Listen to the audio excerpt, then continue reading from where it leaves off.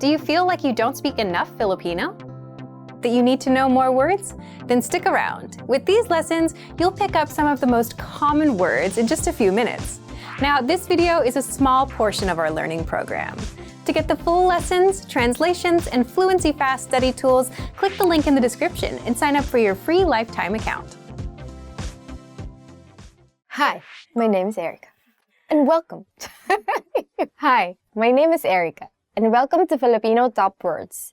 Our lesson for today is 10 must-know math words. Yay! Math! Matematika. Ma-te-ma-tika. Mathematics or math. Math in Filipino is matematika. How do we use math in a sentence? We can say, matematika ang paborito kong subject. Mathematics is my favorite subject. Matematika ang paborito kong subject. Is math your favorite subject? Well, it's not my favorite, but I don't also hate it. No, I like math, I think. Numero. Numero. Number. Numero. In English, number. Let's use numero in a sentence. Maraming tao ang ayaw sa numero. Maraming tao ang ayaw sa numero. A lot of people do not like numbers. A significant number of people do not like numbers. According to studies. But you cannot escape it because numbers are everywhere. If you are on a budget, numbers. If you're thinking of when you're going to get married, numbers. If you're planning a wedding, numbers. If you're looking for a job, numbers. Kalahati. Kalahati. Half. The next word is kalahati. In English, half. Kalahati ka ng edad ko. You are half my age. Kalahati ka ng edad ko. Well, I cannot yet tell this to anyone, except really small kids. Porsyento. Porsyento. Percent. Our next word is porsyento. In English, percent. Ilang porsyento ang income tax sa Pilipinas?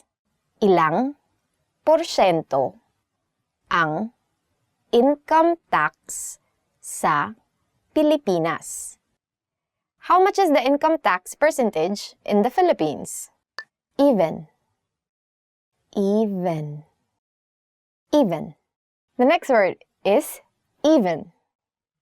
In English, even. Madaling hatiin sa dalawa ang mga even number. Madaling hatiin sa dalawa ang mga even number. It is easy to divide even numbers. 2, 4, 6, 8, 10, 12. Anything ending in even numbers can be divided into 2. Odd. Odd. Odd. The next word is odd. In English, odd.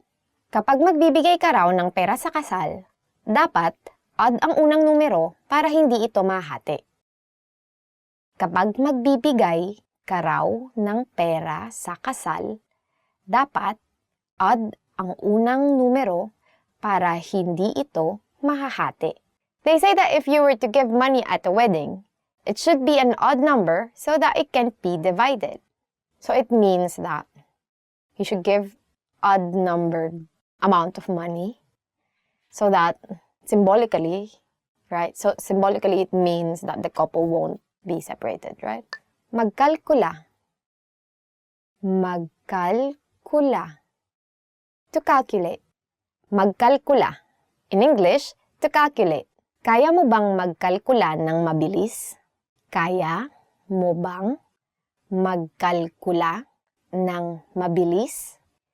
Can you calculate quickly? Can you? No, she cannot. Sorry. Dagdagan. Dagdagan. To add. Next word is dagdagan or to add. Pakidagdagan ng 5 pang order ng kanin. Pakidagdagan ng 5 pang order ng kanin. Please add 5 more orders of rice. Wow, rice is life. Okay, I don't judge this person, but still like 5 orders of rice. Please eat whatever you want. Bawasan. Bawasan. To subtract. Bawasan. Or to subtract. Huwag mong bawasan ng tax ang mga nagpa-part-time job lamang. Huwag mong bawasan ng tax ang mga nagpa-part-time job lamang. Don't subtract the tax for those who are just working part-time. Hatiin. Hatiin. To divide. Hatiin. Or to divide. Hatiin natin ito sa 8. Hatiin natin ito sa 8. Let's divide this into 8. What else do you divide by 8? Just pizza. And cake. Or you probably get like 8 cups of rice. Divides into 2. So that is the end of the lesson and hope you learned something new. Do you like math? Why or why not? So if you have any answer to that question, don't forget to put them in the comment section. Don't forget to like, subscribe to the channel, and visit FilipinoPod101.com to learn more Filipino. Hanggang sa muli! So how do we... because couple that eats together stays together. Hi, Smitly!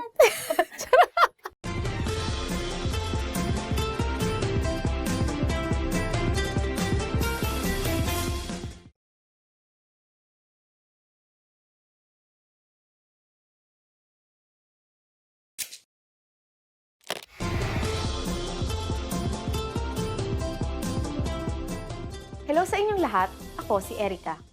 Ang Pahiyas Festival ay pinagdiriwang tuwing ika-15 ng Mayo taon-taon sa bayan ng Lokban, Quezon. Ang selebrasyong ito ay isang uri ng pasasalamat sa patron ng mga magsasaka na si San Isidro Labrador para sa masaganang ani ng taon. Sa piyestang ito, naglalagay ng mga palamuti ang mga taga-Lokban sa kani-kanilang mga bahay. Gawa ang mga dekorasyon sa mga prutas, gulay, handicrafts at keeping. Matapos ang piyesta, karaniwang pinagsasaluhan ng mga palamuting prutas at gulay. Tara, tuklasin natin kung ano nga ba ang Pahiyas Festival. Alam niyo ba kung anong mga salita ang pinanggalingan ng pahiyas? Sasabihin namin ang sagot sa katapusan ng video na ito. Kung napansin na ninyo, marami sa mga pagdiriwang ng mga Pilipino ay nagumpisa bilang mga paganong ritual na nagkaroon ng mga Kristiyanong kahulugan sa pagtagal ng panahon. Ang Pahiyas Festival ay sinasabing nag-umpisa bilang isang simpleng ritual ng pagpapasalamat sa mga anito para sa masaganang ani. Nang lumaganap ang Katolisismo sa Pilipinas, inialay ang pagdiriwang na ito sa patron ng mga magsasaka na si San Isidro Labrador. Ayon sa mga alamat, habang nagdadasal si San Isidro Labrador, isang puting kalabaw at isang anghel ang nagtulong para mag-araro ng kanyang taniman. Kapag sinabing Pahiyas Festival, unang salitang naiisip ng mga Pilipino ay ang keeping. Ang keeping ay gawa sa giniling na bigas na hinugis gamit ang iba't ibang dahon at kinukulayan ng mga matitingkad na kulay gaya ng dilaw, fuchsia, pula at berde. Kung ito ay ibe-bake, maaari itong kainin. Sinasabing na imbento ang keeping noong panahon ng galyo ng Maynila at Acapulco nang pagbalik ng Lukban, ninais ng isang tagaluto na kumain ng tacos. Ngunit dahil hindi niya mahanap ang mga tamang sangkap, siya ay nag-eksperimento at nagawa niya ang keeping. Ang huling bahagi ng piyesta ay ang prosesyon ng imahe ni San Isidro Labrador. Lahat ng madadaanang bahay ay napapalamutian ng kanilang mga ani. Kasama rin ang imahen ng asawa ng patron na si Santa Maria de la Cabeza na may bitbit na mga biskwit na madalas ay ibinibigay sa mga bata habang nagaganap ang prosesyon. Mayroon ring mga magagarbong karosa at effigy na paper mache ng dalawang santo. Matapos nito, nakaugalian na ang pagkakaroon ng malaking salo-salo kasama ang mga bisita, turista, at ng buong bayan kung saan iba't ibang mga pagkaing pinagmamalaki ng Lukban ang inihahanda, gaya ng pansit habhab, longganisang Lukban, inihaw na keeping, at iba pa.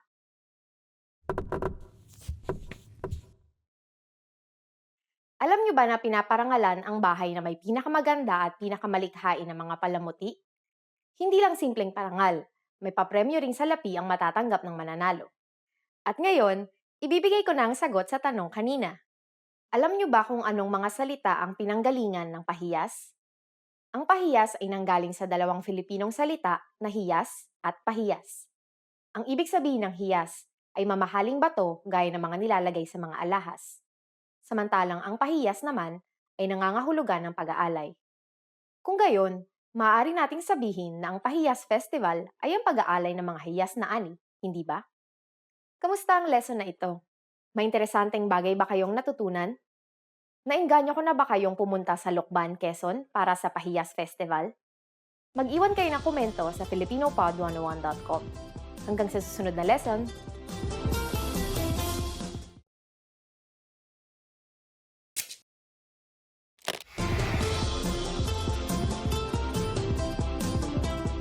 hello sa inyong lahat, ako si Erica. Ang Araw ng Kabayanihan ni Dr. Jose Rizal ay isa sa mga pampublikong holiday na ipinagdiriwang tuwing ika-30 ng Disyembre taon-taon. Dito, ginugunita ng mga Pilipino ang kabayanihan ni Dr. Jose Rizal, ang pambansang bayani ng Pilipinas. Pero, sino nga ba si Dr. Jose Rizal? At paano siya inaalala ng mga Pilipino? Sa lesson na ito, malalaman nyo kung paano ginugunita ng mga Pilipino ang mga nagawang kabayanihan ni Dr. Jose Rizal. Alam nyo ba kung bakit tuwing ika-30 ng Disyembre ipinagdiriwang ang Rizal Day? Sasabihin namin ang sagot sa katapusan ng video na ito. Una, sino nga ba talaga si Jose Rizal? Sa araw na ito, inaalala siya bilang isa sa mga lider ng kilusang pangreporma na naglalayong gawing pantay ang karapatan ng mga Pilipino at ng mga mananakop na Espanyol noong ang bansa ay nasa ilalim ng kolonisasyon ng Espanya. Ang araw ng paggunita sa pambansang bayani ay ginagawa sa Rizal Park, dating tinatawag na Bagong Bayan at kilala sa ngayon bilang Luneta Park. Sa Rizal Park na tinuturing na isang national park, naroon ang monumento ni Jose Rizal. Isinapubliko ang monumento ni Rizal noong taong 1913 at ang kanyang tulang Huling Paalam o Mi Ultimo Adios ay iniukit sa memorial plaque ng monumento. Mayroong mga seremonyang ginagawa na dinadaluhan at pinangungunahan ng presidente at vice-presidente ng bansa. Nag-aalay ang presidente ng mga bulaklak at pinapasinayaan ang pagbibigay sa bayani ng 21 gun salute. May mga pagdiriwang rin na isinasagawa sa iba't ibang mga probinsya. Karaniwang pinasisinayaan ng mga matataas na opisyal ng probinsya, kasama sa pagdiriwang ang pagtataas ng bandila ng Pilipinas. Alam niyo ba na ipinagbabawal ang sabong, karera ng kabayo at hay-alay tuwing araw na ito? Isinasaad rin sa batas na dapat itaas ang bandila ng naka-half-mast. At ngayon, ibibigay ko na ang sagot sa tanong kanina. Alam niyo ba kung bakit tuwing ika-30 ng Disyembre ipinagdiriwang ang Rizal Day? Sa araw na ito, binigay ni Jose Rizal ang kanyang buhay para sa bansa. Mula sa kanyang piitan sa Fort Santiago, siya'y naglakad patungong Bagong Bayan upang harapin ang kanyang kamatayan sa pamamagitan ng firing squad. Kamusta ang lesson na ito? May interesanteng bagay ba kayong natutunan? Paano nyo ginugunita ang inyong pambansang bayani? Mag-iwan kayo ng komento sa filipinopod101.com. Hanggang sa susunod na lesson! Now, if you're wondering how to remember these words forever so that you can start speaking more and more, here's how. 1. Review them with our spaced repetition flashcards. Our flashcards will drill these words into your long-term memory. 2. Save the words to our word bank, your personal collection of words, where you can print out physical study sheets. And 3. Watch our looped vocabulary slideshows on repeat until you understand every word. You'll find these tools inside our learning program. Just click the link in the description to get them. Want to speak real Filipino from your first lesson? Sign up for your free lifetime account at filipinopod101.com. Hello guys and welcome to Filipino Top Words. For today's lesson, we will be talking about 10 ways to remember words. So, knowing how to remember words will actually help us learn Filipino better and faster. So let's go to the first way. So the first way is sa pamamagitan ng pag-uulit, through repetition. Mas maaalala mo ang mga salita sa pamamagitan ng pag-uulit. You will remember the words better through repetition. Repeating stuff to yourself is actually very helpful. So even when you're reviewing for exams, that's how many people actually get to remember words. And one tip, if you're going to review or try to remember words, or things that you just want to do. Better study them before you go to bed. Do you know that? So the next way is manood ng TV series na may subtitle. To watch TV series with subtitles. 3 beses sa isang araw ako nanonood ng TV series na may subtitle para matuto ng Filipino. I watch TV series with subtitles 3 times a day in order to learn Filipino. For instance, because I'm learning Japanese now, so I also watch lots of dramas or anime, of course. And then you have subtitles there, and then you hear words, you begin to associate words with the English words that you see in the subtitle. So sort of like you get the idea of what these words mean. And then of course you have to check them if they are really what you think they are. And then by hearing them again and again, and then again through repetition, you will eventually learn these words much easier. The third way is magsanay sa pamamagitan ng pagsusulat. To practice by writing. Magaling si Lenny sa balarila dahil siya ay laging nagsasanay magsulat sa Filipino. Lenny is good at grammar because she always practices by writing in Filipino. I think this is very important to distinguish. It's very important to distinguish between spoken Filipino and written Filipino. So in our example sentence, Lenny, this girl, is better in grammar because she always practices by writing. Because in written Filipino is actually a lot more formal than spoken Filipino. So if you want to really learn the formal Filipino, then the best way for you to learn it is to practice it by writing. So the next is magbasa ng malakas. To read out loud. Basahin mo ng malakas ang mga salita. In English, read the words out loud. So why would it actually help? Because it's like you're saying it and then you're hearing it at the same time. Yeah, because sometimes if you're just like trying to read something and you just try to remember things, you cannot really, I mean, you can remember, but of course it's different when you start speaking it out loud. So that's why when you attend, say, language classes, there are classes just for reading, right? And for speaking. So you can also build confidence when you speak. So you know how the words are spoken. Next is, gumawa ng mga kwento. To make up stories. It doesn't mean that you should be gossiping or lying and making up stories about people, no. This means, let's hear the example sentence. Gumawa ka ng kwento tungkol sa iyong mga karanasan sa Filipino. Make up stories about your experiences in Filipino. You can pretend that you've been to the Philippines, right? And then just like write things about, what I will do in the Philippines is if I'm going there, or if I already went there, what I would have done. So you can just like invent things that, just to practice. So I remember when I was in university, I was learning Italian.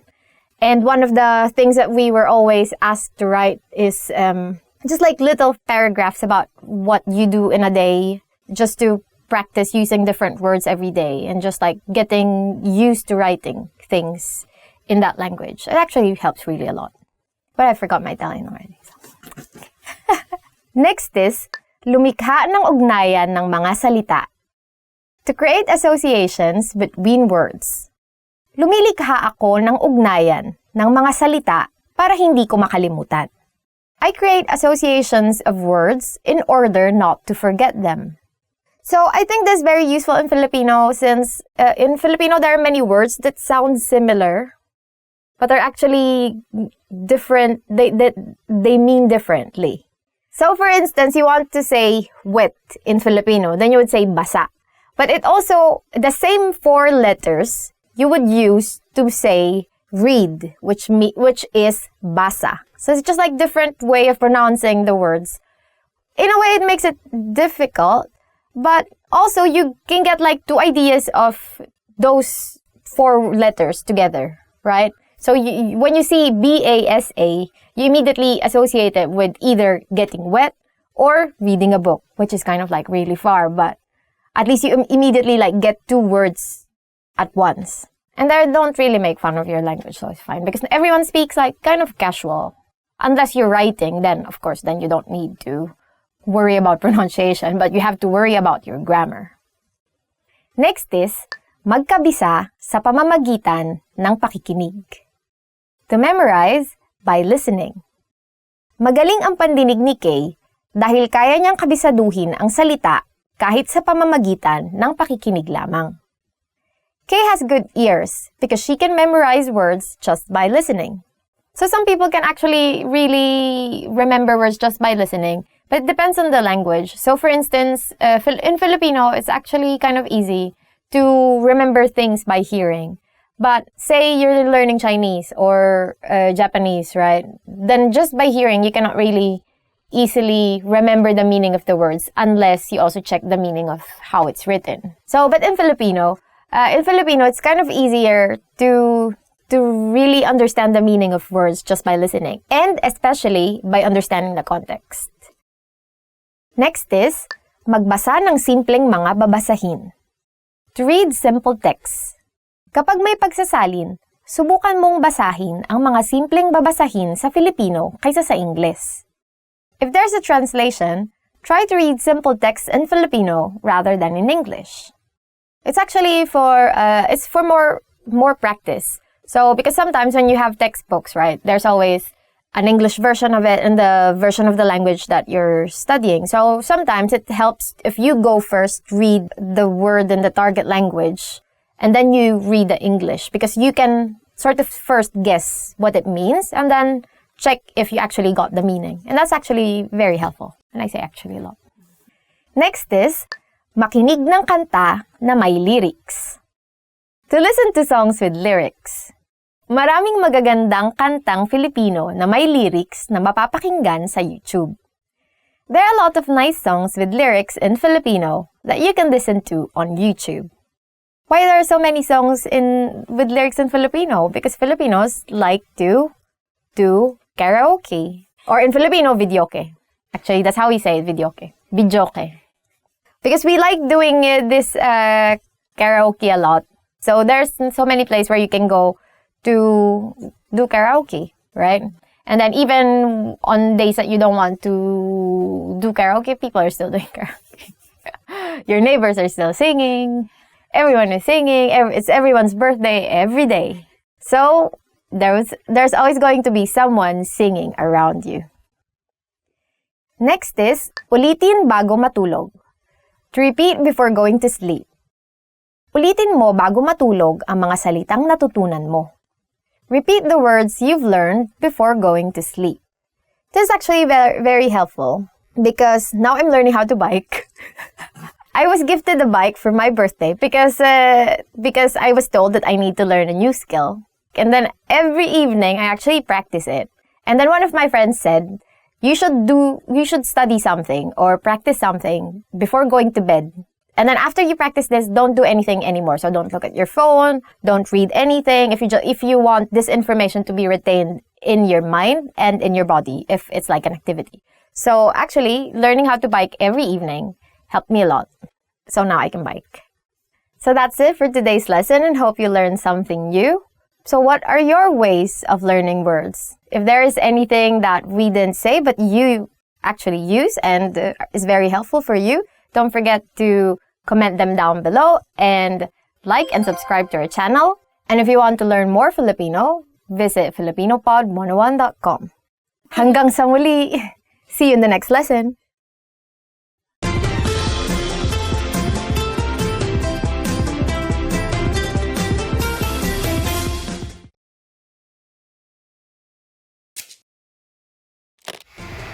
How are your Filipino listening skills? First, you'll see an image and hear a question. Next comes a short dialogue. Listen carefully and see if you can answer correctly. We'll show you the answer at the end. Are you ready? May isang lalaki na tumatawag sa opisina ng isang doktor. Anong oras niya kailangan na nasa opisina ng doktor? Hello, anong kailangan nyo? Anong oras kayo magsasara ngayon? Nagsasara kami ng 6:00, pero pumunta na kayo bago mag 5:30. Okay, salamat. Anong oras niya kailangan na nasa opisina ng doktor?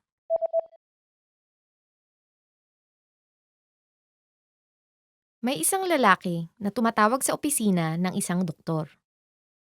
Anong oras niya kailangan na nasa opisina ng doktor? Hello, anong kailangan nyo? Anong oras kayo magsasara ngayon? Nagsasara kami ng alas 6. Pero pumunta na kayo bago mag alas 5:30. Okay, salamat. Did you get it right? I hope you learned something from this quiz. Let us know if you have any questions. See you next time. Now, if you're wondering how to remember these words forever so that you can start speaking more and more, here's how. 1. Review them with our spaced repetition flashcards. Our flashcards will drill these words into your long-term memory. 2. Save the words to our word bank, your personal collection of words, where you can print out physical study sheets. And 3. Watch our looped vocabulary slideshows on repeat until you understand every word. You'll find these tools inside our learning program. Just click the link in the description to get them. Hi, my name is Erica. And welcome. Hi, my name is Erica. And welcome to Filipino Top Words.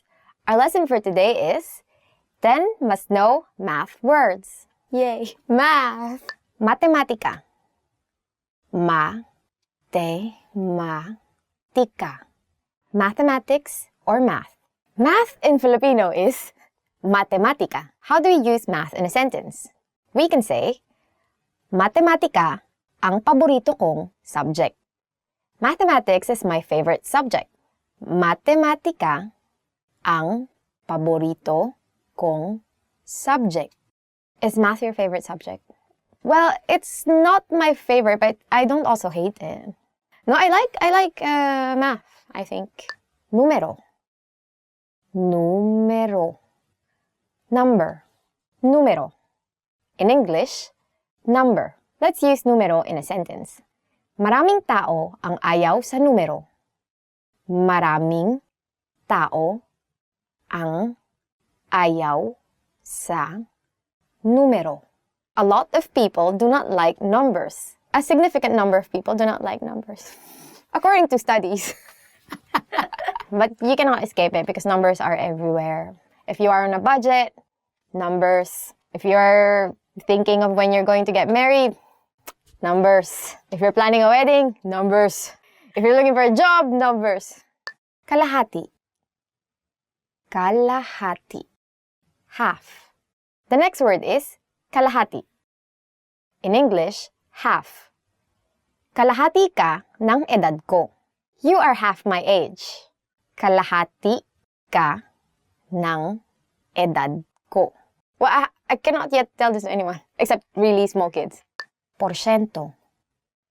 Porsyento. Percent. Our next word is porsyento. In English, percent.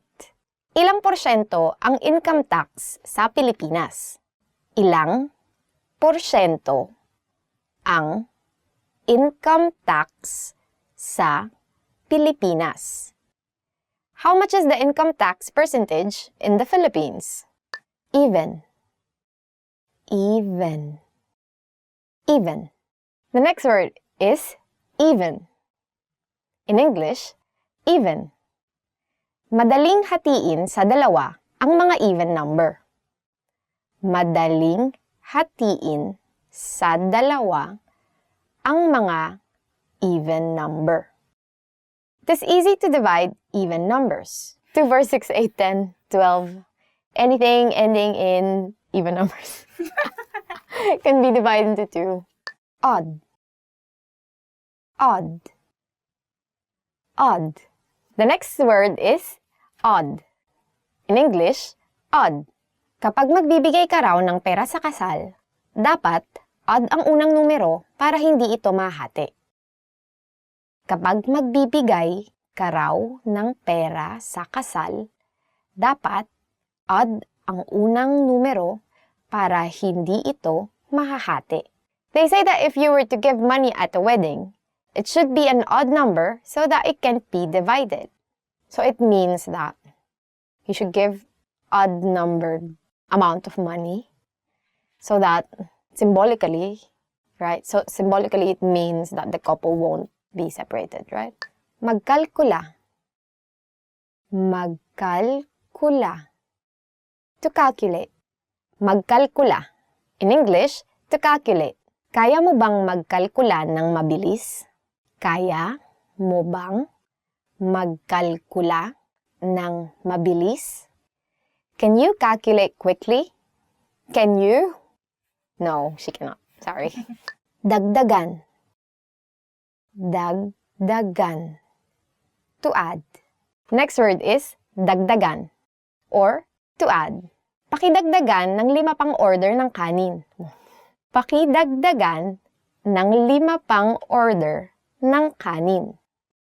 Please add 5 more orders of rice. Wow, rice is life. Okay, I don't judge this person, but still like 5 orders of rice. Please eat whatever you want. Bawasan. Bawasan. To subtract. Bawasan or to subtract. Huwag mong bawasan ng tax ang mga nagpa-part-time job lamang. Huwag mong bawasan ng tax ang mga nagpa-part-time job lamang. Don't subtract the tax for those who are just working part-time. Hatiin. Hatiin. To divide. Hatiin or to divide. Hatiin natin ito sa 8. Hatiin natin ito sa 8. Let's divide this into 8. What else do you divide by 8? Just pizza and cake. Or you probably get like 8 cups of rice. Divide this into 2. So that is the end of the lesson and hope you learned something new. Do you like math? Why or why not? So if you have any answer to that question, don't forget to put them in the comment section. Don't forget to like, subscribe to the channel, and visit FilipinoPod101.com to learn more Filipino. Hanggang sa muli! So how do we... because couple that eats together stays together. Hi, Smitly!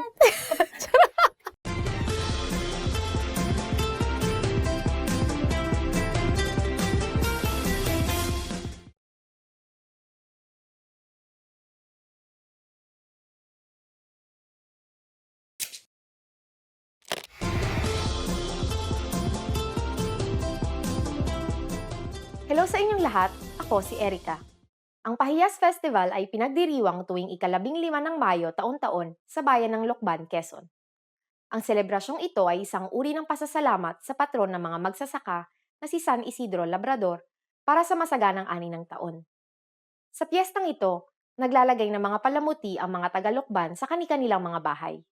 Gawa ang mga dekorasyon sa mga prutas, gulay, handicrafts at keeping. Matapos ang piyesta, karaniwang pinagsasaluhan ng mga palamuting prutas at gulay.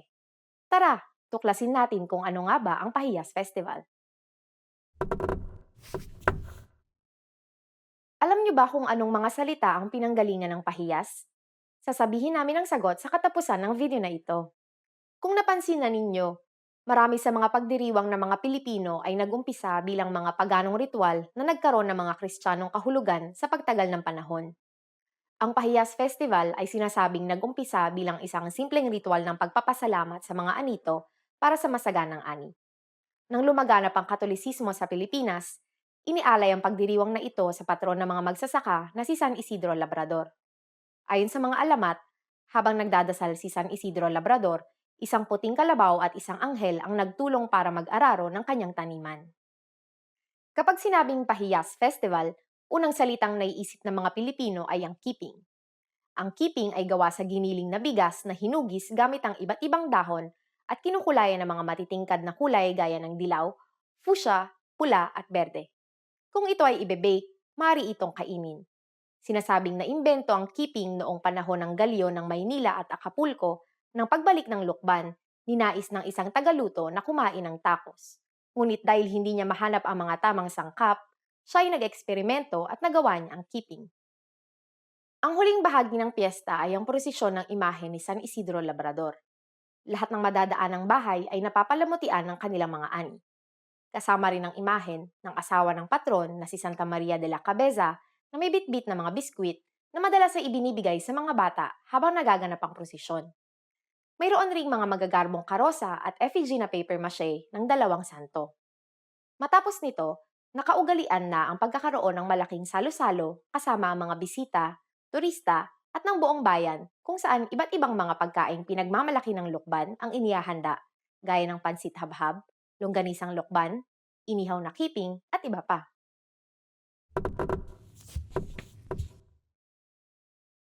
Alam niyo ba na pinaparangalan ang bahay na may pinakamaganda at pinakamalikhain na mga palamuti? Hindi lang simpleng parangal, may papremyo ring salapi ang matatanggap ng mananalo. At ngayon, ibibigay ko na ang sagot sa tanong kanina. Alam niyo ba kung anong mga salita ang pinanggalingan ng pahiyas? Ang pahiyas ay nanggaling sa dalawang Filipinong salita na hiyas at pahiyas. Ang ibig sabihin ng hiyas ay mamahaling bato gaya ng mga nilalagay sa mga alahas. Samantalang ang pahiyas naman ay nangangahulugan ng pag-aalay. Kung gayon, maaari nating sabihin na ang Pahiyas Festival ay ang pag-aalay ng mga hiyas na ani, hindi ba? Kamusta ang lesson na ito? May interesanteng bagay ba kayong natutunan? Nainganyo ko na ba kayong pumunta sa Lucban, Quezon para sa Pahiyas Festival? Mag-iwan kayo ng komento sa filipinopod101.com. Hanggang sa susunod na lesson!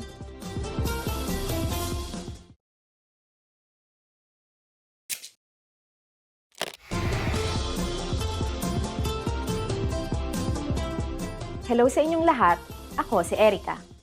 Ang Araw ng Kabayanihan ni Dr. Jose Rizal ay isa sa mga pampublikong holiday na ipinagdiriwang tuwing ika-30 ng Disyembre taon-taon. Dito, ginugunita ng mga Pilipino ang kabayanihan ni Dr. Jose Rizal, ang pambansang bayani ng Pilipinas. Pero, sino nga ba si Dr. Jose Rizal? At paano siya inaalala ng mga Pilipino?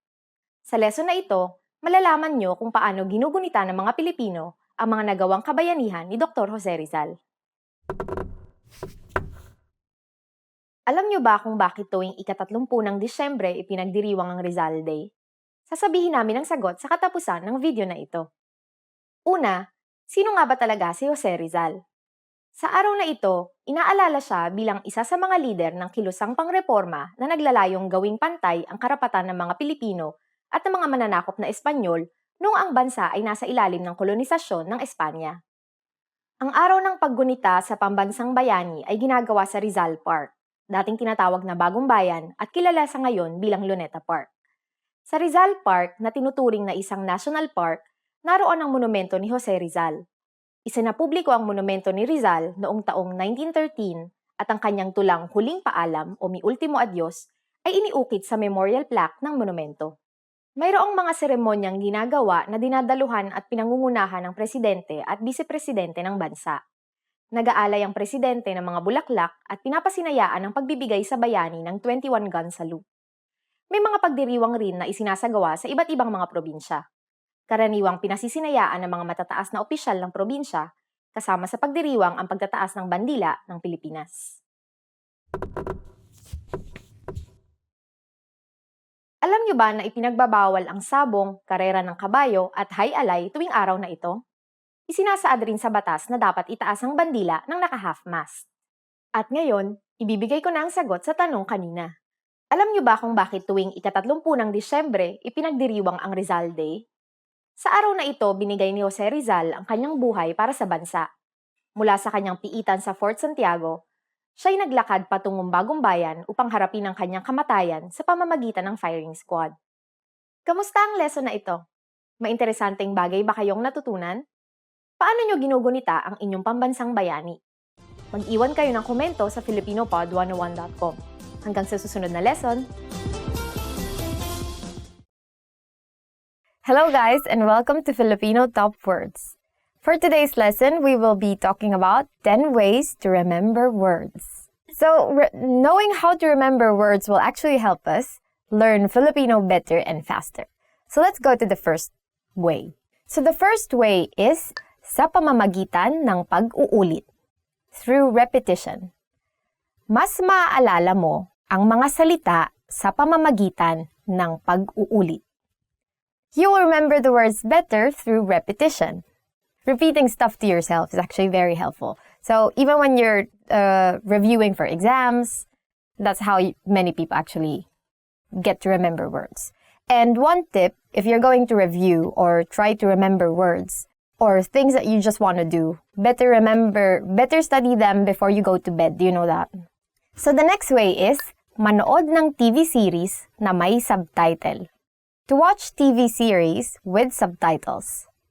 3 beses sa isang araw ako nanonood ng TV series na may subtitle para matuto ng Filipino. I watch TV series with subtitles 3 times a day in order to learn Filipino. For instance, because I'm learning Japanese now, so I also watch lots of dramas or anime, of course. And then you have subtitles there, and then you hear words, you begin to associate words with the English words that you see in the subtitle. So sort of like you get the idea of what these words mean. And then of course you have to check them if they are really what you think they are. And then by hearing them again and again, and then again through repetition, you will eventually learn these words much easier. The third way is magsanay sa pamamagitan ng pagsusulat. To practice by writing. Magaling si Lenny sa balarila dahil siya ay laging nagsasanay magsulat sa Filipino. Lenny is good at grammar because she always practices by writing in Filipino.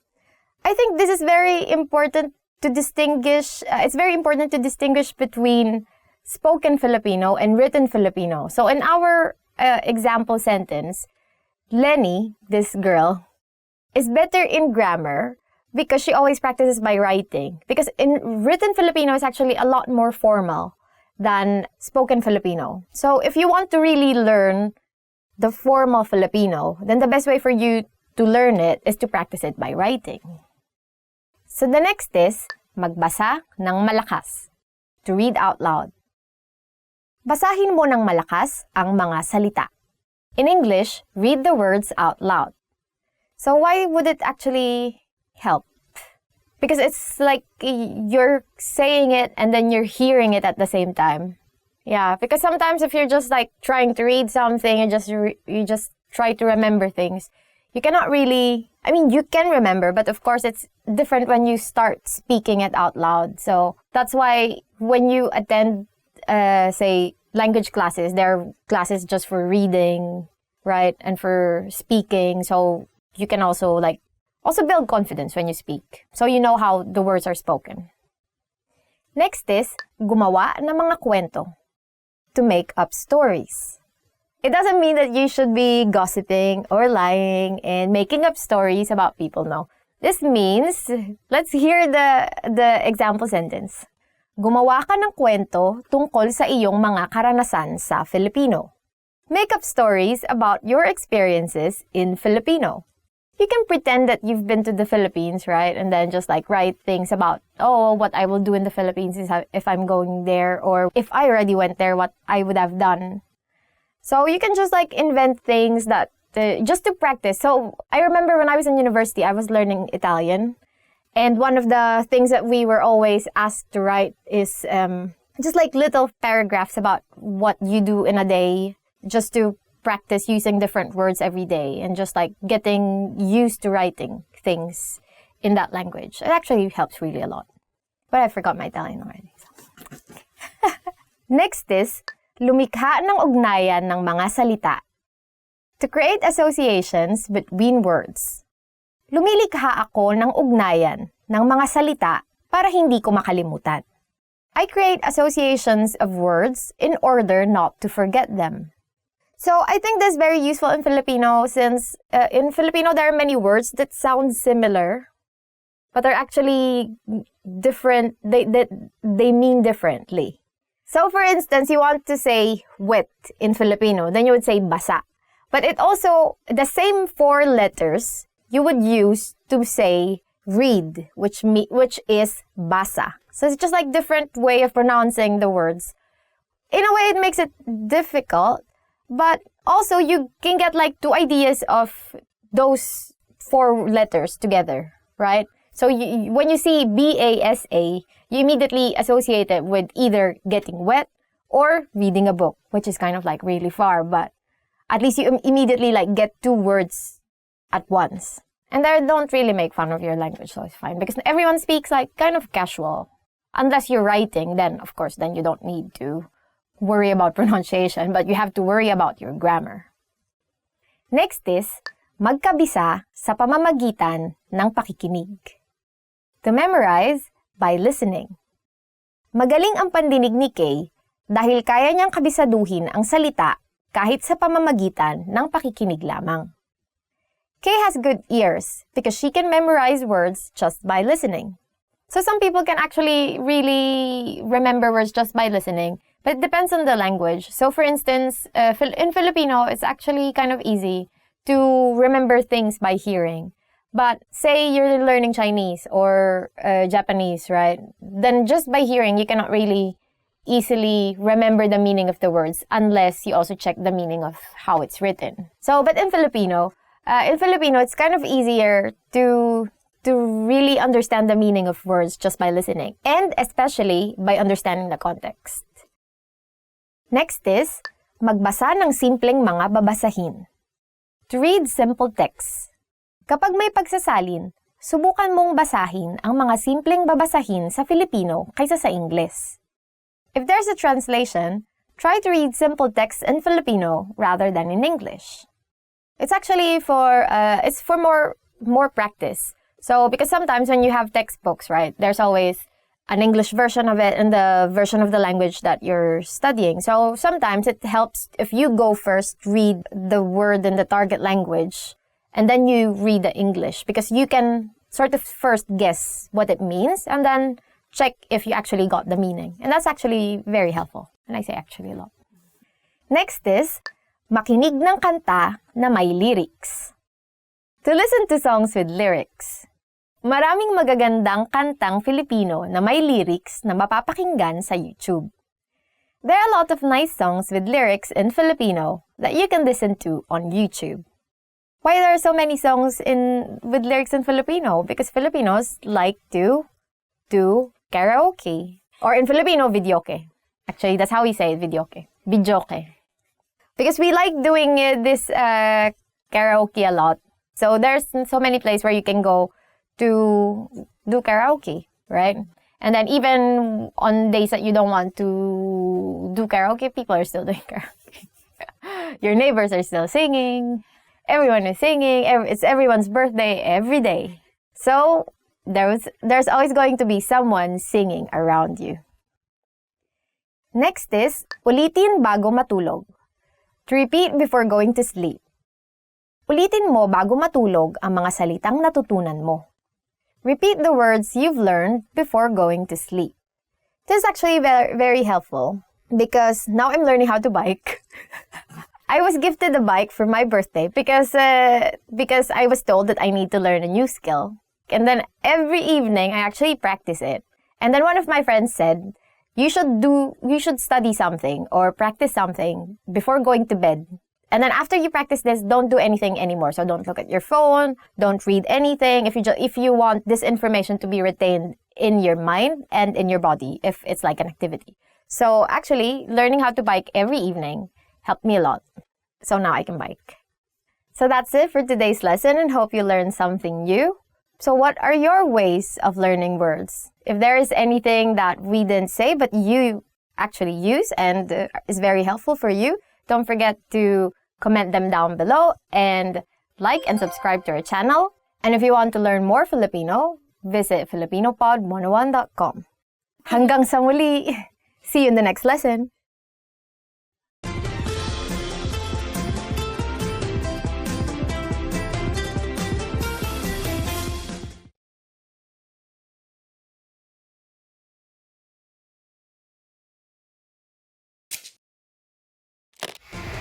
How are your Filipino listening skills? First, you'll see an image and hear a question. Next comes a short dialogue. Listen carefully and see if you can answer correctly. We'll show you the answer at the end. Are you ready? May isang lalaki na tumatawag sa opisina ng isang doktor. Anong oras niya kailangan na nasa opisina ng doktor? Hello, anong kailangan nyo? Anong oras kayo magsasara ngayon? Nagsasara kami ng 6:00. Pero pumunta na kayo bago mag-alas 5:30. Okay, salamat. Anong oras niya kailangan na nasa opisina ng doktor?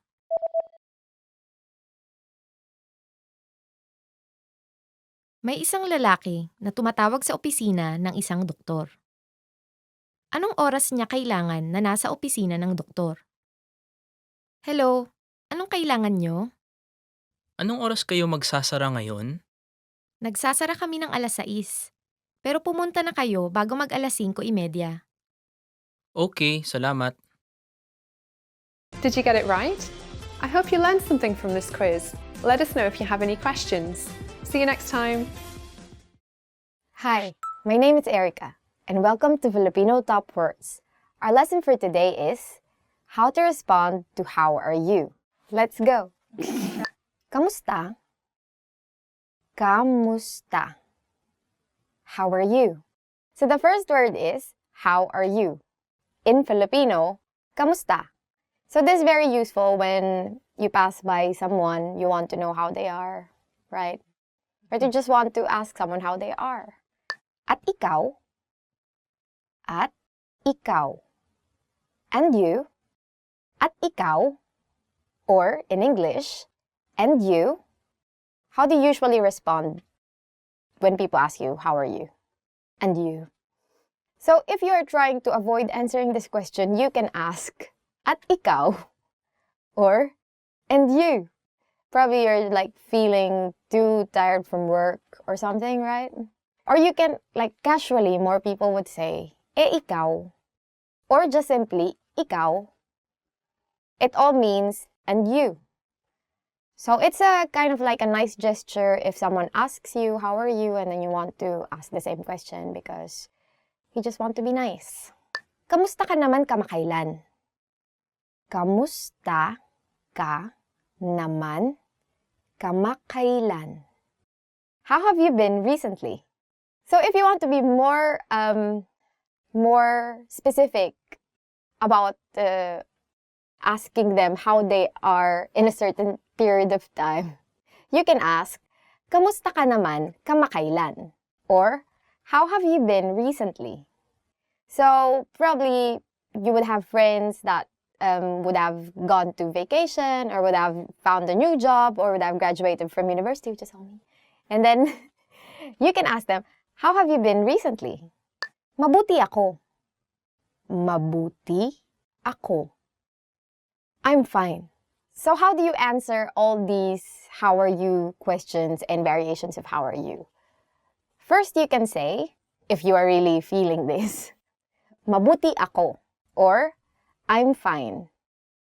Of course, you can say it if you're not fine, right? I mean, if you just want to like, because sometimes when you say, I'm not so okay, I'm feeling a bit down, then they would ask you more things. But sometimes if you don't want to answer any of these things, but you are not fine, you can still say, I'm fine. But in Filipino, you ask people like, how are you because you want to know how they are. Or we don't really say this as a greeting. Okay naman ako. Okay naman ako. I'm not bad. Aside from I'm fine, how can you respond to how are you? You can say, okay naman ako, or I'm not bad. So if you are feeling like saying that you are not so fine, but you are also not fine, you can say, well, I'm not bad. It's okay. Everything's cool. But I'm crying inside. I'm dead inside. Okay. Inaantok ako. Inaantok ako. I'm sleepy. If you're feeling sleepy, you can say, inaantok ako, or I'm sleepy. After lunch, usually that's the time when you feel this, like, you're really like sleepy. Even though you have lots of work, you're feeling sleepy, or sometimes you don't have lots of work, you're feeling sleepy. So, you can say it. It's valid, it's okay. Just don't say it to your boss. I don't think, if your boss asks you, how are you? I'm sleepy. Oh, that's not really good. Well, probably should go home, not come back anymore. Goodbye. Thank you for your service. That's how it will go, right? Masama ang pakiramdam ko. Masama ang pakiramdam ko. I'm feeling bad. Or if you are not feeling so well, you can say, masama ang pakiramdam ko. Or, I'm feeling bad. So, you can say this if you have a bit of cold, for instance, or your stomach is upset, or what else? Or you have a broken heart, like those kinds of things. So, if you want to say that you're feeling bad, you say, masama ang pakiramdam ko. Okay ako. Okay ako. I'm okay. But what if you're just fine? What if you're just okay, but you don't want to say I'm fine? Or mabuti naman ako, or ayos naman ako. You can also say casually, okay ako. Which is very casual. Very simple, okay ako. Okay na okay ako. Okay na okay ako. I'm great. If you want to say that you are really doing great, then you can say, okay na okay ako. You would have to note that in Filipino, when you repeat words, it, what's it called? It's like, it's a superlative version of the adjective, kind of. But it's not. But it's kind of like amps up the impact of the adjective. So it's equivalent to very. So you would say, okay na okay ako, meaning, I'm super duper okay, right? Or if you're really, for instance, sleepy, you would say, antok na antok ako, instead of just saying, antok ako, right? Salamat sa pagtatanong. Salamat sa pagtatanong. Thank you for asking. And for instance, you were feeling bad, and then this person that asked you, how are you, made you feel happy, then you can say, thank you for asking, or salamat sa pagtatanong. Because of course, you felt happy that someone asked you, especially if you're feeling bad. So that's it for the end of this lesson. Hope you learned something new. And what do you usually say to your friends, your colleagues, people who ask you how you are? And how do they respond to you? Leave them in the comment section, and don't forget to like, subscribe, and visit FilipinoPod101.com to learn more Filipino. Salamat! Hanggang sa muli!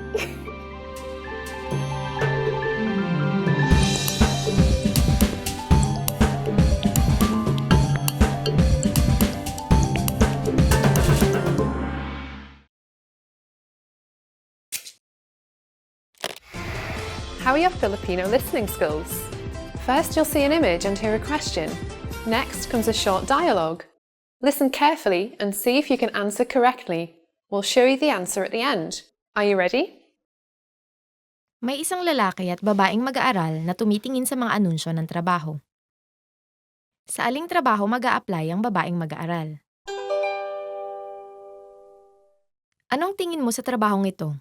Ang bayad kada oras ay medyo mataas. Sige, mukhang mainam ang bayad. Pero kaya mo ba talaga mag-deliver ng dyaryo? Oo naman, magaling ako magbisikleta.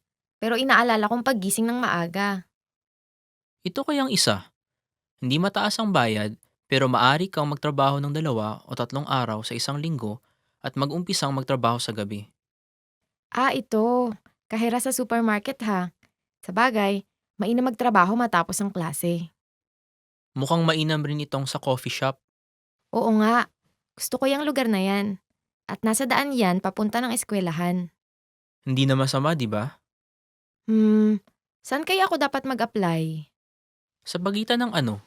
Coffee shop at ang pag-deliver ng dyaryo? Oo, maganda ang bayad sa pag-deliver ng dyaryo. Okay, nakapag-desisyon na ako. Siguro pipilitin ko na lang bumangon ng maaga. Sa aling trabaho mag-a-apply ang babaeng mag-aaral?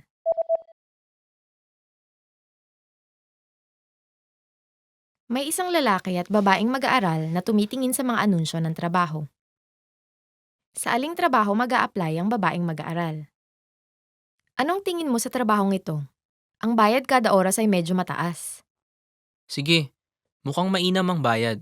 Pero kaya mo ba talaga mag-deliver ng dyaryo? Oo naman, magaling ako magbisikleta. Pero inaalala kong paggising ng maaga. Ito kayang isa. Hindi mataas ang bayad, pero maaari kang magtrabaho ng 2 o 3 araw sa isang linggo at mag-umpisang magtrabaho sa gabi. Ito. Kahera sa supermarket ha. Sa bagay, mainam magtrabaho matapos ang klase. Mukhang mainam rin itong sa coffee shop. Oo nga, gusto ko yung lugar na yan. At nasa daan yan papunta ng eskwelahan. Hindi na masama, di ba? Saan kaya ako dapat mag-apply? Sa pagitan ng ano? Coffee shop at ang pag-deliver ng dyaryo? Oo, maganda ang bayad sa pag-deliver ng dyaryo. Okay, nakapag-desisyon na ako.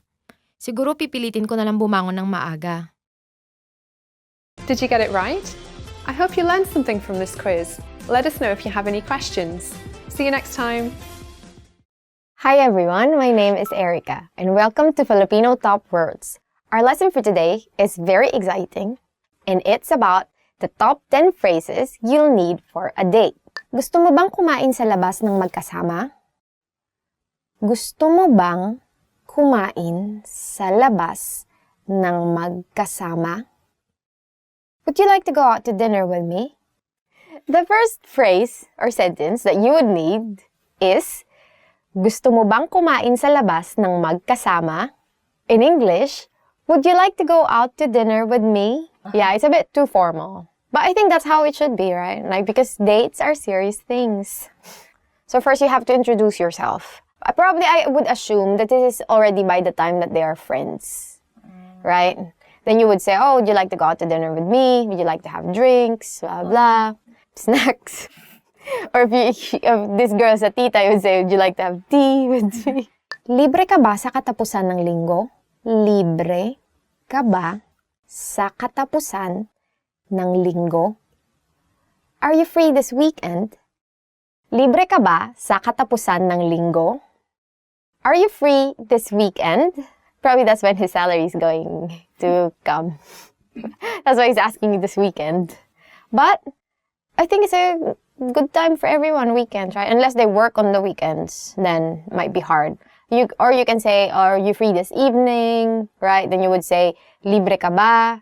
Mamayang gabi, or bukas ng gabi. Mamayang gabi meaning later tonight, or bukas ng gabi meaning tomorrow night, right? So it's libre ka ba sa, and then your time or the date when you want. You can be specific, say on Friday the 13th or something like that, right? November 1, right? December 25.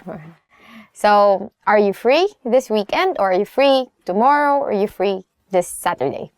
Gusto mo bang lumabas ng magkasama? Gusto mo bang lumabas ng magkasama? Would you like to hang out with me? Gusto mo bang lumabas ng magkasama? Would you like to hang out with me? Probably this guy doesn't have money this time because he just like to hang out. Or no? I think because because it's not about dinner, right? Or it's just like hanging out. What do you mean? What do you really mean when you say hang out? I'm this like a question. I always think like, oh yeah, hang out. If you say you want to go out somewhere, it usually means the mall, because the mall is place with air conditioner. Ang cute mo sobra. Ang cute mo sobra. You are so cute. Ang cute mo sobra. Which means you are so cute. Ang cute mo sobra. When you're already together and you find each other too cute. Right? And that's when you say, oh, you're so cute. I'm so gigil. Gigil is like this feeling that you feel that you cannot like contain because this person is so cute. I combine this word with kilig. Kilig is like this feeling. Now it's in the Oxford Dictionary, kilig, so you can search for it. Yes. So it's part of now the Oxford Dictionary. So kilig is like this feeling. To describe it's like this feeling that you feel when you're in love, right? Anyway, so we have this word kilig and then gigil. And I usually combine kilig gigil. Which is like, you're so kilig, that's why you're so gigil. Do you understand? Yeah. So it's kilig gigil. That's a new word for you. Ang ganda mo. Ang ganda mo. You look great. Ang ganda mo. That sounded sarcastic. Again, ang ganda mo. Ang ganda mo. You look great. So, if you're really like going on a date with this person and you see this person like looking so pretty or so handsome, then you can say, ang ganda mo or ang guwapo mo, right? For males. Guapo is handsome. Yeah, not necessarily males, a kind of like masculine figure. But that's still like dichotomy, right? It's hard. Philippine languages, there are words that are not gendered, but there are like adjectives that are very gendered. So you can just say in English, you look great. Mi amore. No, that's Italian. Tatawagan kita. Tatawagan kita. I'll call you. Tatawagan kita. Tatawagan kita. I'll call you. It's like a job. Yeah. I'm going to call you. I'm sorry. You didn't get the job. It can mean like, I'm going to call you when you get home. I'm going to call you before you sleep. I'm going to call you in the morning. So, kita is like a combined pronoun for me to you, something like that. So, it's almost literally like, I'm going to make a call from me to you, right? That's how it means. Ipag-drive na kita pauwi. Ipag-drive na kita pauwi. I will drive you home. Ipag-drive na kita pauwi. Ipag-drive na kita pauwi. I will drive you home. So this is if your boyfriend or girlfriend has a car to drive you home. Otherwise, you would have to walk home. No, you need a train. Get on the train, endure like a so long wait in the train, finally get home. I don't know, so hard. No, or you can take a cab. I mean, if you're an independent woman, do you need to be driven? No. Or your own bike. I have my own bike. Yeah. Anong oras tayo magkikita bukas? Anong oras tayo magkikita bukas? What time shall we meet tomorrow? Anong oras tayo magkikita bukas? Anong oras tayo magkikita bukas? What time shall we meet tomorrow? You already asked the person, do you want to hang out with me? The person said yes. Then now you would schedule the time. Because you have to be on time. Because you have to make good impressions, right? Because otherwise, sorry. So, how do you answer this? You can say, oh, let's meet at 9 a.m. If you're going for like to jog together, right? That's also a good like activity, like a couple activity, right? Or you can say, let's meet at 7 p.m. for dinner. So you would say, magkita tayo ng alas 7 ng gabi. Or in English, let's meet at 7 p.m. Pwede ba kitang makita muli? Pwede ba kitang makita muli? Can I see you again? Pwede ba kitang makita muli? Pwede ba kitang makita muli? Can I see you again? No. So, yeah. Can I see you again? It's like you're asking for a second date, right? So after you get done the first date, then things are okay, you had a great evening, you can say, oh, can I see you again? Pwede ba kitang makita muli? What time shall we meet then tomorrow if you decide to have it tomorrow? Pwede ba tayong pumunta sa ibang lugar? Pwede ba tayong pumunta sa ibang lugar? Shall we go somewhere else? Pwede ba tayong pumunta sa ibang lugar? Pwede ba tayong pumunta sa ibang lugar? Shall we go somewhere else? So, what do you mean when you say go somewhere else? You have to be specific. Probably you're just like bored of the place where you're always going to. Or you want to go somewhere else, if you know what I mean. So it's up to you. You can use this. Go. Go ahead and multiply. Go. Malls in the Philippines are so fun. So that's it for the end of this lesson. Hope you learned something new. And where would you bring your date? How would you ask your date to date you? Where would you bring this person? So tell us in the comment section. And don't forget to like, subscribe to this channel, and visit FilipinoPod101.com to learn more Filipino. Hanggang sa muli! There's a joke in Filipino that when you say someone is cute, one of their legs is shorter. Do you know? I don't even know. I probably just this one of my friends. I don't know. Probably not your friends. Because you have this like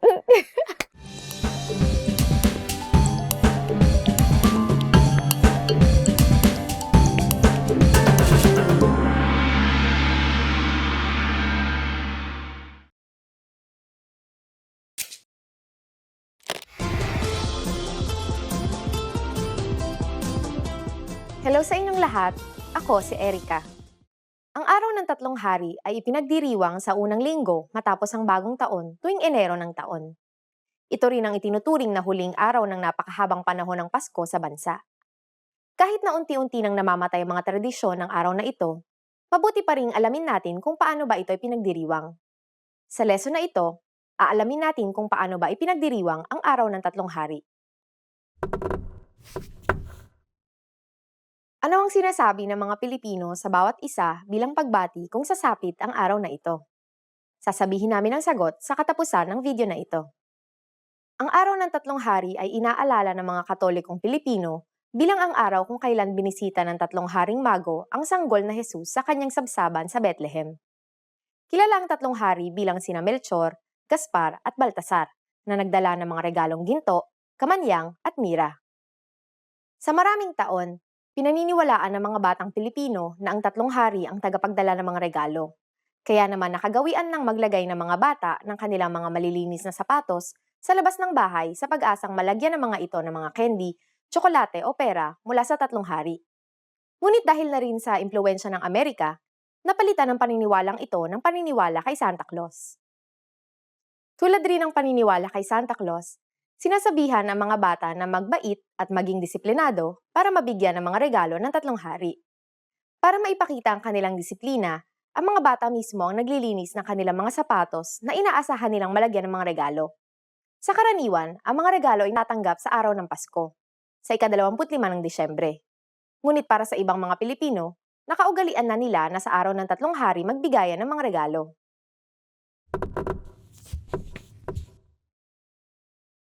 Ang araw ng tatlong hari ay tinatawag din na Pasko ng Matatanda. Marahil, ito ay dahil sa ang karaniwang depiksyon ng tatlong hari ay tatlong marurunong na hari na may katandaan na.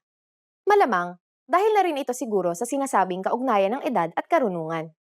At ngayon, ibibigay ko na ang sagot sa tanong kanina. Anong sinasabi ng mga Pilipino sa bawat isa bilang pagbati kung sasapit ang araw na ito? Simpleng-simple lang ang pagbati sa araw na ito. Happy Three Kings. Kahit hindi na ganoon na ipinagdiriwang ang araw na ito, karaniwan pa ring maririnig ang pagbati ng Happy Three Kings kung ika-6 ng Enero. Kamusta ang lesson na ito? Mainteresanteng bagay ba kayong natutunan? Kayo, ipinagdiriwang nyo ba ang araw ng tatlong hari? Mag-iwan kayo ng komento sa filipinopod101.com. Hanggang sa susunod na lesson!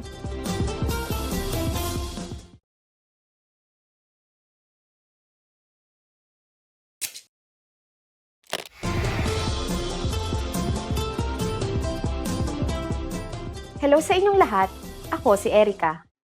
Sa araw na ito, pag-uusapan natin ang Kadayawan Festival.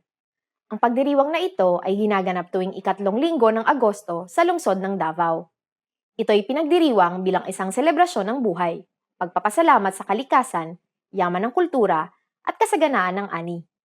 Sa lesson na ito, tutuklasin natin kung paano nga ba pinagdiriwang ang Kadayawan Festival. Alam niyo ba kung saang salita hango ang pangalan ng pistang ito? Sasabihin namin ang sagot sa katapusan ng video na ito. Isa sa katangi-tanging aspeto ng piyestang ito ay ang kakayahan nitong pagbuklurin ng iba't ibang mga tribo ng Davao, gaya ng mga tribo ng Tausug, Maranao, Kagan at iba pa. Dito rin makikita ang yaman at tingkad ng kani-kanilang kultura. Ang pinakainaabangan sa selebrasyong ito ay ang huling 3 araw ng pagdiriwang. Isa sa mga mahalagang okasyon ay ang hiyas ng Kadayawan pageant. Sumunod dito ay ang indak-indak sa kadalanan. Isa itong kompetisyon ng sayaw na tinatanghal sa malaking kalsada ng lungsod ng Davao. Sa mga sayaw na ito, nagpapakita ng mga katutubong galaw ang mga nagpapakitang gilas na mga kalahok. Tampok rin sa mga sayaw na ito ang makukulay na costume ng mga mananayaw. Sunod naman ang Pamulak Kadayawan. Mayahalong tulad rin ito sa indak-indak sa kadalanan, ngunit naiiba ito sa laki at garbo ng mga kaganapan. Maliban sa mga sayawan, nariyan rin ang mga parada ng mga engrandeng karosa na puno ng mga bulaklak.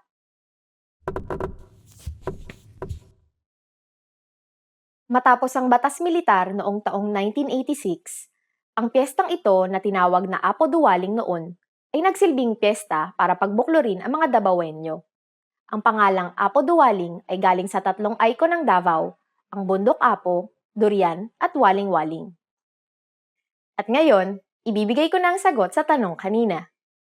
Alam niyo ba kung saang salita hango ang pangalan ng pistang ito? Ang pangalan na Kadayawan ay nagmula sa pagbating madayaw mula sa salitang Dabawenyo na dayaw. Ang ibig sabihin ng salitang ito ay isang bagay na mabuti, mahalaga at maganda. Kamusta ang lesson na ito? May interesanteng bagay ba kayong natutunan? Nakadalo na ba kayo sa Kadayawan Festival? Anong masasabi nyo? Mag-iwan kayo ng komento sa filipinopod101.com. Hanggang sa susunod na lesson!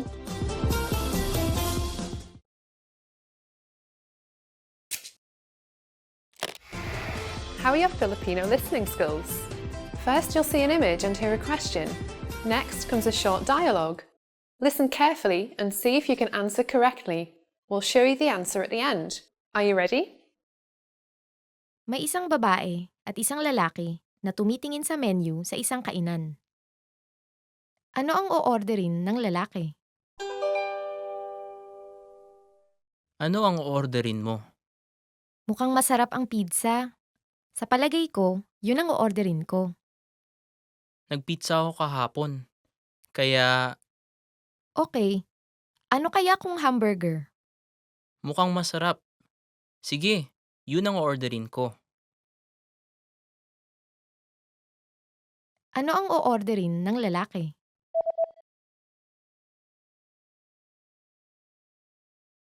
May isang babae at isang lalaki na tumitingin sa menu sa isang kainan. Ano ang o-orderin ng lalaki? Ano ang orderin mo?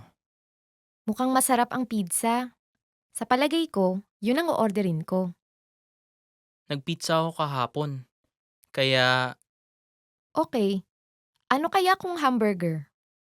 mukhang masarap. Sige, yun ang orderin ko. Did you get it right?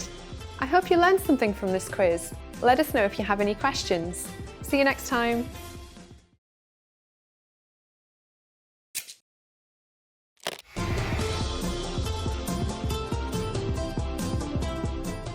Hello sa inyong lahat, ako si Erica. Ang Dinagyang Festival ay pinagdiriwang tuwing ika-4 na linggo ng Enero sa Iloilo bilang pagpupugay sa Santo Niño. Ang dinagyang ay isang salitang Ilonggo na ang ibig sabihin ay magdiwang at magkaroon ng kasiyahan. Ito ay isa sa mga pista na ginaganap para sa Santo Niño, kagaya ng ati-atihan ng Aklan at ng Sinulog ng Cebu. Paano ba ipinagdiriwang ang dinagyang? Malalaman natin iyan sa lesson na ito. Alam nyo ba na ang dinagyang ay mayroong mascot? Alam nyo ba kung ano ang pangalan nito? Sasabihin namin ang sagot sa katapusan ng video na ito. Unang tinawag ang dinagyang sa pangalan na Iloilo Ati-Atihan para pag-ibahin ito mula sa ati-atihan ng Aklan. Nagumpisa ito noong taong 1967 nang dalhin sa Iloilo ang isang replika ng Santo Niño mula sa Cebu. Sinalubong ng mga deboto ang imahen pagkalapag nito sa paliparan at ipinarada ito sa mga kalye ng Iloilo. Noong una, ipinagdiriwang lamang ito sa parokya, hanggang sa dumami na ang mga tribo na sumasali taon-taon at naging mas magarbo at mas masigla na ang mga naging selebrasyon. Isa sa mga pangunahing kaganapan ay ang kasadyahan. Ito ay isang dramatisasyon ng buhay ng mga Aita pagdating ng mga datu mula Borneo at ang sumunod na kolonisasyon ng mga isla ng mga Espanyol. Ginagawa ito sa pamamagitan ng sayaw. Tinuturing itong isang kultural na dance parade dahil sa naipapakita nito ang kultura at ilang bahagi ng kasaysayang Pilipino at dahil na rin sa kulay at ganda ng mga costume ng mga mananayaw. Ang mga pinakamahalagang batayan ng pagkapanalo sa kompetisyong ito ay ang tema ng dramatisasyon at galing sa pagsayaw. Lahat ng mga sayaw ay sinasayaw sa saliw ng tambol at lahat ng mga costume ng mga mananayaw ay yari sa mga katutubong materyales. Gaya ng ati-atihan ng Aklan, pinipintahan ng itim na mga mananayaw ang kanilang balat. Isa pa sa mga pinakaabangang bahagi ng dinagyang ay ang Iloilo Ati-Atihan Dance Competition. Sa kompetisyong ito, ang tema ng mga sayaw ay mga pantribong sayaw. Tunay ngang agaw atensyon nito dahil sa garbo ng mga costume at sigla ng bawat galaw ng mga mananayaw.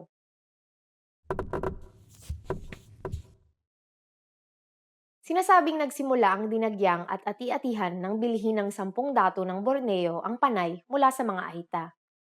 Ito ay nakatala sa alamat ng maragtas, na tinatawag rin na Kodigo ng Maragtas, na nagdedetalye ng pagdating ng 10 dato sa panay upang takasan ang pagmamalupit ni Dato Makatunaw ng Borneo.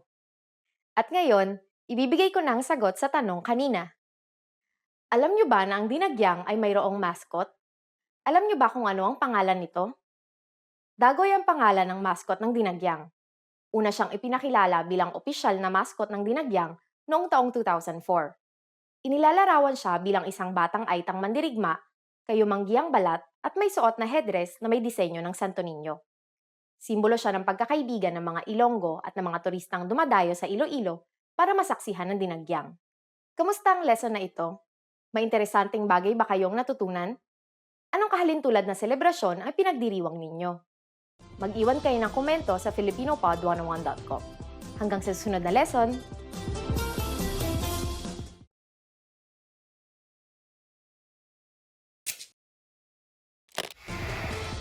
Hi everyone, I'm Gabriella. How are your Filipino listening skills? In this video, you'll have a chance to test them out with a quiz. First, you'll see an image and hear a question. Next comes a short dialogue. Listen carefully and see if you can answer correctly. We'll show you the answer at the end. Are you ready? May isang lalaki na naghahanap ng regalo para sa kaarawan ng kanyang asawa sa isang tindahan ng alahas. Anong kwintas ang bibilhin niya? Ano pong maitutulong ko? Naghahanap ako ng regalo para sa kaarawan ng asawa ko. Anong maimumungkahi mo? Ano pong tingin nyo sa kwintas na ito? Mukhang medyo mahaba. Yung mga andito po kaya, mayroon kaming may bulaklak na palawit, mayroon ding isa na may puso. Naghahanap ako ng mas sopistikado ang dating. Magkano ang perlas na kwintas na andito banda? $5,000 po. Masyadong mahal. Okay, kukunin ko yung una. Sige po. Heto na. Anong kwintas ang bibilhin niya?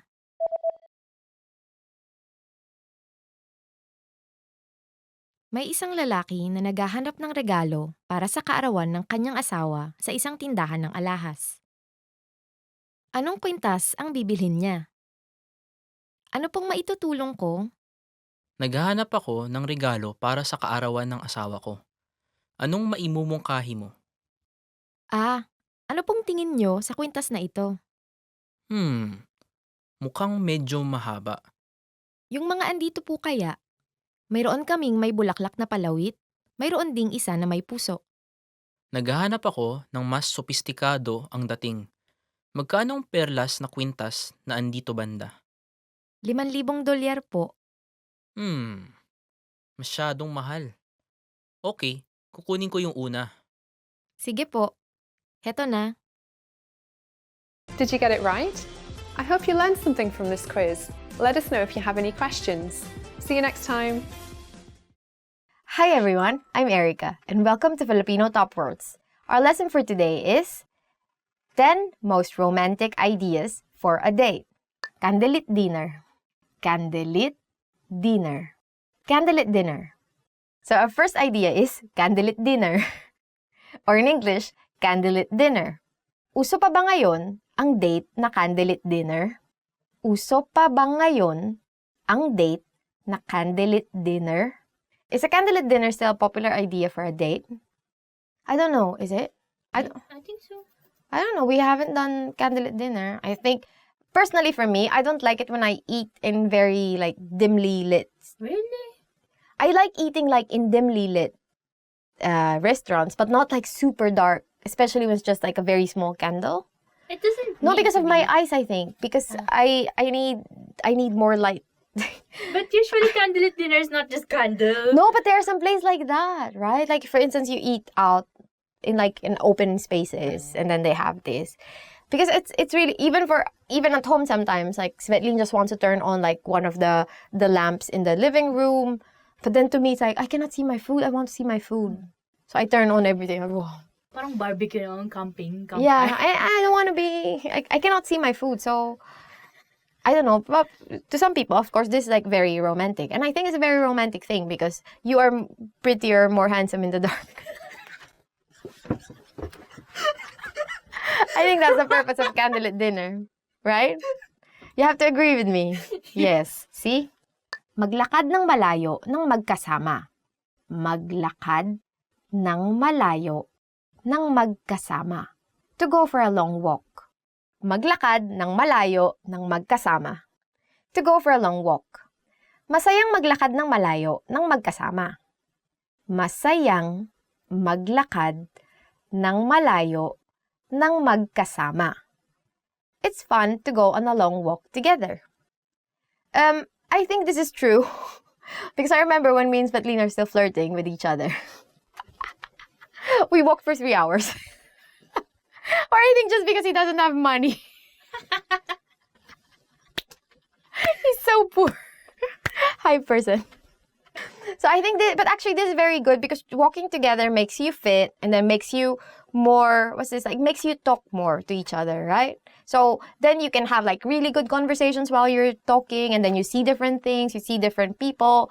You're just like very, invigorated while you're walking. But at the same time also because you don't have money, I think. Right? Yes, that means if your partner wants to walk so much, that means it's a very practical partner, right? And also a very poor partner. Poor but healthy. Poor and healthy, yeah. So this person will live very long. Prepare to walk for very long. Mag-bowling. Mag-bowling. To go bowling. Mag-bowling. Or to go bowling. Imbitahin natin ang iba pang kaibigan para mag-bowling. Imbitahin natin ang iba pang kaibigan para mag-bowling. Let's invite some friends to go bowling. Bowling is actually much more fun if you go there with friends, right? Then because you feel like very competitive, you just want to beat your friends, beat them to the dust, right? You could use your bowling ball for that. Yeah. But I'm never good at bowling. Yeah, so It's still fun. yeah, but it's really fun even if you're not good at it. It's not so expensive also, right? So it's a good idea for a date actually because then you both get fit, you see each other like having fun, and then it's not so expensive. Very good. Pumunta sa aquarium. Pumunta sa aquarium. To go to the aquarium. Pumunta sa aquarium. To go to the aquarium. Maraming taong pumupunta sa aquarium para mag-date. Maraming taong pumupunta sa aquarium para mag-date. There are a lot of people going on a date to the aquarium. Have you been for a date? Not really a date. I'm still a friend thing. Yeah, I don't I mean, hate I like seeing fish. I like eating fish. But I'm not like the type of person to actively go to an aquarium for a date. I think Maybe it's also like it's kind of dark and like the water is like I am moving. It's very romantic, and then again in the dark, you are both like more handsome and prettier, right? And then, yeah, or at least you feel like you're prettier than the fish, the fish. especially if it's a jellyfish or it's a blowfish. No, I think for many people, I think especially if you watch Japanese dramas, right? There's always like some scene in the aquarium, right? So, yeah, so probably I think it's a very, especially if it's a pretty aquarium, but if it's like a not so clean looking aquarium, probably not a good place to bring your date to. So choose your aquariums. Pumunta sa opera. Pumunta sa opera. To go to the opera. Pumunta sa opera. Or, to go to the opera. Mahilig si Maria sa opera songs, kaya pumunta sila ni Ibarra sa opera. Mahilig si Maria sa opera songs, kaya pumunta sila ni Ibarra sa opera. Maria likes opera songs. That's why she and Ibarra went to the opera. But in the Philippines, we don't have so much. There are theaters, of course, right? We can go to the theater. watch a play, right? Or a See musical. musical. But opera, we don't really have opera. But before, I think in the history, you had like zarzuela, like really old types of opera, zarzuela or vaudeville, right? Those kinds of older ones. But they're not really being done now, I think. So Kundi man. yeah, so those old songs. So that's why probably Maria likes opera songs, because it reminds her of her because Maria and Ibarra are Maria Clara actually.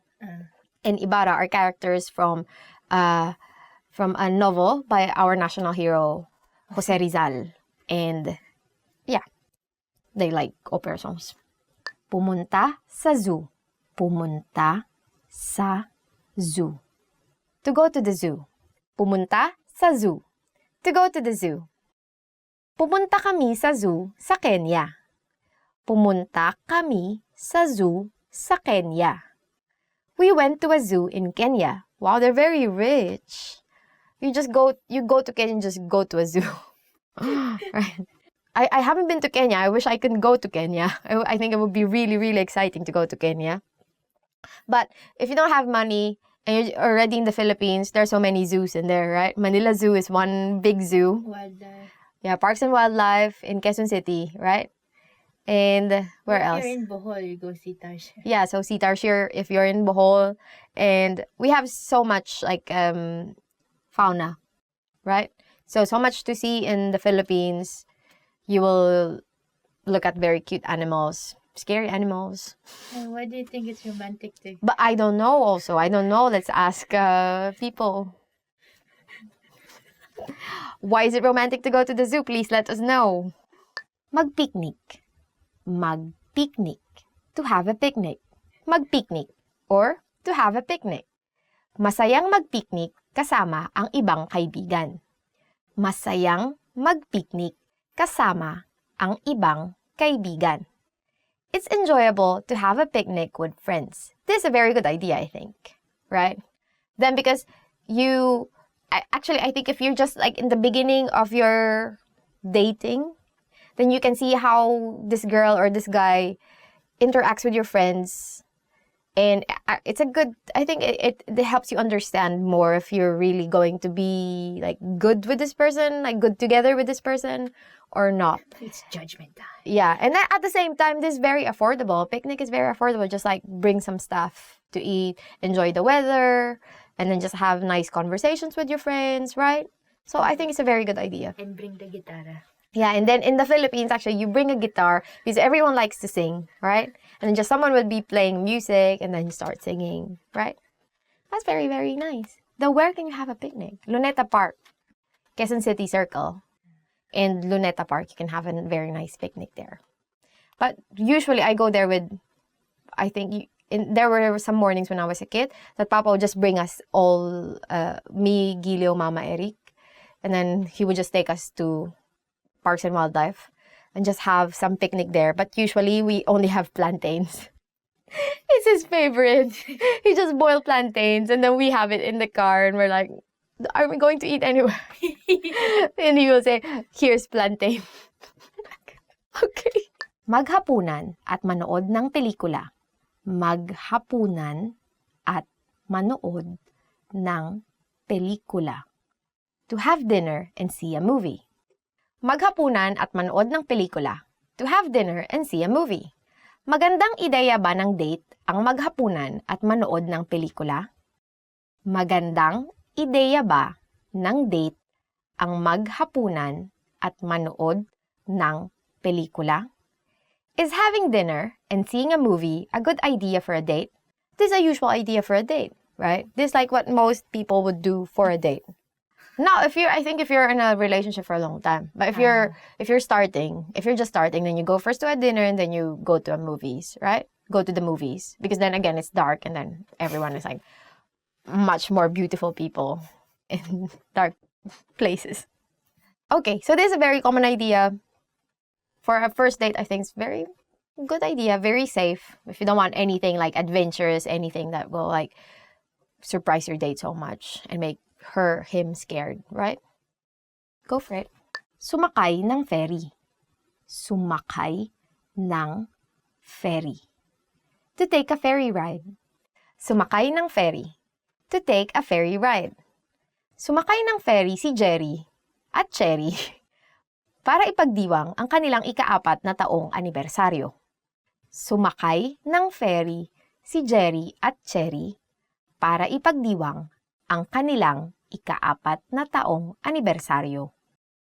Jerry and Cherry took a ferry ride to celebrate their 4-year anniversary. I think Jerry and Cherry are meant to be together. And they're meant to Be in a ferry. Yeah, so if your name is Jerry and Cherry, then it's time to take a ferry, right? I think it's also a very romantic thing to do. Get on a ferry and then have like a cruise. I think there is like a ferry going to this small island near Manila. Maglakad sa beach. Maglakad sa beach. To walk on the beach. Maglakad sa beach. Or to walk on the beach. Nakita ko si Nino at Ninya na naglalakad sa beach habang magkahawak ng kamay. Nakita ko si Nino at Ninya na naglalakad sa beach habang magkahawak ang kamay. I saw Nino and Ninya walking on the beach while holding hands. Aren't they like siblings? No, I think they're just meant to be together. So again, if your name is Nino and Ninya and you're not siblings, you're meant to be together. Let's just make it clear, right? Yeah. And then you can walk along the beach, right? Holding hands. But this is also but if you're in the beach, right? With your, on the beach, with your girlfriend or boyfriend or any other loved one, it's time to hold their hands. And be romantic. Okay, so we've reached the end of the lesson and hope you learned something new. So what are your ideas? What are your ideas for a romantic date? So tell us in the comment section, and don't forget to like, subscribe to our channel, and visit filipinopod101.com to learn more Filipino. Hanggang sa muli!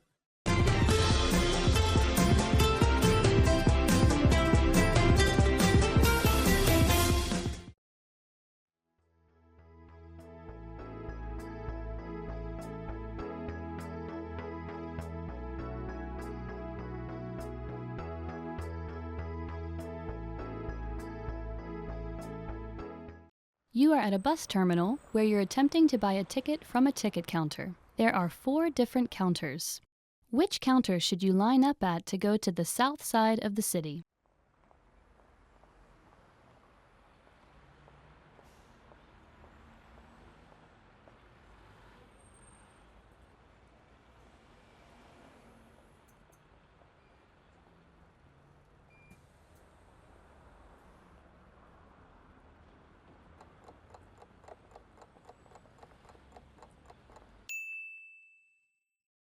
Which counter should you line up at to go to the south side of the city?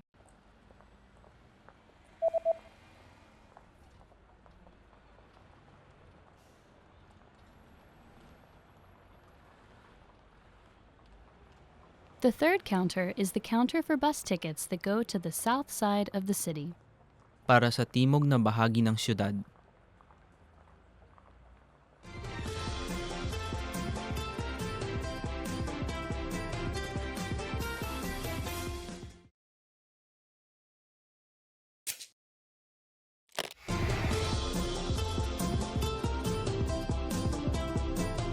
Hello sa inyong lahat, ako si Erica. Pag-uusapan natin ngayon ang isa sa mga piyesta sa Pilipinas na kilala bilang Piyesta ng Mga Ngiti, ang Mascara Festival.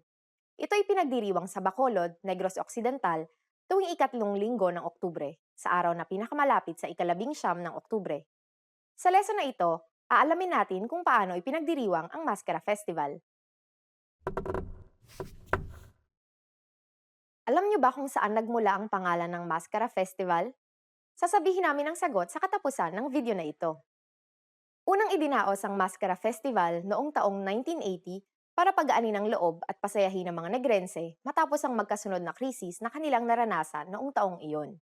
Ang pagbaba ng pandaigdig na presyo ng tubo na pangunahing pang-agrikultural na produkto ng rehiyon at ang paglubog ng barkong MV Don Juan na nagresulta sa pagkamatay ng halos 700 Negrense ay nagdulot ng matinding kalungkutan sa mga tao. Kaya naman idinaos ang Mascara Festival bilang simbolo ng katatagan ng Bacolod City. Ang pangunahing mapapansin sa piyestang ito ay ang mga maskara. Patuloy na nagbabago ang mga disenyo ng mga maskara mula sa mga katutubong disenyo ng mga Pilipino hanggang sa mga disenyong hango sa Rio Carnival at Carnival of Venice. Pinakatampok na aktibidad sa Maskara Festival ang street dancing, kung saan iba't ibang grupo ng mga mananayaw mula sa iba't ibang barangay ang nagtatagisan. At syempre, hindi lamang iyan ang mga kaganapan tuwing Maskara Festival. Mayroon ring iba't ibang aktibidades para sa lahat, tulad ng Maskara Queen Beauty Pageant, mga karnabal, drum and bugle competition, mga food festival, mga musical concert, mga agricultural na trade fair at mga garden show. Talagang napakaraming nagaganap tuwing Maskara Festival, kaya siguradong dinadayo ito ng parehong mga lokal at panyagang turista. Ang Bacolod City ang tinaguriang City of Smiles ng Pilipinas. Noong taong 2008, nanguna ito bilang pinakamainam na lugar na tirahan sa Pilipinas ng Money Sense magazine. At idineklara ito ng Department of Science and Technology bilang Center of Excellence ng Information Technology. At ngayon, ibibigay ko na ang sagot sa tanong kanina. Alam niyo ba kung saan nagmula ang pangalan ng Maskara Festival? Ang maskara ay hango sa mga salitang Ingles na mass, na ibig sabihin ay masa o maraming tao, at mula sa salitang Espanyol na cara, na ang ibig sabihin ay mukha, na kung pagsasamahin ay nangangahulugan ng napakaraming mukha. Ito rin ay isang paglalaro sa salitang Tagalog na maskara dahil sa ang mga dumadalo sa kasiyahan ay nagsusuot ng mga maskara. Kamusta ang lesson na ito? May interesanteng bagay ba kayong natutunan? Nakadalo na ba kayo sa isang katulad na pagdiriwang?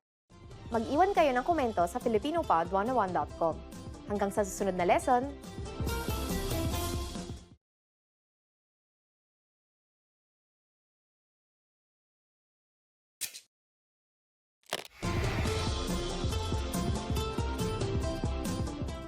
Hello sa inyong lahat, ako si Erica.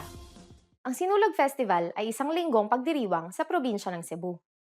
Ang pinakaabangang bahagi ng pagdiriwang na ito ay ang parada na nagaganap sa ikatlong linggo ng Enero. Ang pistang ito ay kilala bilang isa sa pinakamalaking pista at kasiyahan sa buong bansa. Sa paradang ito, lahat ng tao ay sumasayaw kasabay ang kumpas ng tambol bilang pagbibigay galang sa Santo Niño. Alamin natin ang mga kaganapan sa pistang ito. Alam niyo ba kung bakit sinulog ang pangalan ng pistang ito? Sasabihin namin ang sagot sa katapusan ng video na ito. Sinasabing nagsimula ang pagdiriwang ng pista ng sinulog nang ibigay bilang regalo ni Magellan ang imahen ng Batang Jesus kay Reyna Juana ng Cebu nang siya ibinyagan bilang Kristiyano. Ang imahen ng Batang Jesus ay tinawag na Santo Niño. Hindi nagpatuloy ang kristyanisasyon ng buong probinsya dahil sa namatay si Magellan nang makalaban niya ang datu ng Mactan na si Lapu-Lapu. Matapos ang 44 na taon, natagpuan ng isa sa mga sundalo ni Miguel Lopez de Legazpi ang imahe ng Santo Niño sa loob ng isang kahon sa loob ng isa sa mga nasusunog na kubo. Ang sinulog ay tumatagal ng 9 na araw. Dahil sa ang araw na ito ay iniaalay bilang araw ng pasasalamat sa Santo Niño, sinisimula ng selebrasyon sa pamamagitan ng pagkakaroon ng mga misa mula alas 4 ng umaga. Una rito ay ang Mañanita Mass, susundan ng Pontifical Mass, at ang huli ay ang Holy Mass. Bago ang pinakaabangan na parada, magkakaroon ng prosesyon sa ilog kung saan ang imahe ng Santo Niño ay isinasakay sa isang bangkang pinalamutian ng mga kandila at bulaklak at ipinapaanod ito mula Mandaue City hanggang Cebu City. Ang pinakahihintay ng lahat ay ang Grand Street Parade na tumatagal ng 9 hanggang 12 oras. Ang mga kalahok na nagmumula pa sa iba't ibang bayan ay nagsusuot ng mga makukulay at magagarbong kasuotan at sumasayaw sa saliw ng iba't ibang instrumento. Tuwing ipinagdiriwang ang sinulog, sinisigaw ng mga tao ang Viva Pit Señor. Ang pagbating Pit Señor ay pinaiksing Panangpit sa Señor na isang tawag sa Panginoon, sa Señor Santo Niño, kung para kanino ipinagdiriwang ang sinulog.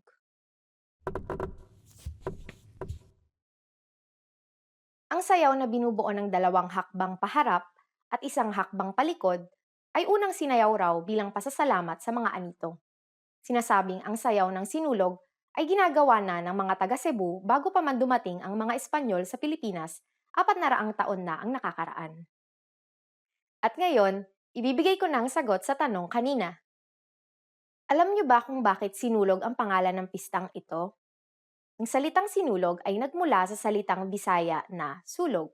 Ang ibig sabihin ng salitang ito ay parang agos ng tubig, na maihahalin tulad sa daloy ng galaw sa sayaw ng sinulog. Kamusta ang lesson na ito? May interesanteng bagay ba kayong natutunan? Anong pista sa inyong bansa ang kagaya ng sinulog? Mag-iwan kayo ng komento sa filipinopod101.com. Hanggang sa susunod na lesson!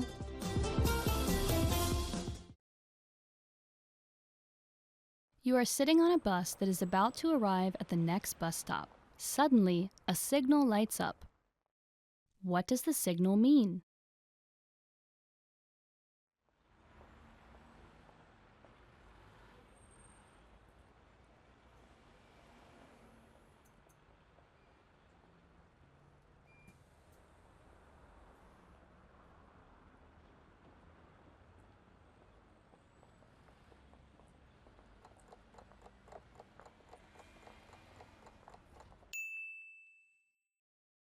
What does the signal mean?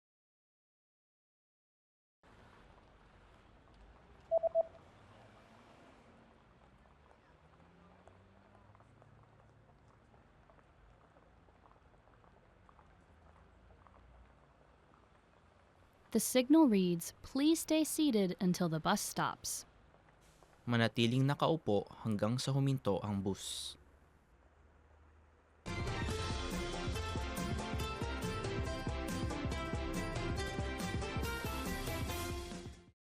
Hi everyone! Do you know the 1,000 most useful phrases in Filipino? In this lesson, you'll be able to know all of them, so sit back, relax, and have a cup of tea as you listen and learn. Saan ba ang banyo? Mawalang galang lang po. Galing. May reservation ako. Magkano to? Ano ito? Salamat! Talaga? Pwede niyo ba akong bigyan ng discount? Libre ba ang wifi? Pwede ka naman kunyang B? Meron ba kayong marirecommend? Pwede ko bang isukat ito?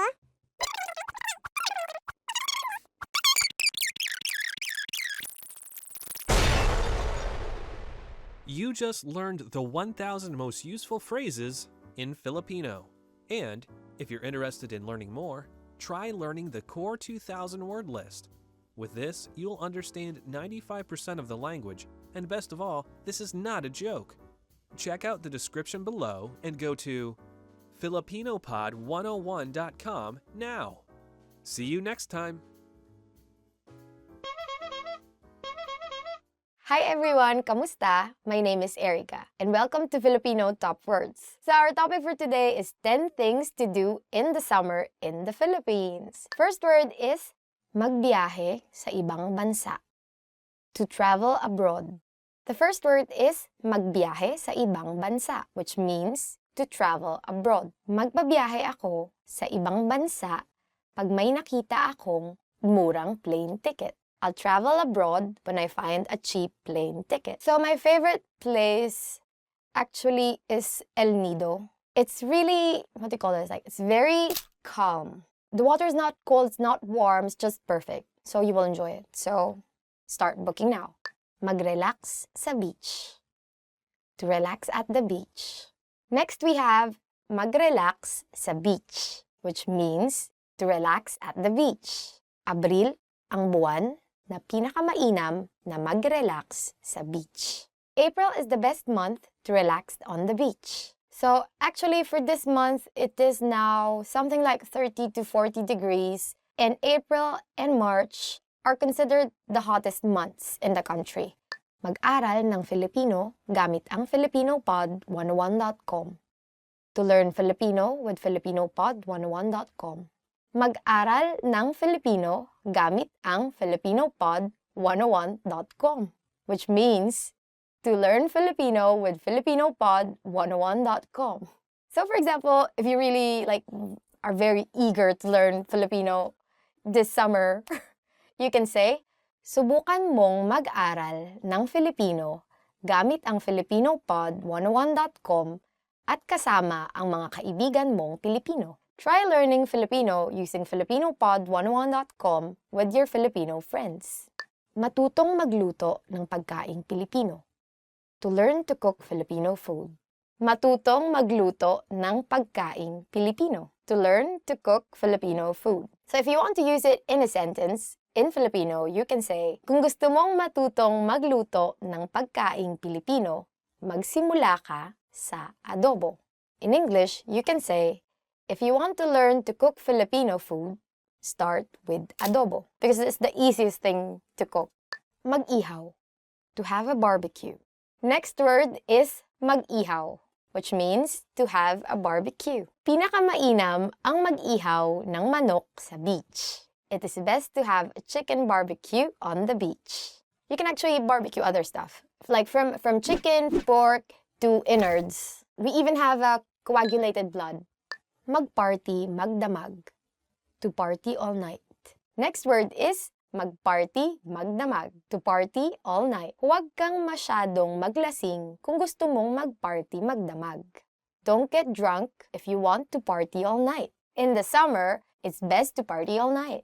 And actually, in many, say, Boracay, if you go to Boracay, there are lots of parties all night with bonfire, lots of music, drinking. So, if you want to experience all of these, book a cheap ticket now and come to the Philippines. Mag-hiking, to go hiking.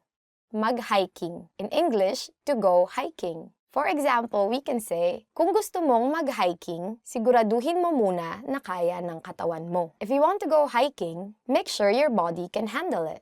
So now it's very, what they call this, like a thing for young people to climb Mount Pulag, which is the third highest peak in the country. According to Google, it's in Nueva Vizcaya, which is in a bit north of Manila.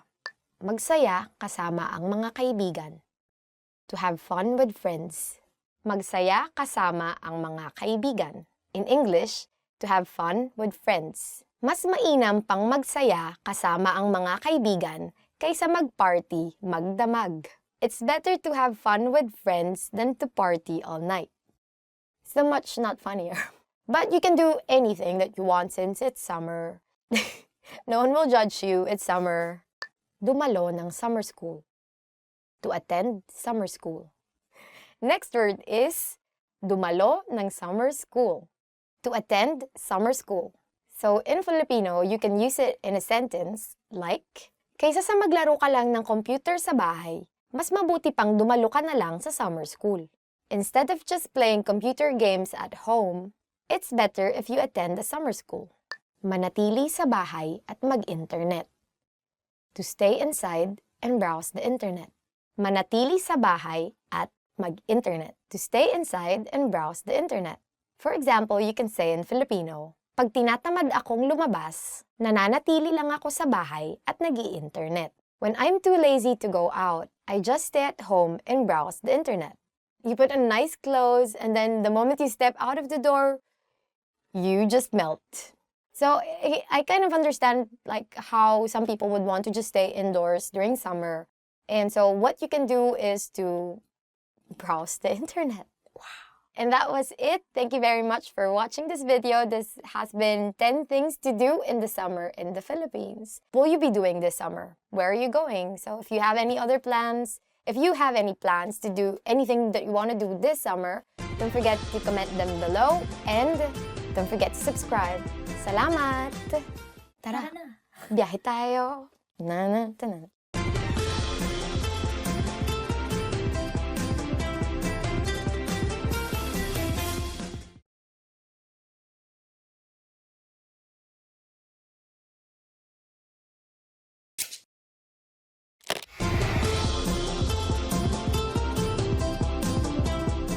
Hello sa inyong lahat, ako si Erica. Ang Ati-Atian Festival ay pinagdiriwang tuwing ikatlong linggo ng Enero. Ito ay ginaganap sa Kalibo sa probinsya ng Aklan. Sa pagdiriwang na ito, inaalala at binibigyang papuri ang Santo Niño. Sinasabing ang mga pista ng Sinulog ng Cebu at Dinagyang ng Iloilo ay hango sa pagdiriwang na ito. Sinasabing ito ang pinagmulan ng maraming mga kapistahang Pilipino. Sa lesson na ito, malalaman natin kung paano ipinagdiriwang ang Ati-Atihan Festival. Alam niyo ba kung ano ang ibig sabihin ng salitang ati-atihan? Sasabihin namin ang sagot sa katapusan ng video na ito. Sinasabing nagsimula ang pagdiriwang nang dumating sa isla ng Panay ang 10 datong tumakas mula sa Borneo kasama ang kanilang mga pamilya, alipin at mandirigma sa kayang balangay. Kapalit ang isang gininto ang salakot at iba pang mga yaman, binili nila ang lupa mula sa mga katutubong nakatira doon. Matapos ang palitan, nagkaroon ng kasiyahan at pagdiriwang. Nang masakop at naging katolikong bansa ang Pilipinas, binigyan ng Kristiyanong kahulugan ang pagdiriwang. Sinasagawa ang pagdiriwang sa loob ng 1 linggo. Nag-uumpisa ang pagdiriwang sa isang misa. Nagbubukas sa mga pagdiriwang sa ikalawang araw sa isang prosesyon habang dinadasal ang rosaryo at natatapos ito sa isang misa. Sa gitna ng linggo, nagkakaroon ng masiglang parada kung saan ang 17 bayan ng Aklan ay nagpapakitang gilas ng kanilang katangi-tanging kultura, sayaw at galing. Pero hindi lamang kultural ang mga pagdiriwang sa ati-atihan. Dito, mayroon ring mga pagtatanghal ng mga lokal na banda at mga artista gabi-gabi para rin makilala ang popular na kultura ng Pilipinas. Karaniwang sinisigaw ang halabira habang pinagdiriwang ang Ati-Atihan Festival. Sa huling araw ng pagdiriwang, makikita ang pinakaabangang sayawan at parada ng mga nakapintang mga mananayaw, suot ang kanilang mga magarbong costume, at sumasayaw kasabay ang kumpas ng mga tambol. Pati ang mga manonood ay inaanyayahang sumali sa sayawan. Natatapos ang pagdiriwang sa isang prosesyon kung saan nagdadala ang mga gustong lumahok ng mga kandila at ng mga iba't ibang imahe ng Santo Niño.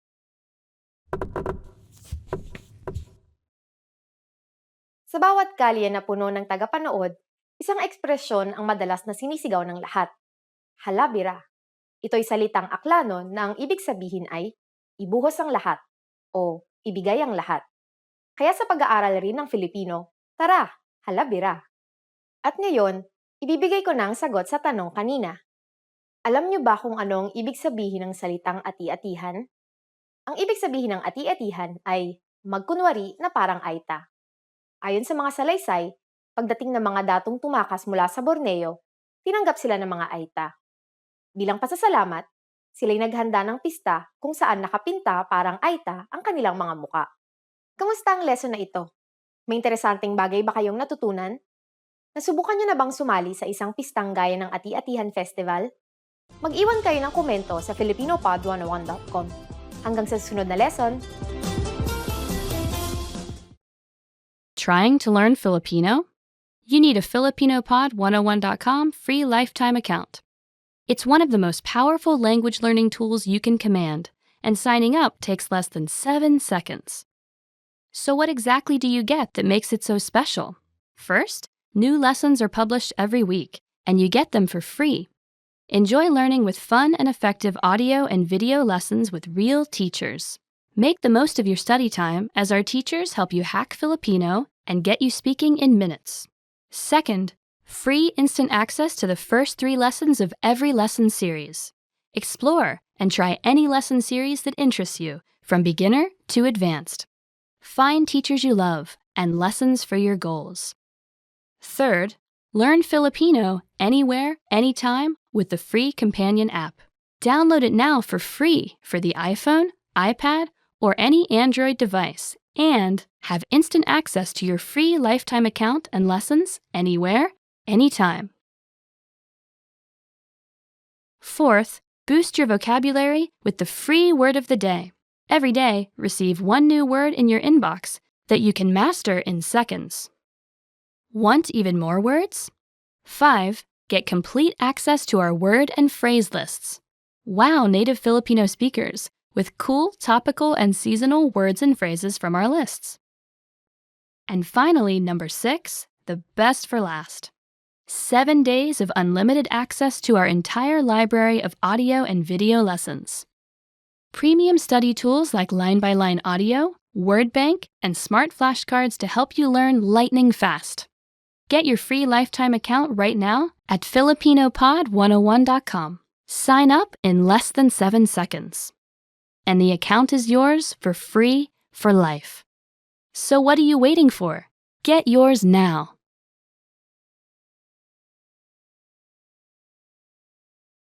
Hello guys and welcome to Filipino Top Words. I'm Erica. And I'm Ice. And for today, we will learn about the 10 reasons to learn Filipino. Filipino! Ano ba yun? Just Ako muna, ikaw. Ikaw muna. So why should you learn Filipino? Why? Because. Number 1 reason is because ito ay isang magandang wika. It's a beautiful language. Ito ay isang magandang wika. Or, in English, it's a beautiful language. Is it? Is it? Formal Filipino is very beautiful language. It's a very romantic language. Right? If you read, say, novels written in Filipino. Like the old ones? Yes. Like Florante at Laura? Yeah, Florante at Laura, which is, what's Florante? It's like our own version of Romeo and Juliet, right? Yeah. But like with monsters? Yeah. It's a bit fantasy. Yeah. Usually, like, Maybe everything it's our fantastic. own version Yeah. of Game of Thrones. Yeah, it's our Game of Thrones. Laro ng trono. Next reason is Para makipag-usap sa mga kaibigang Pilipino. To chat with Filipino friends. Para makipag-usap sa mga kaibigang Filipino. Which is to chat with Filipino friends. If you want to really be close to your Filipino friends, it's really better if you know how to speak the language. And yeah, we all could understand English, but yeah, it's more fun in Filipino. there are jokes that you can only say in Filipino, that they're only funny in Filipino, right? For example, si Dan ay nag-aaral ng Filipino para makipag-usap sa mga kaibigang Pilipino. Dan is studying Filipino to chat with Filipino friends. Good for you, Dan. Mahusay, Dan. Good, Dan. Next reason is para makapagsalin, to do translations. Para makapagsalin, or to do translations. Nagsisikap ako mag-aral ng Filipino para makapagsalin. I am doing my best to study Filipino to be able to do translations. Do you need to do translations in Filipino? I guess it's still better to translate if like there are some things that not all Filipinos would know if it's in English, so yeah, I think there is still some jobs that involve like translating to Filipino. Or actually maybe it's the other way around, like you translate the Filipino works into English. Yeah, which is I guess you're doing that. Para makanood ng pelikula na walang subtitle. To watch movies without subtitles. Para makanood ng pelikula na walang subtitle. To watch movies without subtitles. Yeah, like, there are a lot of Filipino films, and, like, I guess they would not be, like, in pure Filipino, but, like, you know, Tagalog English. Because that's usually how people talk in real life. Yeah. It's a great reason to learn. Especially, Filipino. I think, now that our indie movie industry is booming. Exactly. So there's those kinds of movies that deal with concepts that are kind of hard to translate in English. So it's best if you, like, have those subtitles so you can be guided, right? It's best if you don't need the subtitles. Yeah, actually. So you already understand everything. Yeah. For example, 3 taong tuloy-tuloy nag-aral ng Filipino si Mary bago siya nakanood ng pelikulang walang subtitle. Mary studied Filipino for 3 straight years before she was able to watch movies without subtitles. Wow, 3 years? Do you think they could do 3 years? It's easier to understand movies because you see the reaction, like, you know, non-verbal communication is still very important. So you put it into context, right? Yeah. The words being said. So actually, that's easier if you watch it in movies than just like reading books. Next reason is para manirahan sa Pilipinas. To live in the Philippines. Para manirahan sa Pilipinas. To live in the Philippines. Because it's more fun in the Philippines. It's also more traffic. It's also hotter. Depends on where you're coming from. So, for example, si Yutaro, that's in Filipino, right? Yutaro. You don't say Yutaro. Si Yutaro ay maninirahan sa Pilipinas kaya siya nag-aaral ng Filipino. Yutaro will live in the Philippines. That's why he's studying Filipino. Para maintindihan ang lyrics. To understand song lyrics. Para maintindihan ang lyrics. To understand song lyrics. For example, hindi ko inakalang malalim pala ang ibig sabihin ng kantang ito hanggang sa naintindihan ko ang lyrics. I didn't know that the meaning of this song was deep until I understood the song lyrics. This very, very interesting reason. What we call like OPM, or original Filipino music, is a very big industry. And we like singing a lot. So we always have lots of deep, romantic songs, right? Really deep love songs that you would only appreciate it if you know the lyrics. Just not just love songs, but Yeah. well, Even like maybe jingle. 90%. Yeah. Or maybe 90% is romantic songs. I don't know why. People are just like, they were hurt, those people. Who hurt them? I don't Okay, next. Para makagawa ng bagong mga kaibigan. To make new friends. Para makagawa ng bagong mga kaibigan. To make new friends. It will make them comfortable if they are speaking in their own language, and like that's the time that you could know more about a person if they're in their most comfortable state, I guess.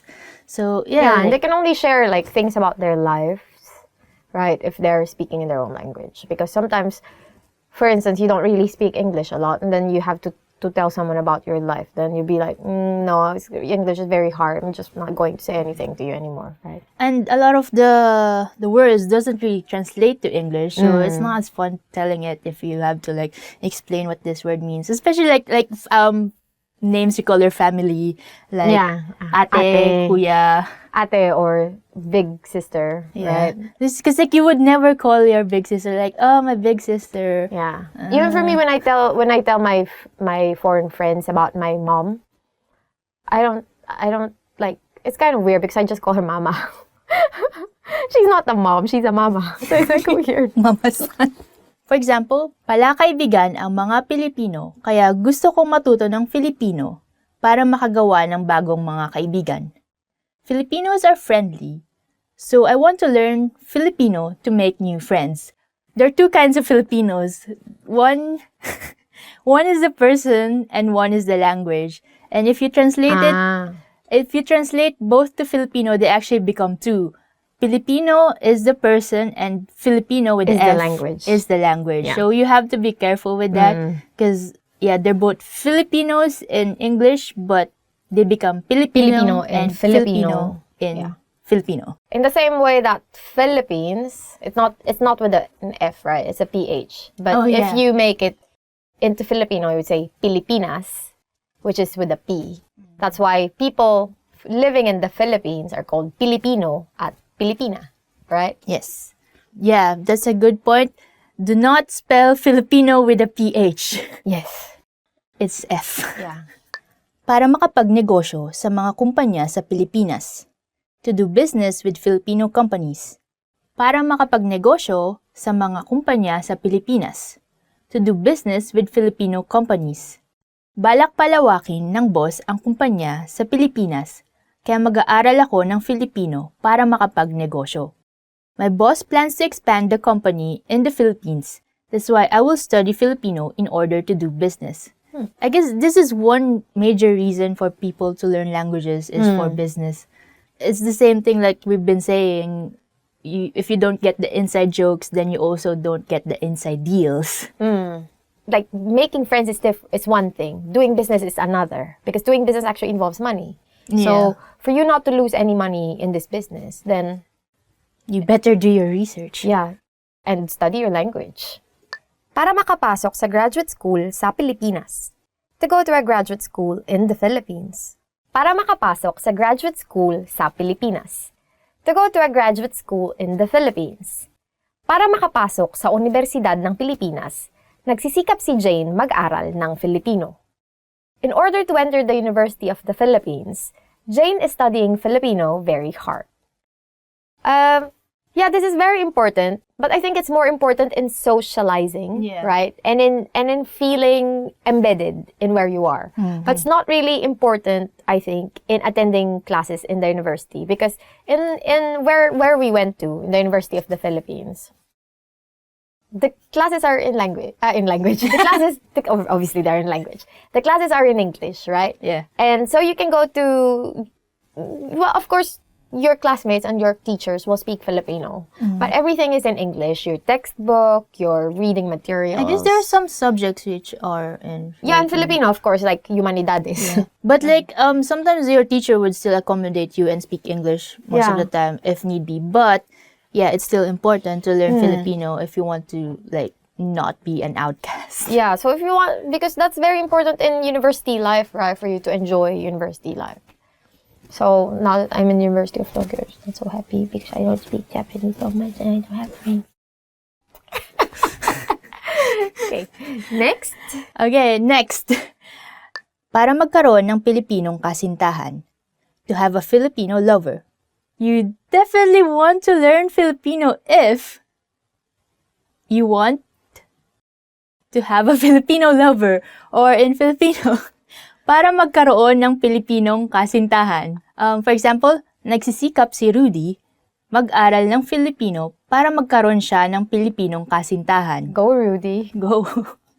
I support you. Rudy is trying hard to learn Filipino so that he could have a Filipino lover. Yeah, I guess... Go, Rudy. Go, Rudy. Go, Rudy. Oh my God. It's going to help you actually because they would think you are cute, right? Yeah. That they would think you're trying. It's not so much that you really need to be fluent in the Filipino, but the idea is that you are trying, and that speaks a lot about you. Yeah, definitely. And the most important thing is when you start fighting, they will definitely turn back to their language, right? Because they're really mad. So if you're really mad, then you will start speaking your own language. So for you to understand what they're babbling about, better learn the language. That's enough reason. Yeah.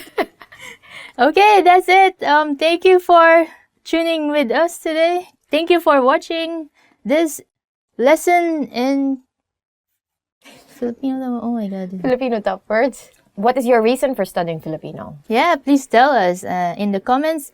And if there are things here that you want to be clarified, I don't know. Yeah, don't hesitate to put them down below. And like and subscribe to our channel. If you need tips to have a Filipino lover, write them down. Right? Yeah. Ice will help you. No.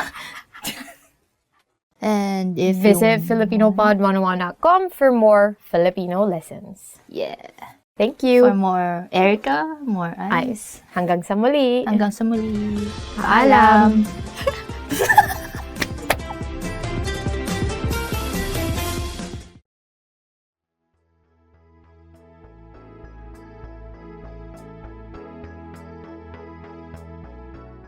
Hi everyone! Welcome to Filipino Top Words. I'm Erica, and today we are going to learn 10 phrases for surviving back to school. Let's look at our first word, and it is backpack. In Filipino, you say backpack, right?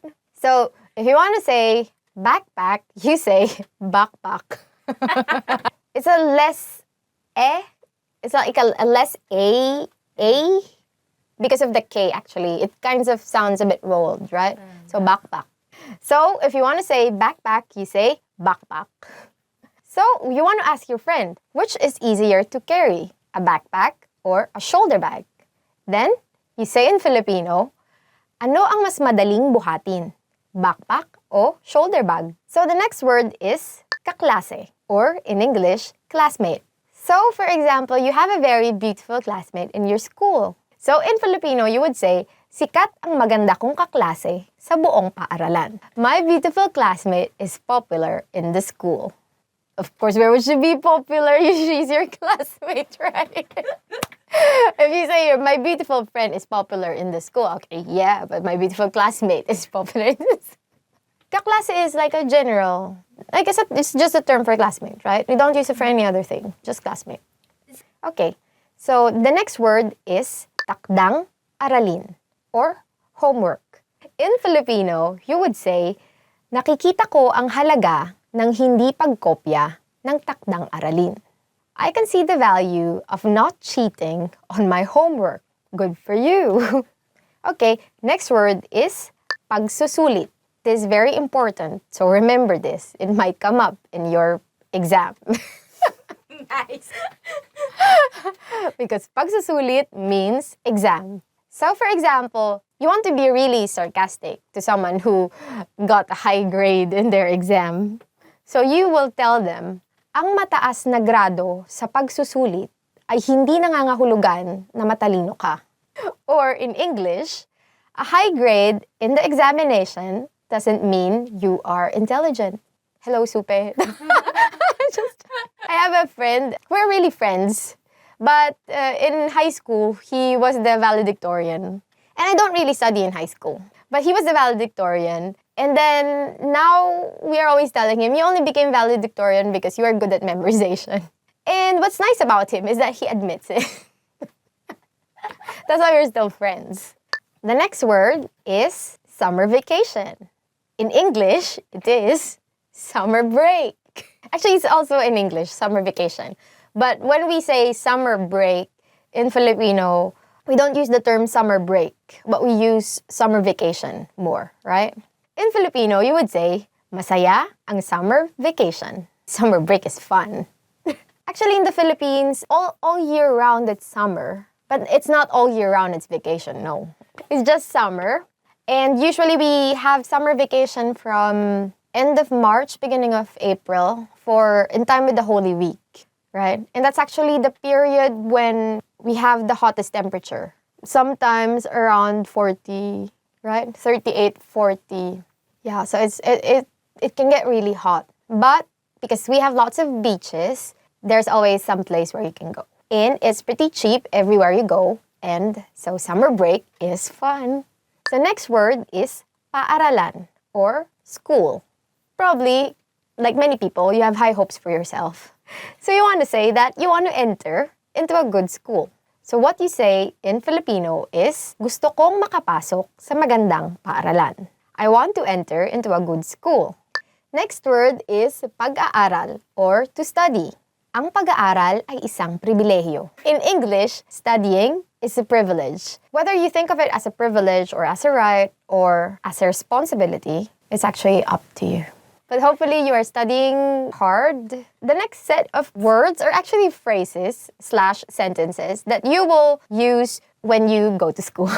Actually, you can use it also for different things. You just change some words in it. So the first sentence is, ito ang unang araw ng klase. Or, it's the first day of class. So you can also use it if you're working. You can say, ito ang unang araw ko sa trabaho. Or you can also use it for many things. Like you have a boyfriend or girlfriend. This is our first day together. So you can say, it's our first day together. Ito ang unang araw namin. So next sentence is, pareho tayo ng klase. Which in English is, we are in the same class. This is very useful actually if you're very enthusiastic to see your friend that you haven't seen since summer vacation. The next sentence is, anong mga klase ang kukunin mo? What classes are you taking? This, again, I think this is more applicable for college students, right? Because in the Philippines, especially, it depends on the university. But for example, the university where I went to, UP, right? Go UP. And I'm teaching English. So usually, if you want to be in the same class with your friend, then you ask, what classes are you taking? That was it for today's lesson. Hope you learned something new. That was top 10 phrases for surviving back to school. And I hope you can practice and use them with your friends, with your classmates, with your kaklase, in your classroom, while you're wearing your backpack. So don't forget to like, subscribe, and share with us any thoughts that you might have. Bye-bye. Thank you. Hanggang sa susunod. Mali. Hanggang sa muli.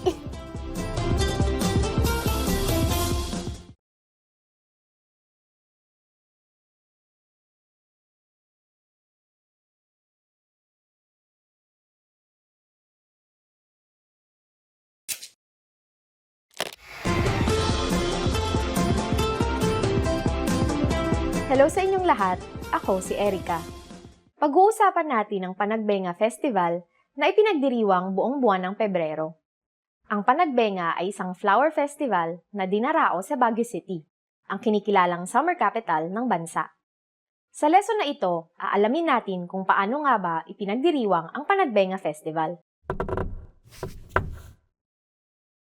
Alam niyo ba kung ano ang ibig sabihin ng pangalan ng piyestang ito na Panagbenga? Sasabihin namin ang sagot sa katapusan ng video na ito. Unang isinagawa ang Panagbenga Festival noong taong 1995 bilang simbolo ng pagbangon ng syudad mula sa epekto ng 1990 Luzon earthquake. Ito rin ay ginanap bilang pagdiriwang sa pagsibol ng mga bulaklak ng rehiyon ng Cordillera. Napagdesisyonan na idaos ang Panagbenga tuwing Pebrero dahil walang masyadong kaganapan sa buwang ito, lalo na dahil sa ito ay nasa pagitan ng panahon ng Pasko at Kwaresma. Ang opening parade ay nagaganap sa ikaunang araw ng Pebrero. Matapos ito, iba't ibang kompetisyon na ang sinisimulan, gaya ng drum and lyre competition at street dancing competition sa pagitan ng mga estudyante sa elementarya. Sa buong buwan din ng Pebrero, nagkakaroon ng mga trade fair at bazaar na dinadaluhan ng napakaraming tao. Isa pa sa pinakakilalang lugar sa Baguio ay ang Session Road. Sa ika-4 na Lunes ng Pebrero, idinaraos ang Session Road in Bloom kung saan isinasarado ang buong kalye para sa mga stalls at mga cafe. Nariyan rin ang mga marching band na tumutugtog para sa parada ng mga float na gawa sa mga bulaklak.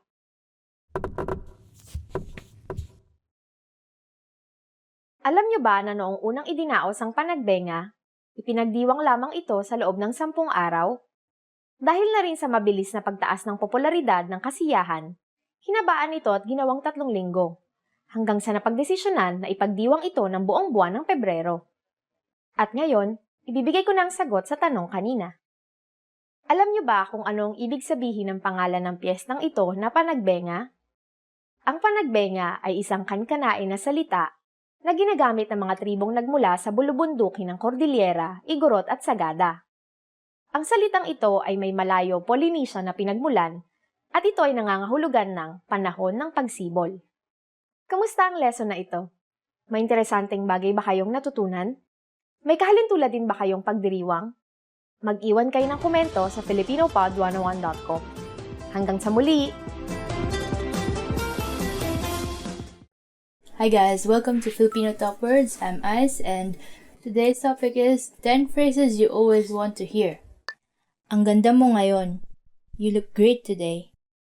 Okay, the first phrase is ang ganda mo ngayon. You look great today. This is kind of a double-edged sword because if you say you look great today, did they look not great yesterday? But still, it's nice to hear, I guess. Ganda mo ngayon. Makeup ka. Miss na kita. I miss you. Next phrase is, miss na kita. I miss you. If you're away and they say I miss you, then that's fine, I guess, because like, you're not together. But if someone says you and you've been hanging out like every day, that means something else. Like, you're there but not there kind of thing. So, see for yourself. So, if you want to say that I really miss you, then you just say, miss na kita. May bonus sa katapusan ng buwan. There'll be a bonus at the end of the month. Okay, the next phrase that you always want to hear is, may bonus sa katapusan ng buwan. There will be a bonus at the end of the month. Yeah, this one, you'd want to hear this. Especially if you're like, not good with the bills. Napakagaling mong magluto. You're an excellent cook. Napakagaling mong magluto. You're an excellent cook. If you know how to cook, unlike me, and you give your friends some of the things you cook, and they say this to you, then always want to hear that. Yeah. Magpahinga ka. Ako ang maglilinis ngayon. Take a break. I'll do the cleaning today. Magpahinga ka. Ako maglilinis ngayon. Take a break. I'll do the cleaning today. Oh, yeah. Because if you hear this, that would be very great as well. I need help with the cleaning. Tama ka. You're right. Okay, another thing you might want to hear is tama ka or you were right. Yeah, I guess you want to hear this when you're in an argument. Dinalhan kita ng isang special na bagay. I brought you something special. Next one is, dinalhan kita ng isang special na bagay. That means, I brought you something special. I want something special. Unlimited ang budget. The budget is unlimited. Next phrase you would want to hear is, unlimited ang budget. Or, the budget is unlimited. Definitely, if you want like bunch of equipment and they say to you, the budget is unlimited. Like, yeah! Ililibre kita. I'll treat you. Next one is, ililibre kita. Meaning, I'll treat you. Ah, so nice. Oh, many Filipinos love hearing this. So like, if you want to make Filipino friends, make sure to say this. Yeah. Ang bait mo. You're kind. Ang bait mo. Meaning, you're kind.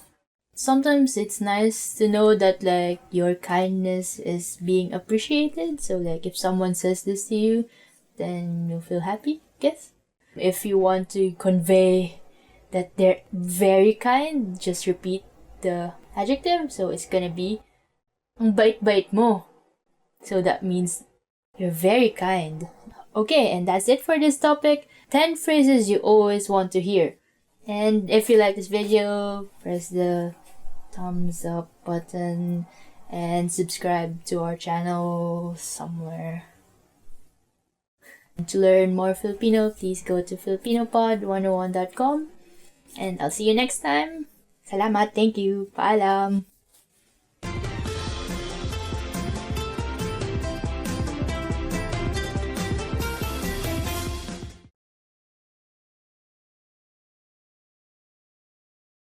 Hi guys!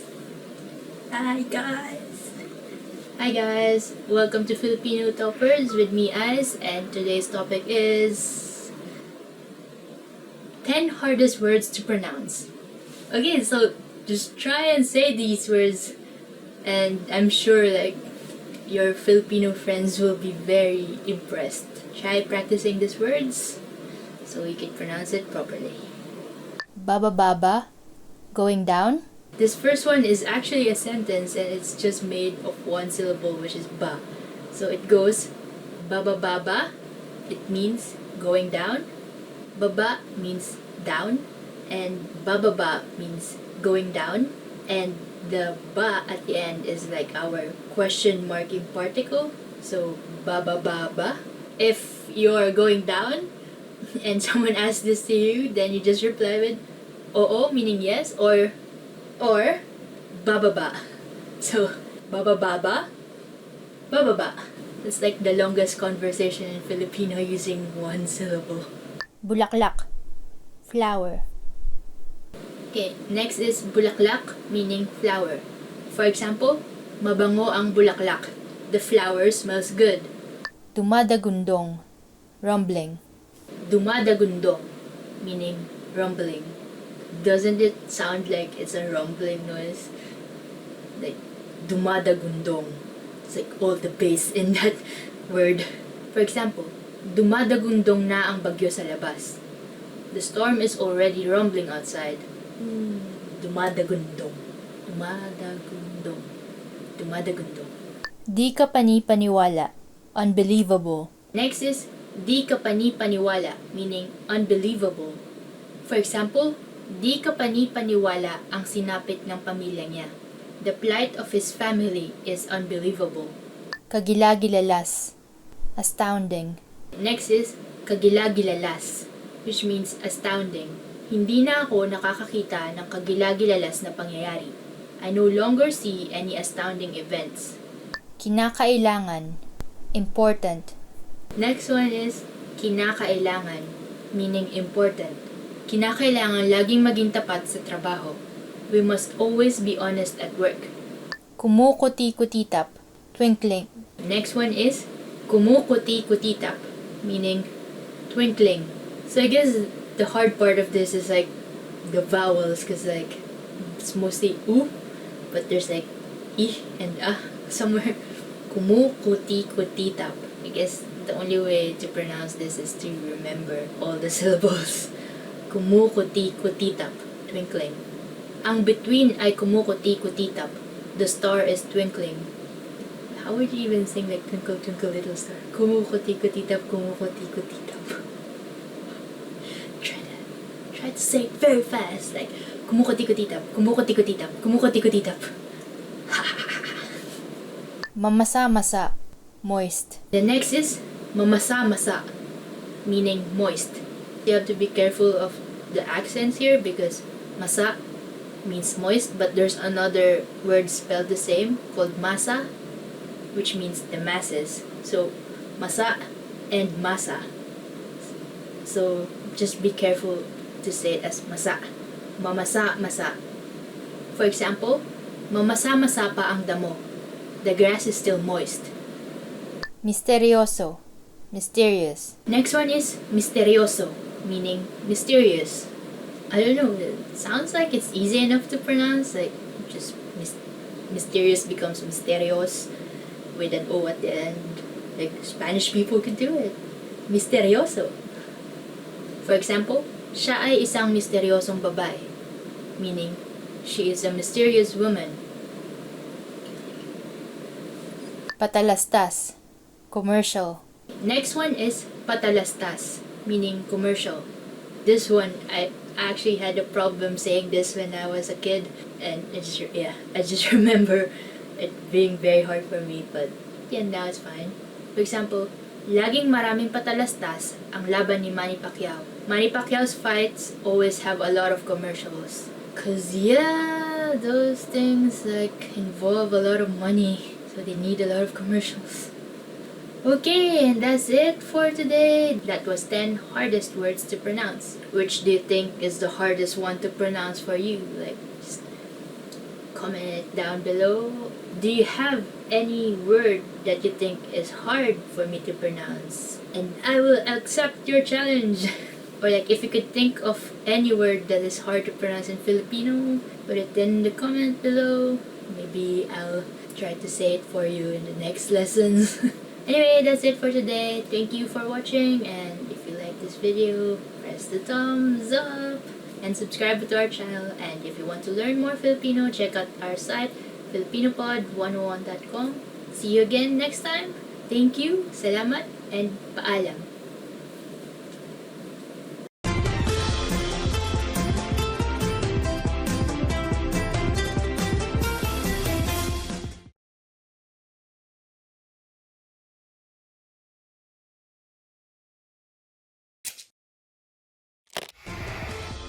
Hi everyone, I'm Gabriella. How are your Filipino listening skills? In this video, you'll have a chance to test them out with a quiz. First, you'll see an image and hear a question. Next comes a short dialogue. Listen carefully and see if you can answer correctly. We'll show you the answer at the end. Are you ready? May isang babae na nagtatanong sa salesman sa isang tindahan ng libro. Anong libro ang gustong makita ng babae?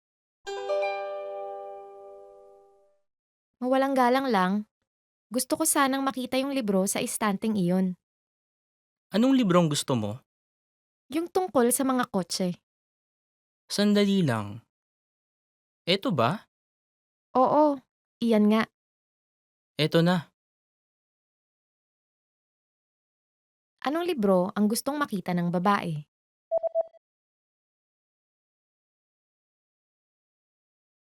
May isang babae na nagtatanong sa salesman sa isang tindahan ng libro. Anong libro ang gustong makita ng babae? Mawalang galang lang, gusto ko sanang makita yung libro sa istanteng iyon. Anong librong gusto mo? Yung tungkol sa mga kotse. Sandali lang. Eto ba? Oo, iyan nga. Eto na. Did you get it right? I hope you learned something from this quiz. Let us know if you have any questions. See you next time. Hello guys and welcome to Filipino Top Words. I'm Erica and for today we will learn about gift ideas you must know in Filipino. Laptop, laptop. The first gift idea is laptop or laptop. Hindi na masyadong uso ang laptop ngayon. Laptops are no longer trendy recently. If you give a laptop for a gift, you're very generous, right? I mean, they're very cheap laptops, but still you're very generous if you're that generous, let's give. Pabango. Perfume. Pabango. Or perfume. Hindi ko alam kung anong pabango ang mabango. I don't know which perfume is fragrant. Giving perfume is a common gift, right? Perfume. When I was in high school, we have a very close teacher, and then because every Christmas we have gift giving, and then this teacher picked one of my classmates that he doesn't really know, so he was asking us, "Oh, what should I give to this girl?" And then we're like, "We don't know, but we don't know actually." And then he said, "Oh, what about perfume?" And then my immediate reaction was like, "Oh no, she might be offended." I don't even know why I said that. At the end of the story, he didn't give her a perfume. Aklat, book. Aklat or book. Ang isa sa pinakamagandang regalong ibigay ay aklat. One of the best gifts to give is a book. And this I definitely agree with. So I like receiving books. Love letter. Love letter. Next gift idea is love letter. Or in English, love letter. May mga taong mas gustong makatanggap ng love letter kaysa sa mga material na regalo. There are people who prefer love letters more than any material gift. And I'm not one of those. Just my boyfriend gave me a card. And I was like, what is this? Because usually you give a card with a gift, right? Like you have a gift and then you have a little card that says, "Oh, this is a gift for you." This is not the actual gift. But okay, some people just like it simple. That's why he gave me a bike. Camera. Camera. Camera. Or camera. Kapag ba may magandang camera ka, gaganda rin ang mga kuha mo. Oh. Will your photos improve if you have a good camera? In English, it doesn't sound so sarcastic. In Filipino, it sounds really sarcastic. I don't know why. But, I mean, if you're giving camera as a gift, wow, very generous. Disposable point and shoot, 300 pesos you can get one. But if you want to give an SLR, no, it's too much money. Sorry. I'm going to give you a love letter then. Smartphone. Smartphone. Smartphone. In English, smartphone. Mabilis ang paglabas ng bagong modelo ng smartphone ngayon. These days, the turnaround of new smartphone models is fast. But again, if you're going to give smartphone as a gift, that means you're very generous. Game console. Game console. Next gift idea is game console or game console. High-tech na ngayon ang mga game console. Halos virtual reality na. Game consoles nowadays are high-tech. It's almost virtual reality. I think second-hand consoles are kind of cheap, so you can give them as gifts. Diccionario. Dictionary. Dictionario or dictionary. Mainam iregalo ang isang diksyonaryo sa nag-aaral ng wikang Filipino. A dictionary is an ideal gift for those who are studying the Filipino language. Or probably a subscription for a Filipino language course. That's a better idea. I have a Kindle because my apartment is kind of small. So I buy books before, but I realized that there's no space for books anymore. So I decided to buy a Kindle. Kindle is not so expensive. And then I get to read more books than before. And it saves me space and it doesn't make any mess in the house. Because sometimes you just leave books here and there, right? So I think an electronic dictionary is going to be a very useful gift, especially for someone who's studying the language. Or, as I've mentioned, a subscription. Trip sa Boracay. Boracay trip. Trip sa Boracay. Or Boracay trip. Mabibigla siya pag ililibre mo siya ng trip sa Boracay. He or she will be surprised if you will treat him or her to a Boracay trip. So, this is a very good gift idea. Or trip to other places like Baguio, closer, right? Batangas. Because we have nice places all around the country. Magarbong kainan. Fancy restaurant. Next gift idea is magarbong kainan or fancy restaurant. Maraming magarbong kainan sa Manila. There are a lot of fancy restaurants in Manila. Online, you can buy vouchers, right, for discounted tickets, discounted prices for meals in different fancy restaurants. So I remember my brother when he had his, I don't know how old he is, but when he treated us for his birthday, he bought some vouchers online for this very fancy restaurant. So we went there and then it was his treat. And he saved a lot of money. And then we ate a lot, actually. So you can buy those things online. There's so many places online, Philippine websites, right, that they sell those gift certificates and vouchers. So that's it for this lesson. Hope you learned something new. And what other gift ideas do you know and do you think your friends would like if you give them them? Give them. If you have any other gift ideas, don't forget to comment them down below and like and subscribe our channel. And if you want to learn more Filipino words, head on to filipinopod101.com. Hanggang sa muli!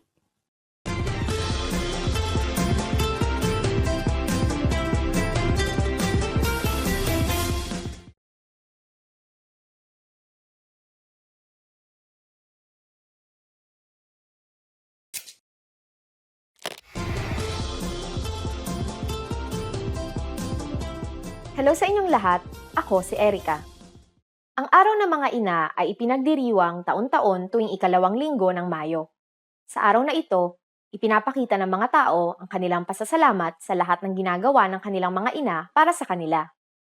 Sa lesson na ito, aalamin natin kung paano ipinapakita ng mga Pilipino ang kanilang pasasalamat sa kanilang mga ina.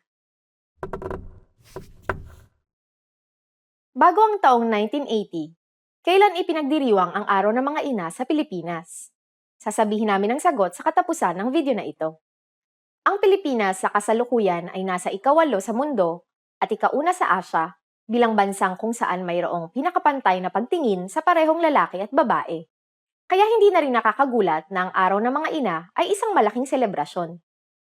Itinuturing itong day off ng mga ina mula sa pagluluto, paglilinis, pag-aalaga ng mga anak at asawa, at pagtatrabaho. Madalas makikita ang mga anak na nagbibigay ng card sa kanilang mga ina, habang ang mga asawang lalaki naman ay abalang nagluluto ng mga pagkaing paborito ng kanilang mga may bahay. Nakaugalian na rin ng mga pamilyang Pilipino na lumabas sa araw na ito para pasayahin ang mga ina ng tahanan.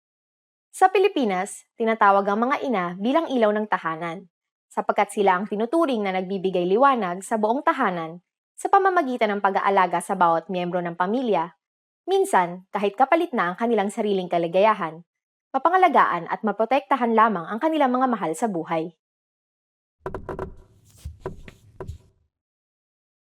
Dahil sa karaniwang malalaki ang mga pamilyang Pilipino, madalas na ipinagdiriwang ang araw na ito kasama hindi lamang ang mga ina, kundi pati ang mga lola, tiya, mga pinsang babae, at kahit sinong babae sa pamilya na may anak.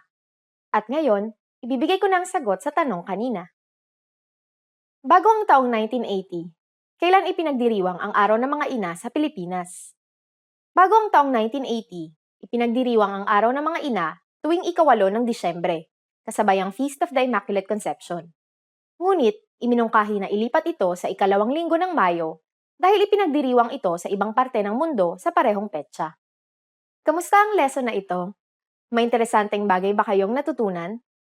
Paano nyo ipinapakita sa inyong mga ina ang inyong pasasalamat? Mag-iwan kayo ng komento sa filipinopod101.com. Hanggang sa susunod na lesson! Hi guys! And welcome to Filipino Top Words. I'm Erica, and for today we will be learning about Filipino foods. So, you probably know, or probably don't know, that there are many different and delicious Filipino foods. Adobo. Adobo. The first food that everyone should know about is adobo. In English, we also call it adobo. Adobo ang paborito kong pagkaing Pilipino. Adobo is my favorite Filipino dish. So actually, adobo is the first thing that I've ever learned to make. It's the easiest, so you just need soy sauce, vinegar, bay leaf, or laurel leaf, whatever you call them. Sometimes people call them bay leaf, sometimes laurel leaf. And peppercorns, right? And then just boil those things together with pork or chicken or pork and chicken. depending on what you want to eat. And then everything will be nice and soft. Chicharon. Chicharon. Next is chicharon. In English, chicharon. Ang chicharon ay gawa sa balat ng baboy. Chicharon is made from pig skin. So it's actually crackling pig skin. Yeah, it's very crunchy. But I saw some show where they made chicharon by putting it in the oven. And I put it in the oven, and then afterwards it came out really crackling. So that's how they made it. But I don't know if that's actually how you make it. I think the most popular brand of chicharon is Lapids. So if you want to try chicharon, try the Lapids chicharon. Just remember that's not very healthy. Try it, don't eat too much. You can also eat it with rice actually. Durian. Durian. Next food is, or fruit is durian. Or actually just durian. Masarap ang durian kahit na may amoy ito. Durian, or durian, is delicious, even if it doesn't smell good. Yeah, it actually doesn't smell good. But it tastes nice. To me, it just tastes like jackfruit. I don't know about you. If you want to try durian, you go to the southern part of the Philippines. That's where you can get them cheaper. Yeah, fresher, more potent smell. Go to Davao, get them there fresh, and it's really good. Halo-halo. Halo-halo. Halo-halo. In English, halo-halo. Tuwing tag-araw, mabenta ang halo-halo.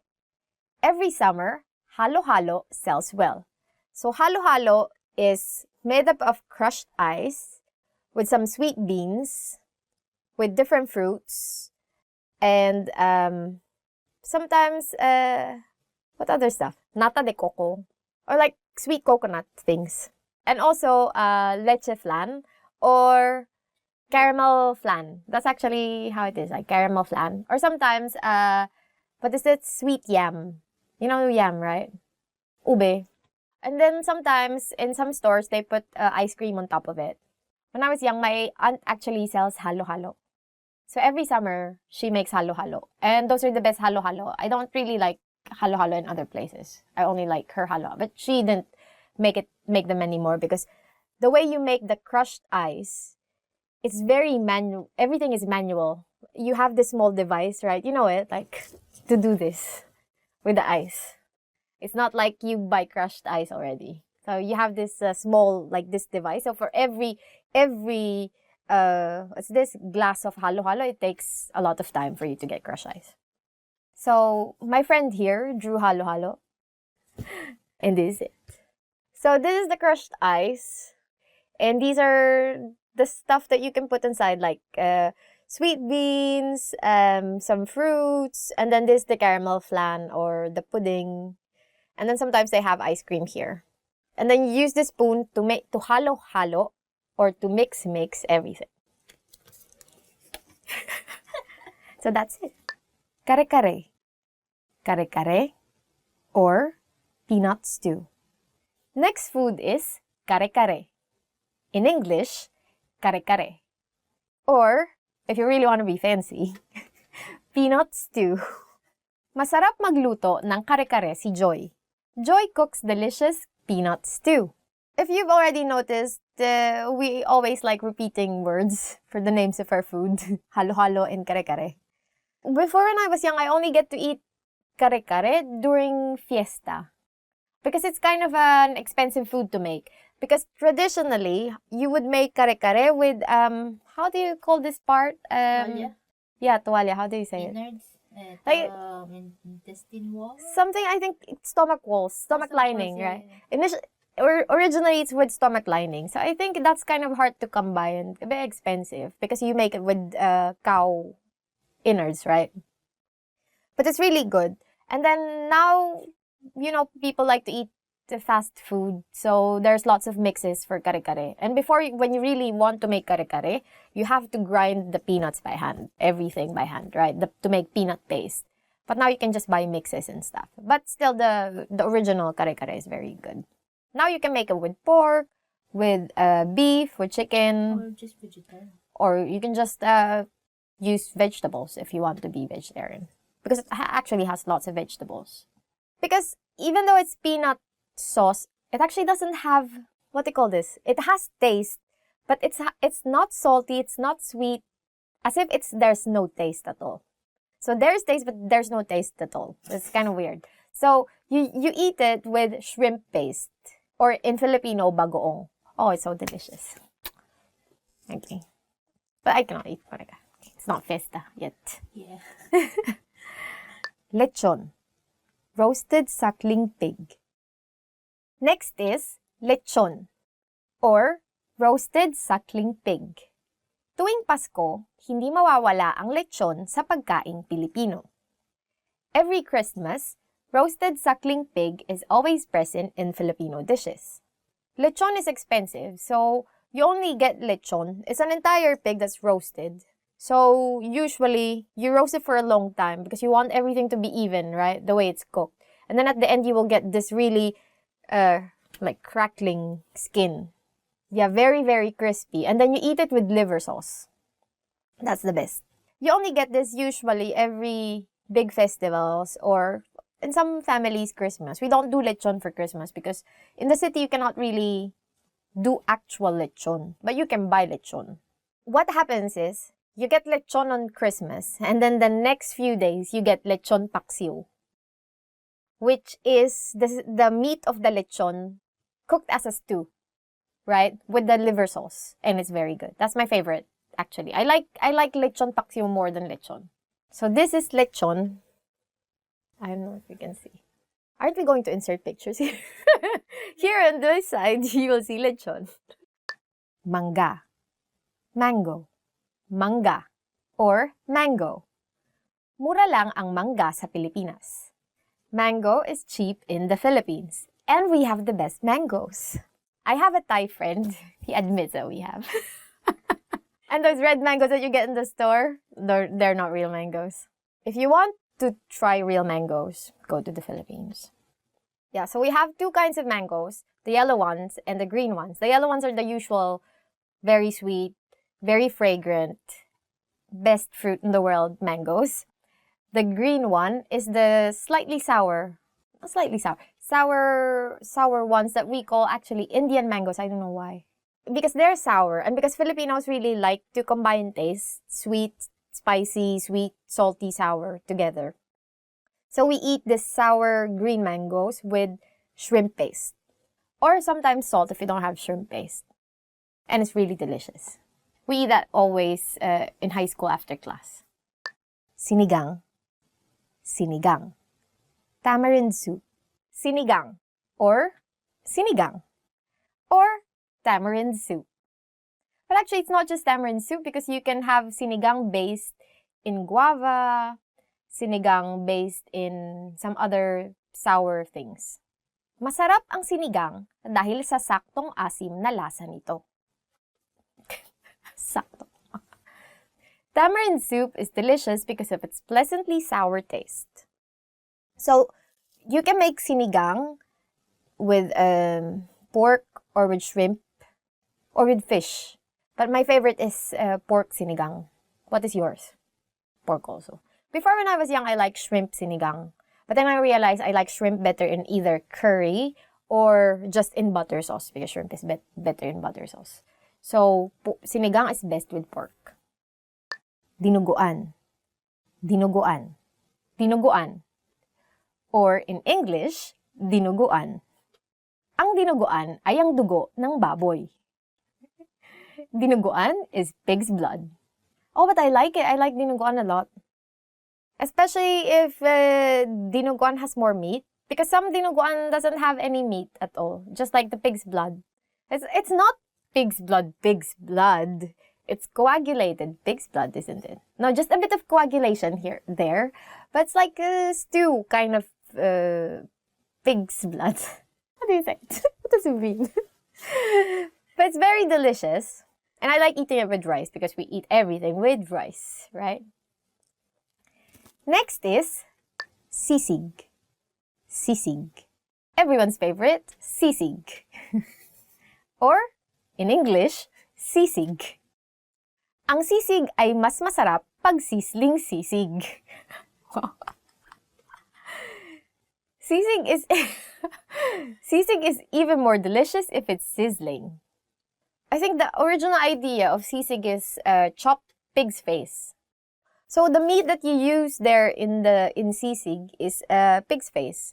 So you just cut up everything, and then add some lime, liver, and then cut up everything, and then make it to a sizzling plate.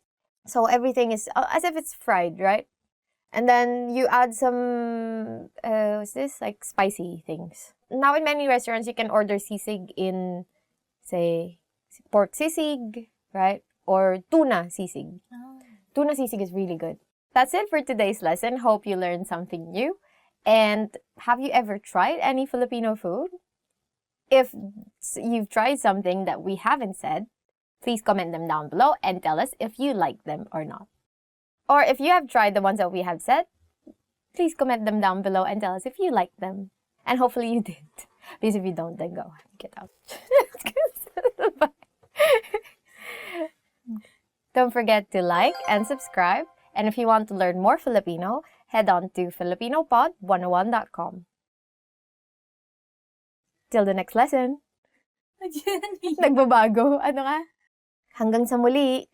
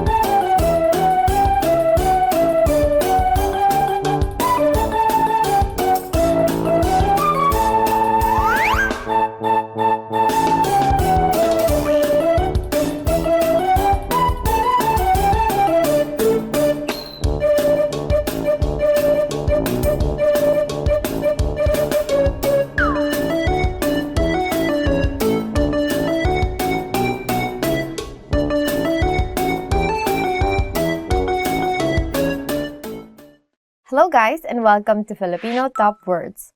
I'm Erica and for today we will learn about the 10 compliments you always want to hear.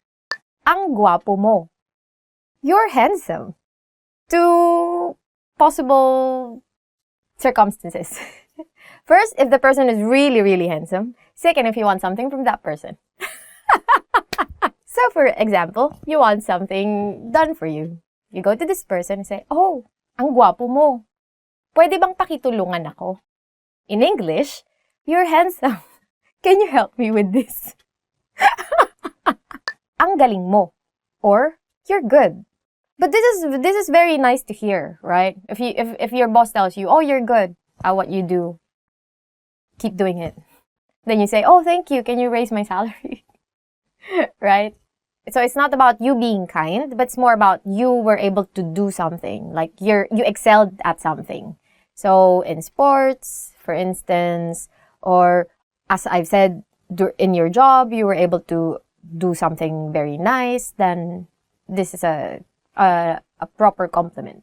So also if your friend helped you, and this friend actually did a very good job, for instance, then you would also say, "Ang galing mo," or "You're good." Mahusay kang kaibigan. You are an awesome friend. I don't really say this to my friends. I mean, we have more of like a love-hate kind of relationship, so. I mean, it's good if you actually say this more to people that you are not so close to. Yeah, because once you get close to a person, then you can actually insult this person. Yeah. And that's more like the kind of friendship that you will get, like more of like love-hate kind of, right? But then, of course, you want to compliment because compliments actually make you feel nice. And when you feel nice, you do things much nicer. So, this is something that you can tell your friend. You are an awesome friend. Mahusay kang kaibigan. Mas maganda palalo ang iyong kalooban kaysa sa iyong panlabas na anyo. Your inside is even more beautiful than your outside. I think if I'm your friend, I won't even like this because I want my outside to be more beautiful than my inside. Because I'm vain like that. I don't care about what you think of me inside. As long as you think I'm beautiful. I think more people are going to like that one than this. I mean, if you tell this to someone, what would that person say? And this person would probably say, what do you think of me? I'm not beautiful on the outside. Right? It's not so nice, but you can try. Let's see how far you will go.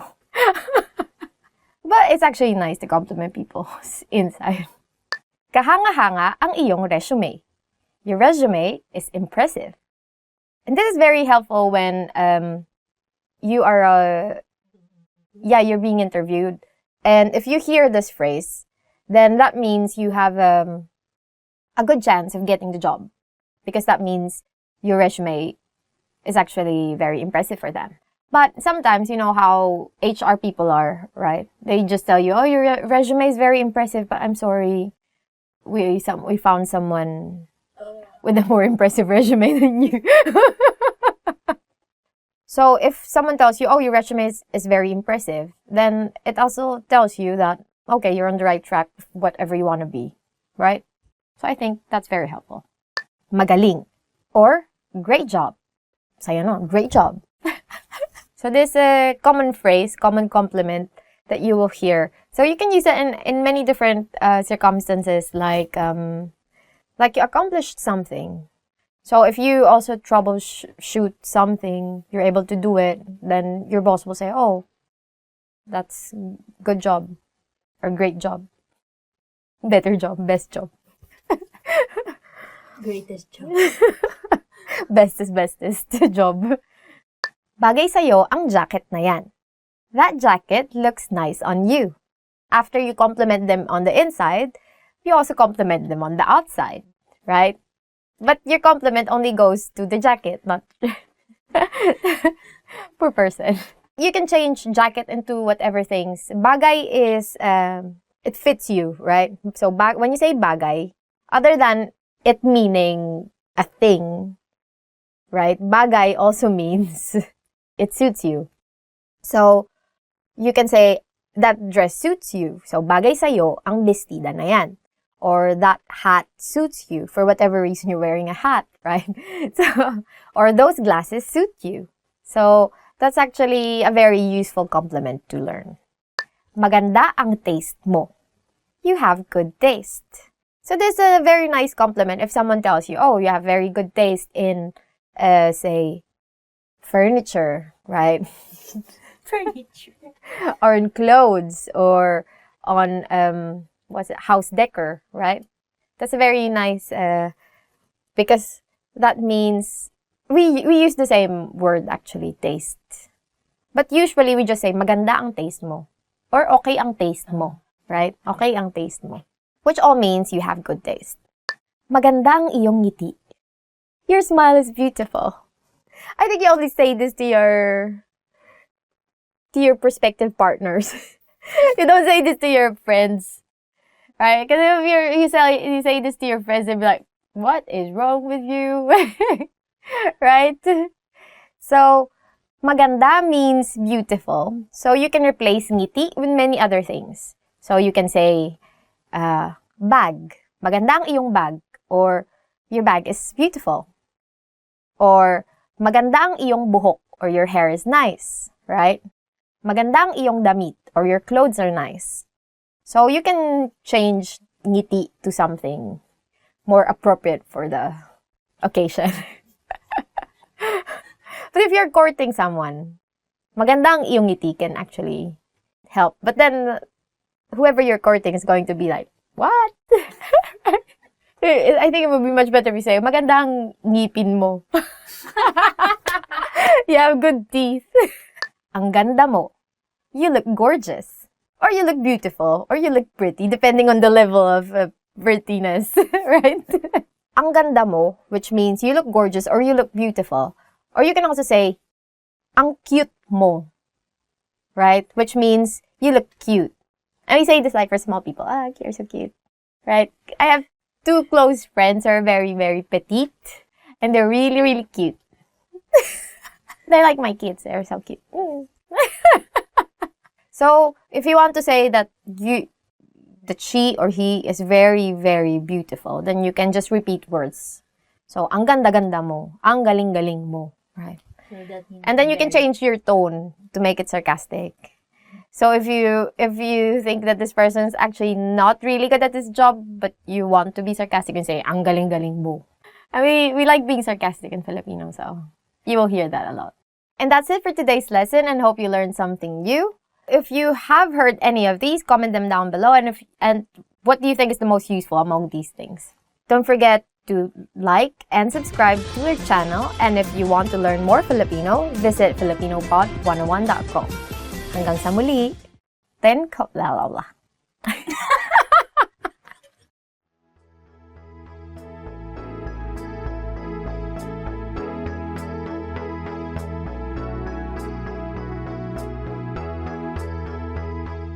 Genki. Hi everyone. Hi everyone, I'm Erica, and welcome to Filipino Top Words. For today, we will learn the 10 phrases you never want to hear. So let's begin. Nadagdagan ba ang timbang mo nitong nakaraan? Have you gained weight recently? The first phrase you won't ever want to hear is, nadagdagan ba ang timbang mo nitong nakaraan? In English, have you gained weight recently? I don't know. I also don't like hearing it, but I don't mind it. But I don't like hearing it. This is nicely put, actually. So for Filipinos, they would ask you directly. They would not ask you. They would comment on you. Oh, you look fatter, right? Or you look bigger. So in Filipino, you got a bit bigger or you got fatter. You became bigger.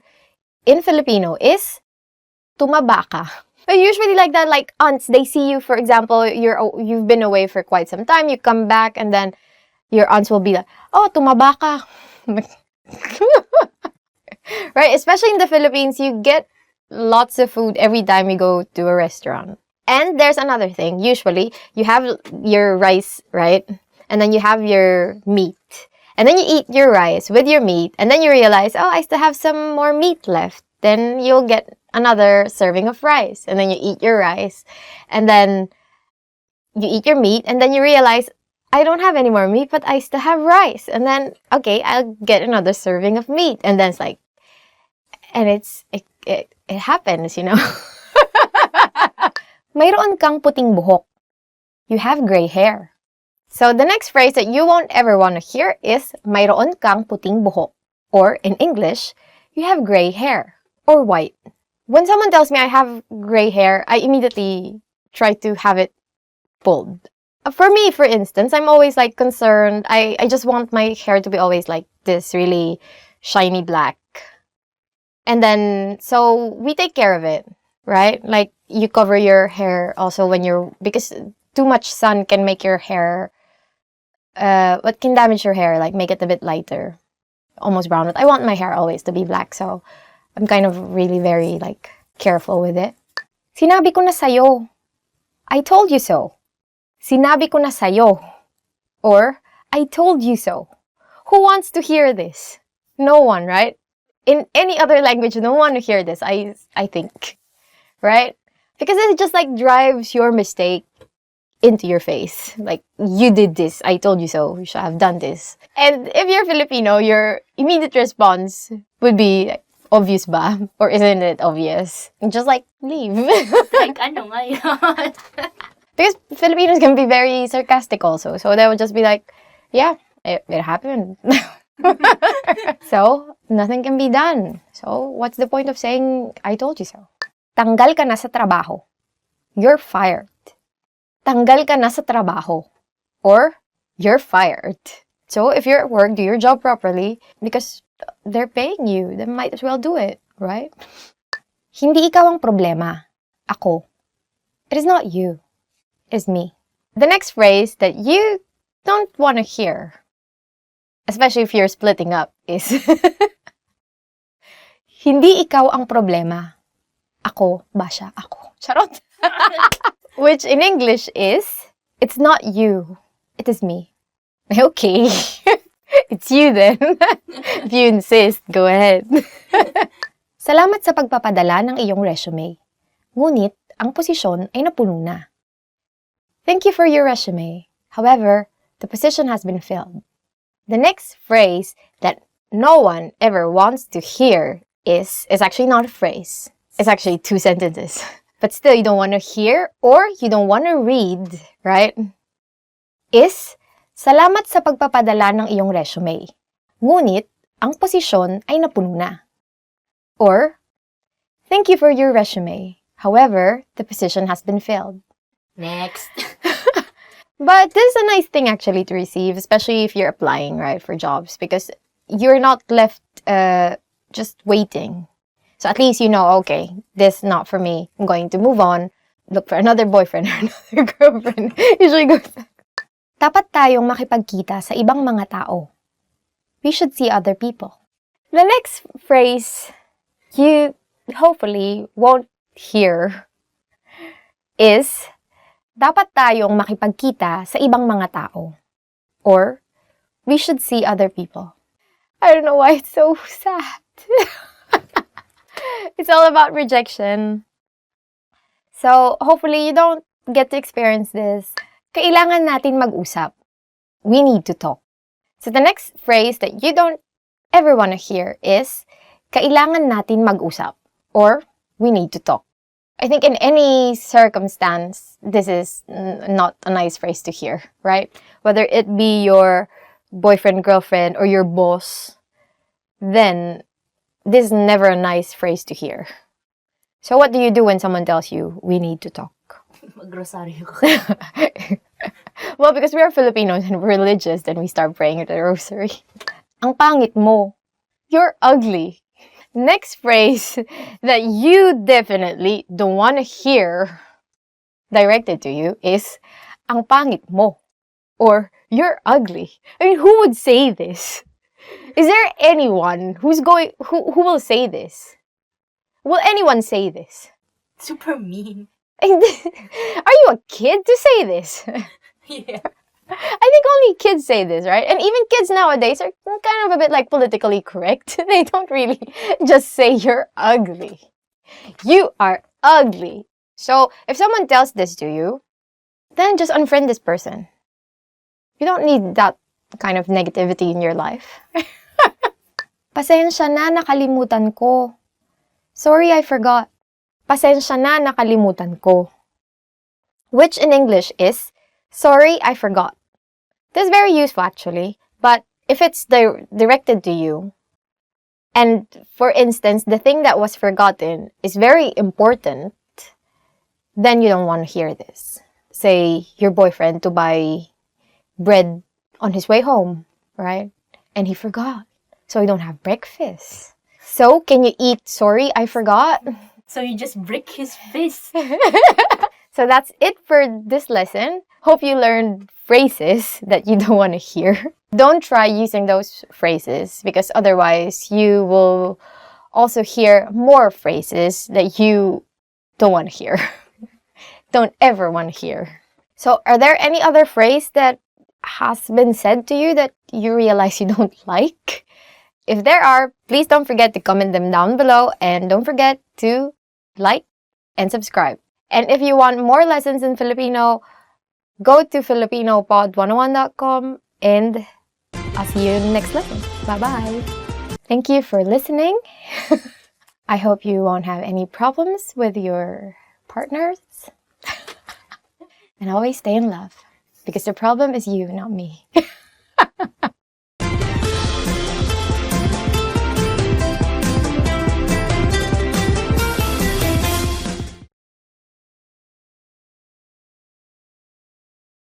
Hi, I'm Erica, and welcome to Filipino Top Words. Today we are going to learn 10 phrases to amaze native speakers. Salamat pero sa totoo lang, hindi ako isang native speaker. Thank you, but I'm not a native speaker actually. Salamat, pero sa totoo lang, hindi ako isang native speaker. Thank you, but I'm not a native speaker actually. If you start learning now, you'll be one of those few foreigners who can amaze Filipinos. Isang taon lang ang kinailangan ko para maging mahusay sa pagsasalita. It took me only 1 year to become fluent. Isang taon lang ang kinailangan ko para maging mahusay sa pagsasalita. It took me only 1 year to become fluent. So, I don't know how easy actually Filipino is for foreign people. I don't know if in 1 year you'll be able to speak it. Probably like the basics of it, right? Because Filipino, you don't really need to learn new alphabet. And also, some of the words are in Spanish. So if you kind of know Spanish, then you would most probably understand some of the words. But for you to be able to speak 1 year, I think is fine. But for you to be able to actually understand all the nuances in the language, then 1 year is probably a bit too short. Makakapagsalita ako ng Filipino gaya ng isang Pilipino sa loob ng 3 taon. I'll speak Filipino like a native speaker in 3 years. Makakapagsalita ako ng Filipino gaya ng isang Pilipino sa loob ng 3 taon. I'll speak Filipino like a native speaker in 3 years. That's actually a good target, right? But of course, there's still so many things that you won't be, probably like inside jokes, right? Like, or especially since Filipino language is, like any other language, is continuously evolving, right? Because we have lots of slang now, right? Like slang that you get from American slang, and then also gay lingo, right? So all of those words, and then usually when you learn Filipino, you won't get to hear those slang or like street words. And most people actually use a bit of like casual, even in, they only use really formal Filipino in say formal situations, formal settings. So this is a good target, but good luck. 10 taon na akong nag-aaral ng Filipino. I've been learning Filipino for 10 years. 10 taon na akong nag-aaral ng Filipino. I've been learning Filipino for 10 years. It's actually very good. I mean, for me, for us, like English, we take so many years and still there's some things that you cannot understand. So for instance, we learn English, like standard English, right? And then you talk to, say, an American or to a British person. And then there are so many words that you cannot understand. But you cannot understand them because these are like, but it's like the usage of the words is different from how you learned it from the dictionary. Sometimes when you speak to them, you sound so formal. 10 years is very good.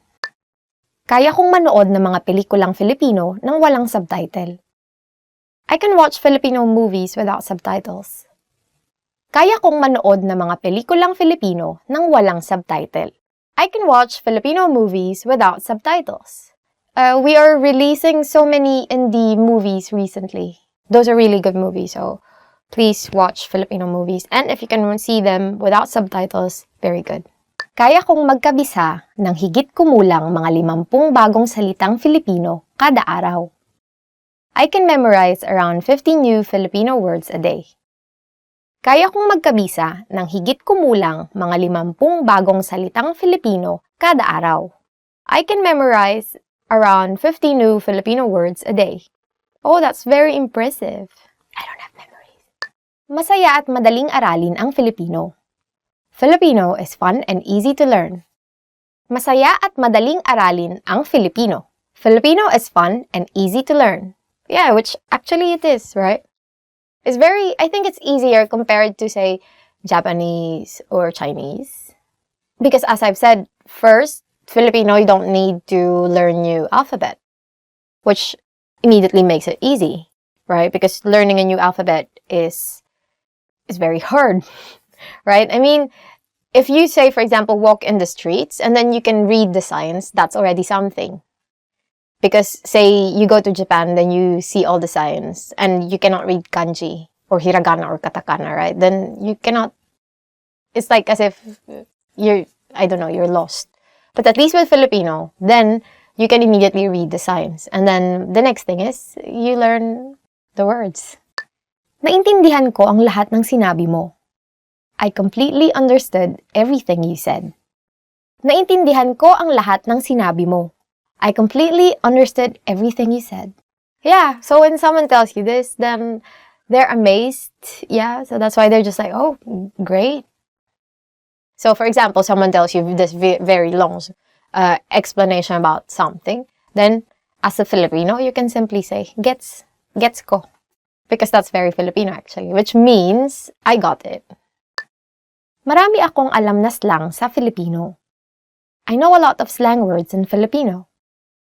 Marami akong alam na slang sa Filipino. I know a lot of slang words in Filipino. It depends also when you use the slang words because not in all circumstances can you use slang words, right? Especially if you're just meeting someone for the first time, then you would want to be a bit more formal. Then becoming too formal is not natural. It can be seen as sarcastic even. Actually, I think the key to being thought of as fluent is like getting this balance of being like casual, natural, and also a bit like more formal, right? I think so. Nakakabasa na ako ng nobela sa Filipino. I can now read a novel in Filipino. Nakakabasa na ako ng nobela sa Filipino. I can now read a novel in Filipino, which is very good. If you read actual like old Filipino novels, it's very, what do you call this, like flowery. It's like it really evokes emotions when you read Filipino novels. It's actually hard to write in really, say, old poetic Filipino now. So that's it for today's Filipino top words. What sentence would you say to amaze us? But actually, we're easily amazed, so don't hesitate to write anything down below. Or comment, because you might comment negative things, right? Okay. If you like this video, don't forget to like and subscribe. And if you want to see other videos like this, then head on to filipinopod101.com. See you in the next lesson.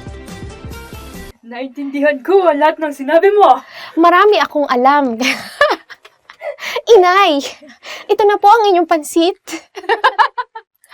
Na binili ko sa kanto. Inay, wag mo akong iwan, inay.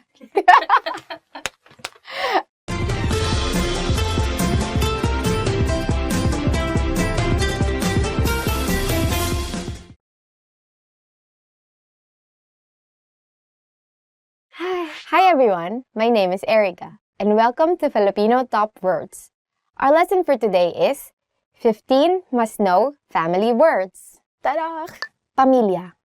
Pamilya. Family. Our first word is pamilya or family. Anim kami sa pamilya. Anim kami sa pamilya. There are 6 people in my family. So, in the Philippines, it's usual, it's like when you ask people how many they are in their family, some would ask, oh, do we include all the extended members, the members of the extended family, or just the nuclear? Because there are cases when people live with with the members of the extended family, right? That makes for a really big family. Tatay, tatay, father, tatay, or father. Hindi nagagalit ang tatay ko. Hindi naggagalit ang tatay ko. In English, my father never gets angry. So my dad, he also doesn't get angry much. It's kind of weird because he's always like this mid-state between angry and not angry. But I remember when we were young, my sister doesn't really want to study well. She doesn't like take notes in school, and she's always in the toilet when there's like an important announcement by the teacher. I don't know why, how she can time that. So usually when she comes out of school, she doesn't know what happened in class, and she doesn't know the assignment, she doesn't know anything. There was one time that he got really mad, so he made Giliw, that's my sister's name, Giliw, which means dear in Filipino. It's like a very cute name. He was so mad, he made her kneel on, what do you call this? Mongo beans, mongo seeds, right? Hello, Giliw. Asawa. Asawa. husband or spouse. Asawa or husband. Ang aking asawa ay binalak magpari, ngunit buti na lang, hindi natuloy. Ang aking asawa ay binalak magpari, ngunit buti na lang, hindi natuloy. My husband planned on becoming a priest, but I'm thankful he didn't go through with it. Who thought of this? So in Filipino, actually, when you say asawa, it can mean both husband and wife. So actually, the best translation for asawa is spouse, right? So when you want to specify that the asawa that you're referring to is male or the husband, you would say asawang lalaki, right? He could have been a priest saving the world, but yeah, thankfully, he didn't go through with it according to the sentence. Or probably he's now regretting his decision. We don't know. Anak na lalaki. Anak na lalaki. Son. Anak na lalaki. Or son. Si Ted at Tina ay may 4 na anak na lalaki. Si Ted at Tina ay may 4 na anak na lalaki. Ted and Tina have 4 sons. When you want to say son, you would add lalaki, which is male. So, anak na lalaki. Or, if you want to say daughter, then you would say anak na babae. Babae for female. Usually, you just say, oh, my kid. Right? My kid, actually. Ang anak ko, hindi na naman pumasok sa eskwelahan. My kid didn't go again to school. That was my mom's line every time we talked about Giliw. Because Giliw really doesn't like taking down notes. Kapatid na lalaki. Kapatid na lalaki. Brother. Kapatid na lalaki. Or, in English, brother. Ang kapatid niyang lalaki ay napakatalino. Ang kapatid niyang lalaki ay napakatalino. His brother is extremely smart. Here, kapatid again is a gender-neutral word, which means sibling. So, if you want to say brother, you would add lalaki to kapatid. So, it would be kapatid na lalaki. Or if you want to say sister, then it would be kapatid na babae. Babae meaning female. In the family, there's always ways of calling brothers, sisters, right? So, for an older brother, you would say kuya. For elder sister, you would say ate. Tío, tío, uncle. Tío or uncle. Ang tío ko ay masipag. Ang tío ko ay masipag. My uncle is hardworking. So usually, younger people would call uncles as tito. So they would just call them tito. You can also say tito to anyone like a bit at the same age as your tito. For instance, like you meet someone and then you start talking to this someone, but they're kind of like more of a like mom, dad image. So you would call the dad image as like tito, right? Something like that. Lolo. Lolo. Grandfather. Lolo or grandfather. Magaling mag-Ingles ang aking lolo. Magaling mag-Ingles ang aking lolo. My grandfather has excellent English. Biyenang lalaki. Biyenang lalaki. Father-in-law. Biyenang lalaki. Or father-in-law. Ang aking biyenang lalaki ay nakakatakot. Ang aking biyenang lalaki ay nakakatakot. My father-in-law is scary. Nanay. Nanay.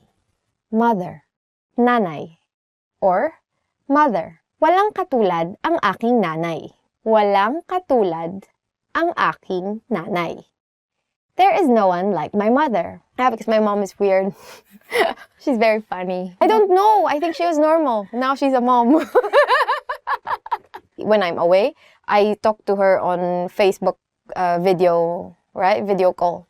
And then, so I talk to her. And the first thing that she noticed, after so many things that I discussed with her, like, oh, this, how graduate school is, blah, blah. And then, her immediate reaction is, oh, did you change your sheets? Kapatid na babae. Kapatid na babae. Sister. Kapatid na babae. Or sister. May isa akong nakababatang kapatid na babae. May isa akong nakababatang kapatid na babae. I have one younger sister. So this is the same thing that we discussed earlier with the word kapatid. So it's a gender-neutral noun. And you can add lalaki or babae for male, female respectively to make it into a gendered noun. So for kapatid na babae, to mean sister, you added babae, which is female. Asawa. Asawa. Wife or spouse. Asawa or wife or spouse. Ang aking asawa ay dating sumali sa Miss Universe. Ang aking asawa ay dating sumali sa Miss Universe. My wife was in the Miss Universe pageant. Wow, lucky you. And this is again what we were discussing earlier about the word asawa, which literally means spouse. So if you want to put a gender on asawa, you would say asawang babae for wife or asawang lalaki for husband. So because of the context, then you can tell that the speaker is referring to a female spouse, right? Biyenang babae. Biyenang babae. Mother-in-law. Biyenang babae. Or mother-in-law. Ang aking biyenang babae ay napakabait. Ang aking biyenang babae ay napakabait. My mother-in-law is very kind. Oh, very lucky. You have a very scary father-in-law and a very kind mother-in-law. And we forgot to say something about biyenan, because biyenan again is a gender-neutral word. So biyenan just means in-laws, right? When you want to emphasize that you're referring to the mother-in-law, then you would add again the word for female, which is babae. So you would say biyenang babae. And then for males, you would say biyenang lalaki. Lola. Lola. Grandmother. Lola. Or grandmother. Hindi na ako namumukhaan ng aking lola. Hindi na ako namumukhaan ng aking lola. My grandmother can no longer recognize me. Oh, this is pretty sad. Katuwang. Katuwang. Partner. Katuwang or partner. Ang katuwang sa buhay ang iyong kasama sa hirap at ginhawa. Ang katuwang sa buhay ang iyong kasama sa hirap at ginhawa. Your partner in life is your companion through thick and thin. When you're thin and then when you become thick, that's what it means. Tia. Tia. Aunt. Tia. Or aunt. Mapagbigay ang aking tiya. Mapagbigay ang aking tiya. My aunt is generous. Or tita, right? Now, being a tita is kind of like a frame of mind, right? You're lazy, you just want nice things, you just want to drink tea, you just want to relax, be experience the not be not be sweaty. If you're a tita, you're in everyone's business. Aside from all those things that I said.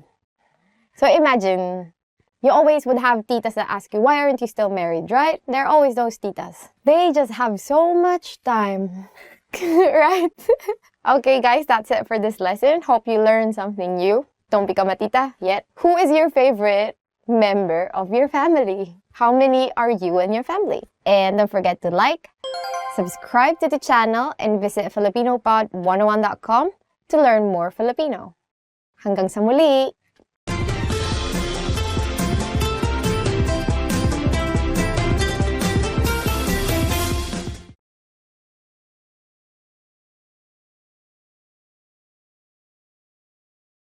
Hi everyone, I'm Ice from FilipinoPod101.com. Do you know how to say I love you in Filipino? In this lesson, you learn 3 different ways to say I love you and a special phrase for Valentine's Day.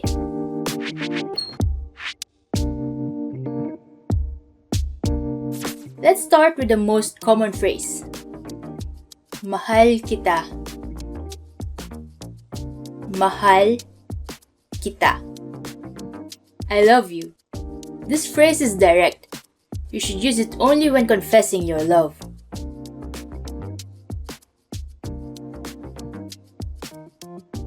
If you want to be less direct, you can use this phrase. Mahalaga ka para sa akin. Mahalaga ka para sa akin. This means, you mean so much to me.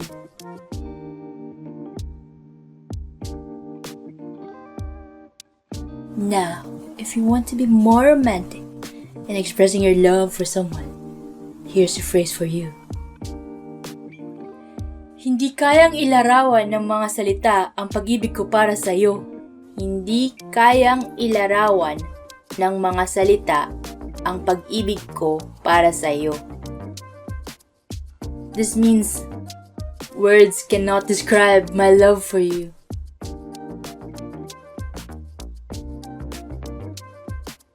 Now you know 3 different ways to say I love you in Filipino.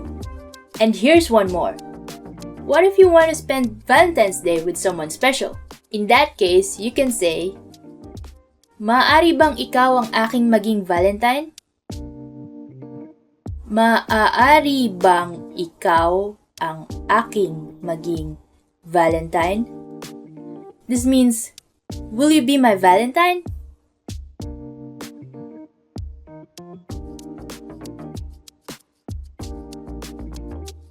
Okay, let's wrap up this lesson by recapping what you've learned. Listen to the expression and repeat after me. I love you. Mahal kita.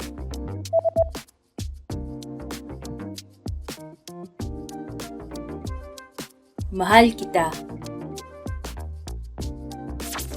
You mean so much to me. Mahalaga ka para sa akin.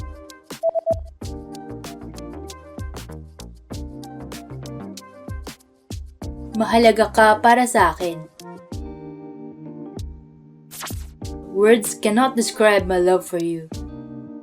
Hindi kayang ilarawan ng mga salita ang pag-ibig ko para sa iyo.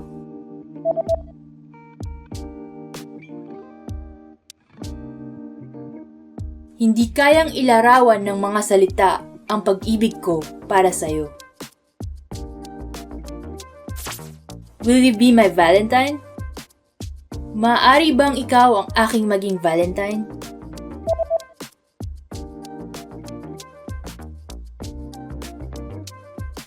Maaari bang ikaw ang aking maging Valentine?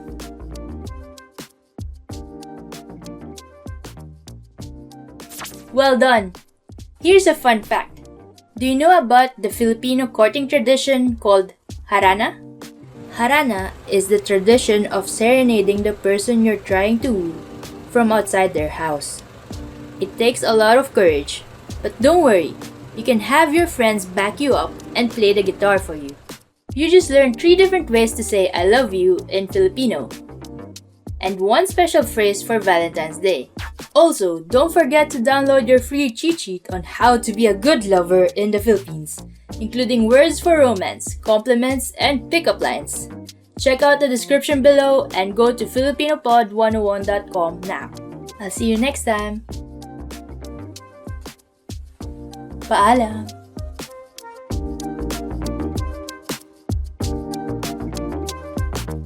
Filipino It's probably...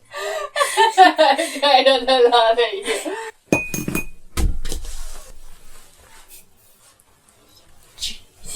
And here's one more. Well done. Rare, medium rare. I'm trying to be quiet. Shh.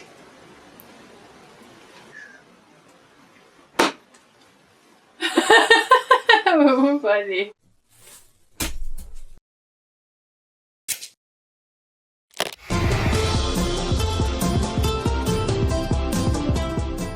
Kamusta kayo? Ako si Erica. Hi everybody, I'm Erica. Welcome to FilipinoPod101.com's Filipino sa 3 minuto. The fastest, easiest, and most fun way to learn Filipino. In the previous lessons, we learned how to count in Filipino. I hope you spent some time practicing the numbers because they will come in handy today. we're going to learn how to go shopping in the Philippines. Before we go, you need to know how to say, how much is this? Magkano ito? Magkano ito? Are you ready to go shopping in the Philippines? Let's go! You see something you like and want to ask the shop clerk how much it costs.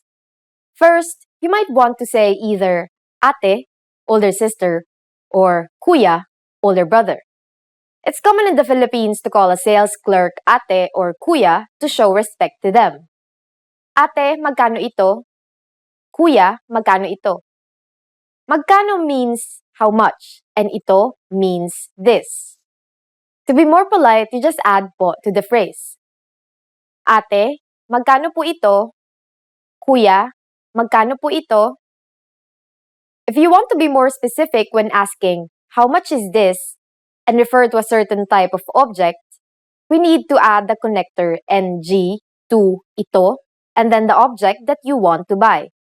For example, a hat is sombrero. Ate, magkano po itong sombrero? Or, Kuya, magkano po itong sombrero? How much is this hat? Ate, magkano po itong sombrero? Kuya, magkano po itong sombrero? The shopkeeper will usually answer by simply saying the price. 100 piso po.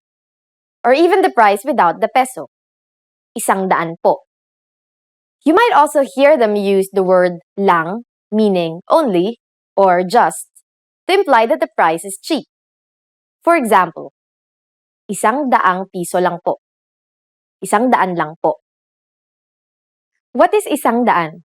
I'm not telling you. Okay, it's 100. The hat costs 100 pesos. Now it's time for Erica's tips. It is common to haggle in Philippine bargain markets, so when buying, don't forget to say, may bawas pa po, meaning, is there a discount? Just remember, it's easier to get discounts if you're polite, so don't forget those pos. Happy shopping! At this point, can you count pesos in Filipino? We are going to learn how to do this and much more in the next lesson. I'll see you in the next Filipino sa 3 minuto lesson. Hanggang sa muli! Hi everybody, I'm Erica from FilipinoPod101.com. Do you know how to say bye in Filipino? In this lesson, you learn 3 parting expressions in Filipino.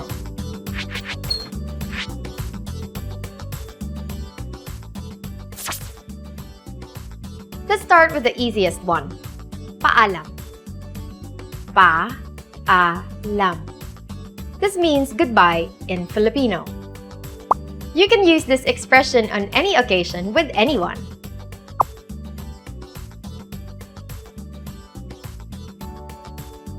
If you want to be more formal, there's a different phrase you should use. Sige po, mauna na ako. Sige po, mauna na ako. This means, I'll go ahead, in Filipino. The word po makes this phrase polite. Use this expression with people older than you.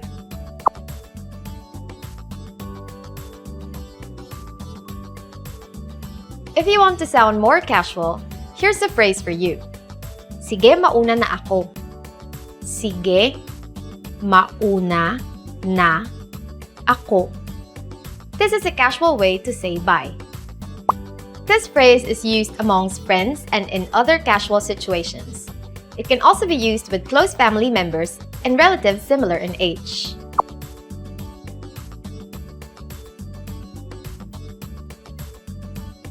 Let's wrap up this lesson by recapping what you've learned. Listen to the expressions and repeat after me. Goodbye. Paalam.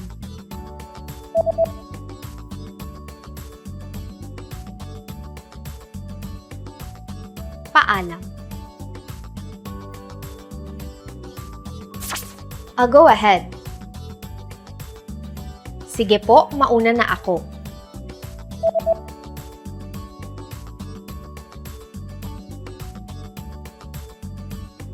Sige po, mauna na ako.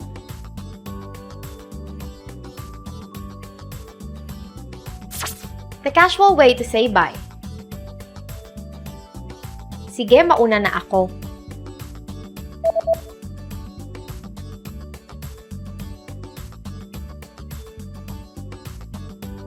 Sige, mauna na ako.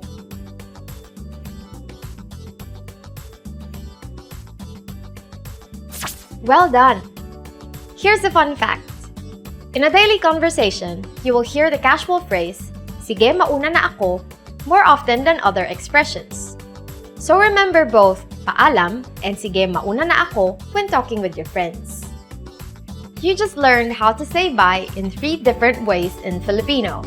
And don't forget, you can learn Filipino twice as fast with your free PDF lessons. Just click on the link in the description to download them. See you soon! Paalam!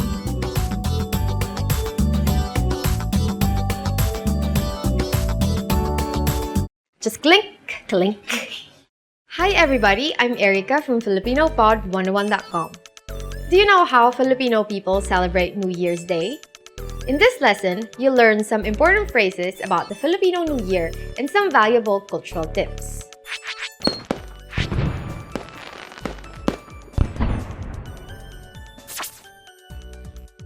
In Filipino, New Year's Day is called Araw ng Bagong Taon.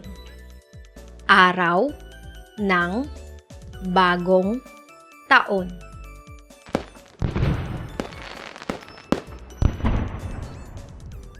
On Araw ng Bagong Taon, Filipino people greet each other by saying, Manigong Bagong Taon.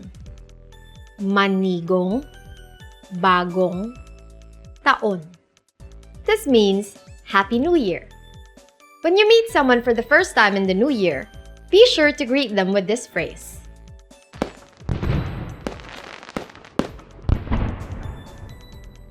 Filipino people also celebrate the holiday with special events and customs, with having a party being the most common. That's why you should remember this word. Handaan. Handaan. This means party.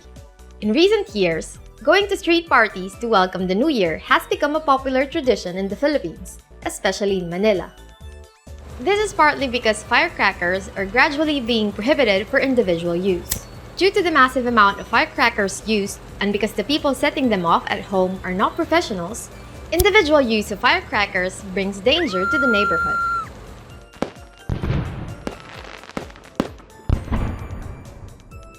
On this special day, Filipino people have Medianoche.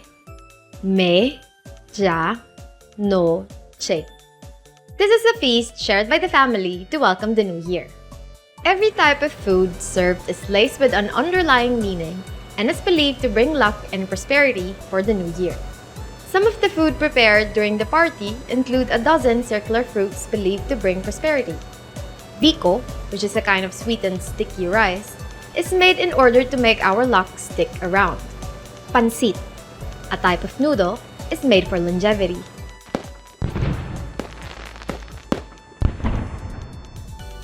Let's wrap up this lesson by recapping what you've learned. Listen to the words and repeat after me. New Year's Day. Araw ng Bagong Taon.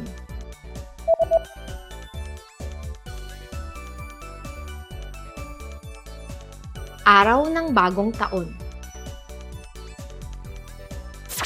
Happy New Year. Manigong Bagong Taon.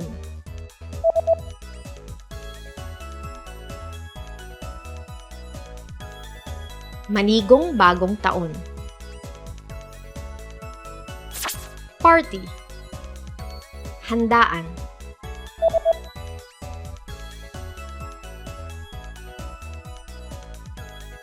Handaan.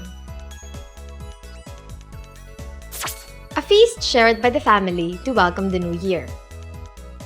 Medianoche.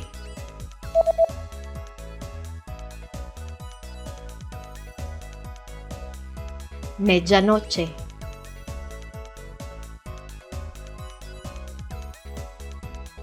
Well done! Here's a fun fact. Do you know what is a good outfit to wear on New Year's Eve in the Philippines?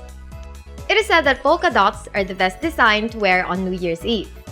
Filipinos believe that wearing something with circular patterns like polka dots will bring a prosperous year full of luck, especially when it comes to money. You just learned how Filipinos celebrate New Year's Day and some important facts about the holiday. And if you want to learn Filipino twice as fast, just click the link in the description and download tons of PDF lessons for free. See you soon! Hanggang sa muli!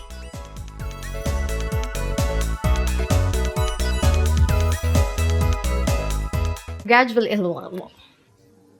Why? Maybe more in front.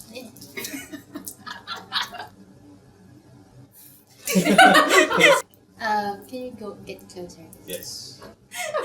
That didn't look very good.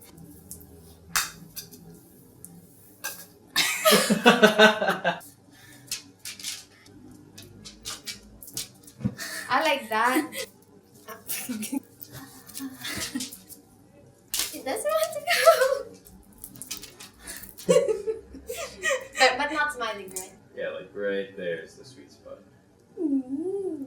You don't look like you're eating it. Is it? This is really hard job actually.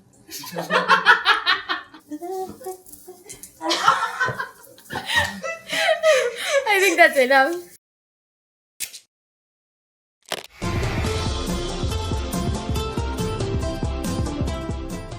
Kamusta kayo? Ako si Erica. Hi everybody, I'm Erica. Welcome to FilipinoPod101.com's Filipino sa 3 minuto. The fastest, easiest, and most fun way to learn Filipino. In the last lesson, we learned the phrase, mawalang galang lang po. Nagsasalita po ba kayo ng English? Excuse me, do you speak English? We mentioned the phrase, mawalang galang lang po, which means, excuse me, in formal Filipino. In this lesson, we're going to learn how to use this and other words when apologizing in Filipino. We can use mawalang galang lang po when we need to stop someone to ask a question. It literally means just to be rude, but is used to mean excuse me. For example, mawalang galang lang po, nasaan po ang palengke? Excuse me, where is the market? Mawalang galang lang po, nasaan po ang palengke? There is another phrase we use to mean excuse me, and that is paumanhin po. However, paumanhin po is used when you have bothered someone and could also mean I'm sorry. Paumanhin po. We use mawalang galang lang po and paumanhin po exclusively for formal situations. For informal situations, Filipinos usually just say, excuse me.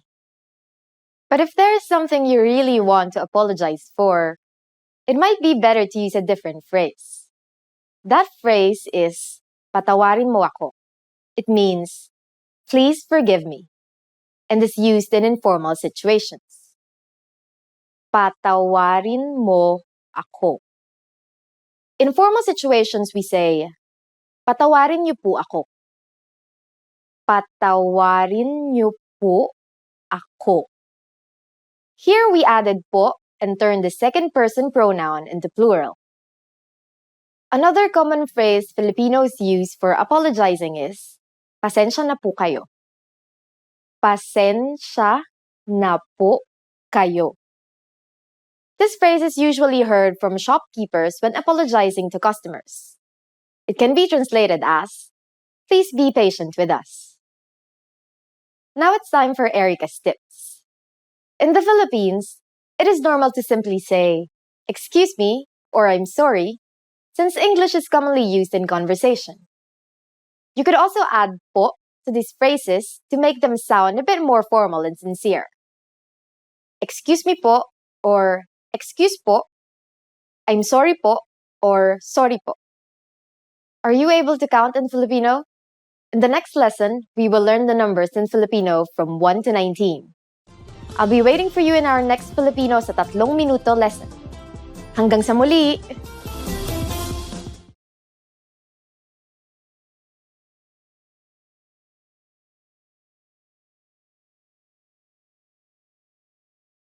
Hi everyone, kamusta?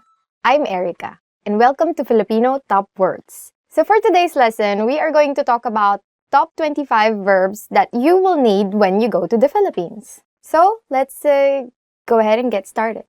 Maging, to become. Maging, to become. Maging can mean to be or to become. Mahirap maging hindi tapat sa sarili. It's hard not to be honest with yourself. Gustuhin, to like. So next word is gustuhin, to like. Nagustuhan niya ang pinadala mo. She liked what you sent. Gawin, to do. Next word is gawin, which means to do. It's easier said than done. In Filipino, we say, mas madaling sabihin kaysa gawin. And your mom will always use this because your mom always has many things that she wants you to do. Sabihin, to say. So our next verb is sabihin. In English, it can mean either to say or to tell. So for example, we want to say in English, don't tell our secret to anyone. In Filipino, you would say, huwag mong sabihin ang sikreto natin kahit kanino. Ipaliwanag, to explain. Ipaliwanag, to explain. Dapat ipaliwanag ng guro ng mabuti ang paksa. The teacher should explain the matter thoroughly. So for example, you're resting, looking at your phone, and then here comes your mom and tells you, magpaliwanag ka. Explain. This is very useful when you have to talk to your mom. Marinig, to hear. Marinig, to hear. Hindi kita marinig. I can't hear you. Again, you can use this when you're talking to your mom. Probably you can tell her, I didn't do this because I didn't hear you tell me do this. That's a very unsatisfactory answer for your mom all the time. Pumunta, to go. Pumunta, to go. So we can say, gusto kong pumunta sa Palawan. I want to go to Palawan. Tara na, biyahe tayo. Alamin, to know. Alamin, to know.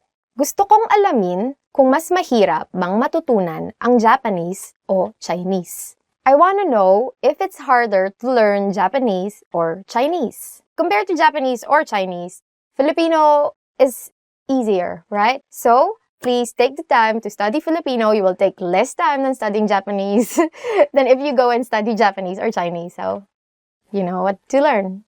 Kunin, to take. Kunin, to take. For example, we want to say in English, please take the bill so that we can leave already. In Filipino, what you will say is, kunin mo na ang bill natin para makaalis na tayo. So when you go to the Philippines and you eat at a restaurant and you want to ask for the check, just do this hand sign. Makita, to see. Makita, to see. Huwag kang mainis pag nakita mo. Don't get annoyed when you see it. So, what are the things that you get annoyed when you see? Dumating, to arrive. Dumating, to arrive. Dumating na ang pinakahihintay mong balita. Your long-awaited news has finally arrived. Isipin, to think. Isipin, to think. Isipin nating mabuti bago magdesisyon. Let's think of it thoroughly before making a decision. Actually, this is very important because every day of your life you have to think. Tumingin, to look. Tumingin, to look. Huwag kang tumingin sa malayo pag may kausap ka. Don't look far away when you're talking with someone. Because obviously you're talking with someone, right? How would it feel like if you're talking to this person face to face and you're looking at the side like this? Naisin, to want. Naisin, to want. I want to become an engineer rather than be a doctor. Mas nais kong maging inhinyero kaysa maging doktor. Magbigay, to give. Magbigay, to give. For example, someone asks you, oh, who can give me advice on something? And then you say, Alex gives excellent advice on whatever that is. In Filipino, how you would say it, magaling magbigay ng payo si Alex. Gamitin, to use. Gamitin, to use. So for example, I don't know where you can use actually you can use gamitin a lot. For example, let's use it in a proper sentence. Hindi natin pwedeng gamitin ang may nakasulat na bawal gamitin. So, in English, we can say, we can't use the ones which are marked don't use. I have a pretty straightforward, don't use it. Hanapin, to find. Hanapin, to find. You're asking your mom, where is this thing that I'm looking for? So she says, Pina, find it in the second drawer. In Filipino, it means, hanapin mo sa ikalawang drawer. Usually, your mom will call you Pina, according to her, if you don't use your eyes to look for things. It's very useful. So, just remember that if you are going to look for something, don't ask your mom. Because you don't know what kind of fate will befall you. You might be a pineapple at the end. Lumabas, to go out. Lumabas, or to go out. So, you want to ask permission from your parents before you go out. How do we say it in Filipino? Magpaalam ka muna sa iyong mga magulang bago ka lumabas. Ask permission from your parents before you go out. Someday, kids, you will be parents too. Magtanong, to ask. Magtanong, to ask. So, for example, you have a new office mate and you want to tell your office mate, huwag kang mahiyang magtanong kapag hindi mo alam ang sagot. In English, what you just said means, don't hesitate to ask if you don't know the answer. Magtrabaho, to work. The next verb is magtrabaho, or to work. So, for example, you want to say, as much as possible, I don't want to work overtime. In Filipino, you can tell your boss, ayaw kong magtrabaho ng overtime hanggat maaari. Mag, it's the way you conjugate verbs, but it's in Filipino. And then trabaho comes from the Spanish word trabajo. Pumasok, to enter. Pumasok, to enter. For example, you went to a club and you have a friend who looks 18, actually, who looks younger than 18, like a high school student. So you can tell this friend, you are not allowed to enter the club if you're under 18 years old. Or in Filipino, bawal pumasok sa club ang mas bata sa 18 taong gulang. Maramdaman, to feel. So next verb is maramdaman, or to feel. For example, you really are irritated with a person and you don't want the person to feel that you're irritated with him or her. So if you want to say in English, I don't want her to feel that I'm frustrated, then you would say in Filipino, ayaw kong maramdaman niya ang inis ko sa kanya. But I think you have to approach her and tell her that you are frustrated. So go ahead and tell her. Subukan, to try. Subukan. This again, some like really inspiring example sentences that we have here. You want to say to your friend, because you want to be really encouraging, why don't you try it before you say that you can't? And assuming that this friend cannot understand English, then you would have to learn the Filipino. You would say, bakit di mo subukan bago mo sabihin na hindi mo kaya? Mag-iwan, to leave. Mag-iwan. It actually means to leave something. You want to say in Filipino, mag-iwan ka ng 500 pesos or ng 500 piso para pambili ng pagkain. In English, please leave 500 pesos to buy food. Tumakbo, to run. Last verb for this lesson is tumakbo, or to run. So, for example, you are running and then you realize it's 200 meters already. So you would say, it's tiring to run more than 200 meters. And in Filipino, if you really want to say it, you would say, nakakapagod tumakbo ng higit sa 200 metro. So that's it for our lesson for today. Don't forget to like, subscribe, and comment. Do you have any other Filipino verbs that you know that didn't make it to the list? Go ahead and don't hesitate. Please subscribe. Stay here until the next lesson begins.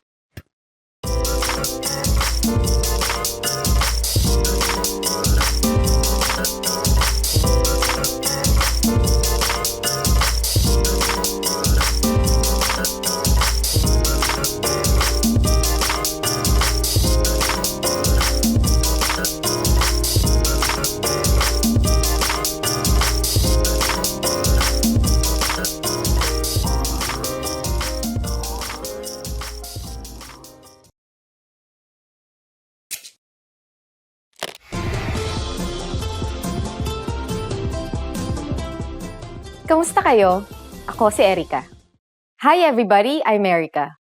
Welcome to FilipinoPod101.com's Filipino sa 3 minuto. The fastest, easiest, and most fun way to learn Filipino.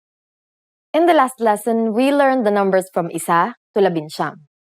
Do you remember them? Well, let's not stop there. Now I'll give you the tens. 20, 20, 30, 30, 40, 40, 50,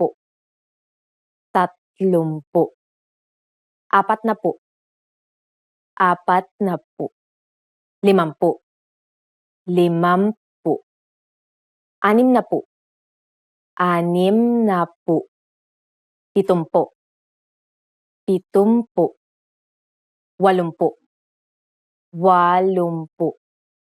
70, 70, 80, 80, 90, 90.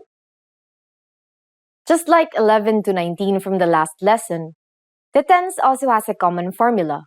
It is the numbers 1 to 9 plus connector plus pu. As I mentioned, the connector is usually NA if the letter before it is a consonant and NG if the letter before it is a vowel. I also mentioned that if a P follows the NG connector, then it becomes an M.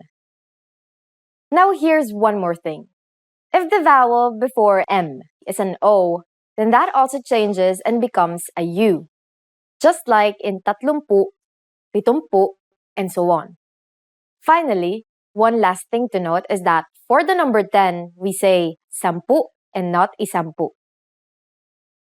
Are you ready to try making compound numbers out of the numbers we've learned? I promise it's easier. How would you say 56 in Filipino? Let's take it step by step. 50 is 50. Just add and, at, in its contracted form, and then 6, anim. So it will be 56. Done. Isn't that easy? Let's try another number. For instance, 98. Take 90, 90, and add at, in its contracted form, then 8, 8. 98. Ready for more challenge? How do we say 100 in Filipino? It is 100. That is, isa, which is 1, followed by the connector NG, then daan, which is 100. Now let's try counting up to 999. For compound numbers in the hundreds, the formula is numbers 1 to 9 plus connector plus daan plus numbers 20 to 99. For example, 169 is 169. One thing to note is that daan becomes raan when the NA connector is used. For example, 492. 492. For compound numbers with 1 to 19, you have to add an at after saying the 100. For example, 401 is 400 at isa. And now it's time for Erica's tips. Conjugation may be the trickiest part in learning Filipino, but it is done mostly to make sentences sound more natural and easier to pronounce. So don't worry if you can't nail it down yet. People will still understand you. Just keep practicing and you'll get the hang of it. Can you believe it? After only 2 lessons, you can now count up to 999 in Filipino. In the next lesson, we are going to put your number knowledge to use. Do you have all the skills you need to go shopping in the Philippines? Let's learn it together in the next Filipino sa 3 minuto lesson. Hanggang sa muli! Hi everyone, I'm Erica and welcome to Filipino Top Words. Our lesson for today is the 10 questions you should know in Filipino. So let's begin. Anong pangalan mo? What's your name? The first question that you should know is Anong pangalan mo? In English, what's your name? So, how do you answer this question? For instance, my name is Erica. So in Filipino, I would say, Ako si Erica. Or, I'm Erica. This is a very useful question when you want to get to know other people. So you better remember this. Anong pangalan mo? In English, what's your name? Kamusta? How are you? The next question that you should know is, kamusta? Or in English, how are you? How do you respond to this question? You say, mabuti naman. Ikaw? Or, I'm good. You? So this is also again another very common question that you can ask your friends just because you're friends. So you have to know how they are. Parang lagi na lang magka-sarcastic yung... Actually, the longer version is kamusta ka? But no one really says that now. So you can just simply say kamusta. Yeah, or even shorter, you can just say musta. So it's very nice actually to say this to people, especially if you haven't seen them for a long time. Taga saan ka? Where are you from? So the next question that you should know is taga saan ka? Or in English, where are you from? So how do you answer this question? If you are, say, from Manila, then you reply, taga Maynila ako. Or, I'm from Manila. So say you are from Lisbon, then you'd say, taga Lisbon ako. Or, I'm from Lisbon. So this is also a very important question to know, especially if you're just meeting someone for the first time. So, I don't know, just people are very interested in where you go home. Or where you're from, not really where you go home. Kailan ang iyong kaarawan? When is your birthday? Kailan ang iyong kaarawan? In English, when is your birthday? So if you want to really respond to this question in fluent Filipino, then you would say, sa ika-25 ng Disyembre ang aking kaarawan. Or in English, this translates to my birthday is on December 25th. If it's December 25, then obviously your birthday is on Christmas. But if say August 9, then you would say in Filipino, ika-siyam ng Agosto. But no one really says that, so you just say August 9. Just say August 9. Ang kaarawan ko ay sa August 9. Or my birthday is on August 9. Saan ka nakatira? Where do you live? Saan ka nakatira? Or, where do you live? So, for example, you live in Makati City, which is the business district. So, you will say, nakatira ako sa Makati. Or, I live in Makati. Saan ka nagtatrabaho? Where do you work? The next question that you should know is, saan ka nagtatrabaho? Or, where do you work? So, for example, you want to say that you work at Intel. Or sometimes there's call center in Intel, right? So there are many call centers in the Philippines and many younger Filipinos work in call centers.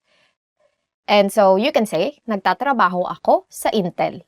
Or I work at Intel. And then usually the follow-up question would be, what do you do at Intel? So then you would say, I'm a call center agent, or I'm a, IT person, or I'm the CEO of Intel. Oh, wow. Ano ang phone number mo? What's your phone number? The next question that you should know is, ano ang phone number mo? Oh, we're getting really in closer territories. So, for example, you really want to be friends with this person or more than friends. Then you ask, ano ang phone number mo? Or, what's your phone number? For instance, you want to give your phone number to this person, whoever this person is. Ang number ko ay, and then your number. For instance, 0123456789. In English, my number is this. So usually people would still ask for your phone number. But usually they would say, what's your cell phone number? Saan ka nag-aral ng Filipino? Where did you learn Filipino? Saan ka nag-aral ng Filipino? In English, where did you learn Filipino? So this is very interesting and very important to be able to respond to this. When the person that you're talking to is really amazed with your Filipino, so you better reply with, nag-aral ako gamit ang filipinopod101.com. Or, I studied with filipinopod101.com. So where did you learn Filipino? Mahilig ka ba sa pagkaing Pilipino? Do you like Filipino food? Mahilig ka ba sa pagkaing Pilipino? Or, do you like Filipino food? For instance, you really do. So, how do you respond to this question? You say, oo, lalong-lalo na ang adobo, if adobo is your favorite. Or it can be kare-kare. Then you would say, oo, lalong-lalo na ang kare-kare. In English, yes, especially kare-kare or adobo. This is very important question to know because you usually get asked this question when you say go to gatherings or parties or just like when you're staying in a Filipino friend's house, right? Their moms would usually ask you, oh, do you like Filipino food? What do you want to eat? And then they will most probably give you that food, serve you that food. They're very hospitable. Saan ang magandang pasyalan sa Pilipinas? Where is it nice to go to in the Philippines? The next question that you should know is, saan ang magandang pasyalan sa Pilipinas? In English, where is it nice to go to in the Philippines? If I'm going to give an advice now, I would say Palawan, definitely. And you would see, just type Palawan in Google, you would see really beautiful pictures. But if you want to be really specific, where exactly in Palawan, then either El Nido or Coron. So for instance, I would say sa Coron, Palawan. Or in English, in Coron, Palawan.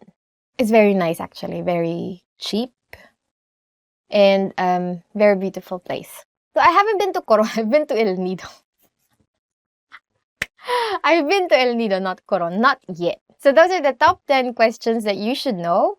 And are there any other questions that you think you should know? If there are, please don't forget to comment them down below. And don't forget to subscribe, like, and go to FilipinoPod101.com.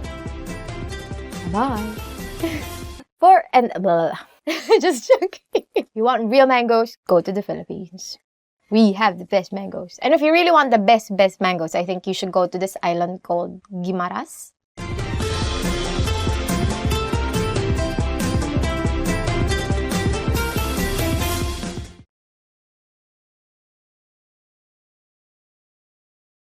Hi everybody, I'm Erica from FilipinoPod101.com. Do you know how to say thank you in Filipino? In this lesson, you'll learn 3 different ways to say thank you and how to respond.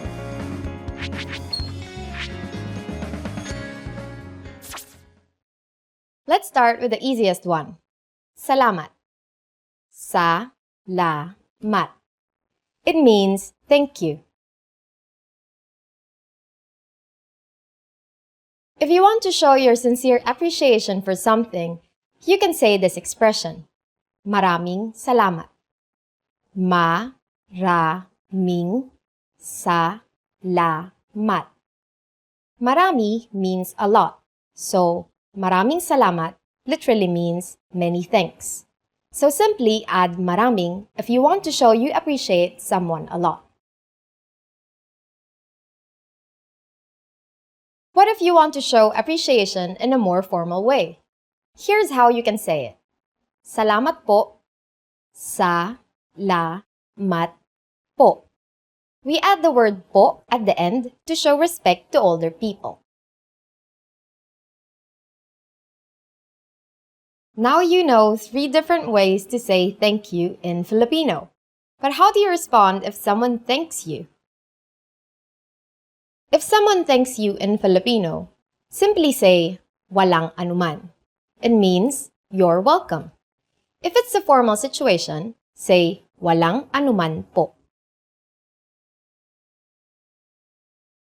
Let's wrap up this lesson by recapping what we've learned.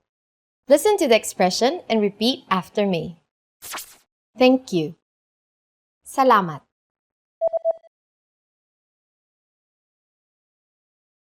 Salamat. The way to say, thank you so much. Maraming salamat.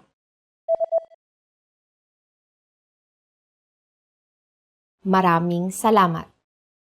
The formal way to say thank you. Salamat po. Salamat po. And to respond, just say, walang anuman.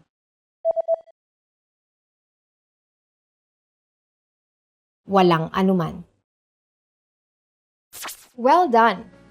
Filipino has been influenced by many languages throughout history, and the phrase salamat has a connection to the Arabic phrase salam. Don't be surprised if you find similar sounding words from other languages, especially Spanish words. You just learned 3 different ways to say thank you and how to respond in Filipino. And if you really want to become fluent and speak Filipino from the very first lesson, go to filipinopod101.com. I'll see you next time. Hanggang sa muli!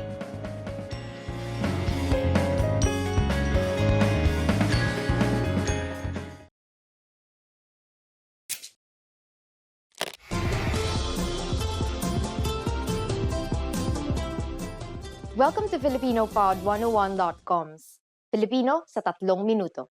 The fastest, easiest, and most fun way to learn Filipino. Kamusta?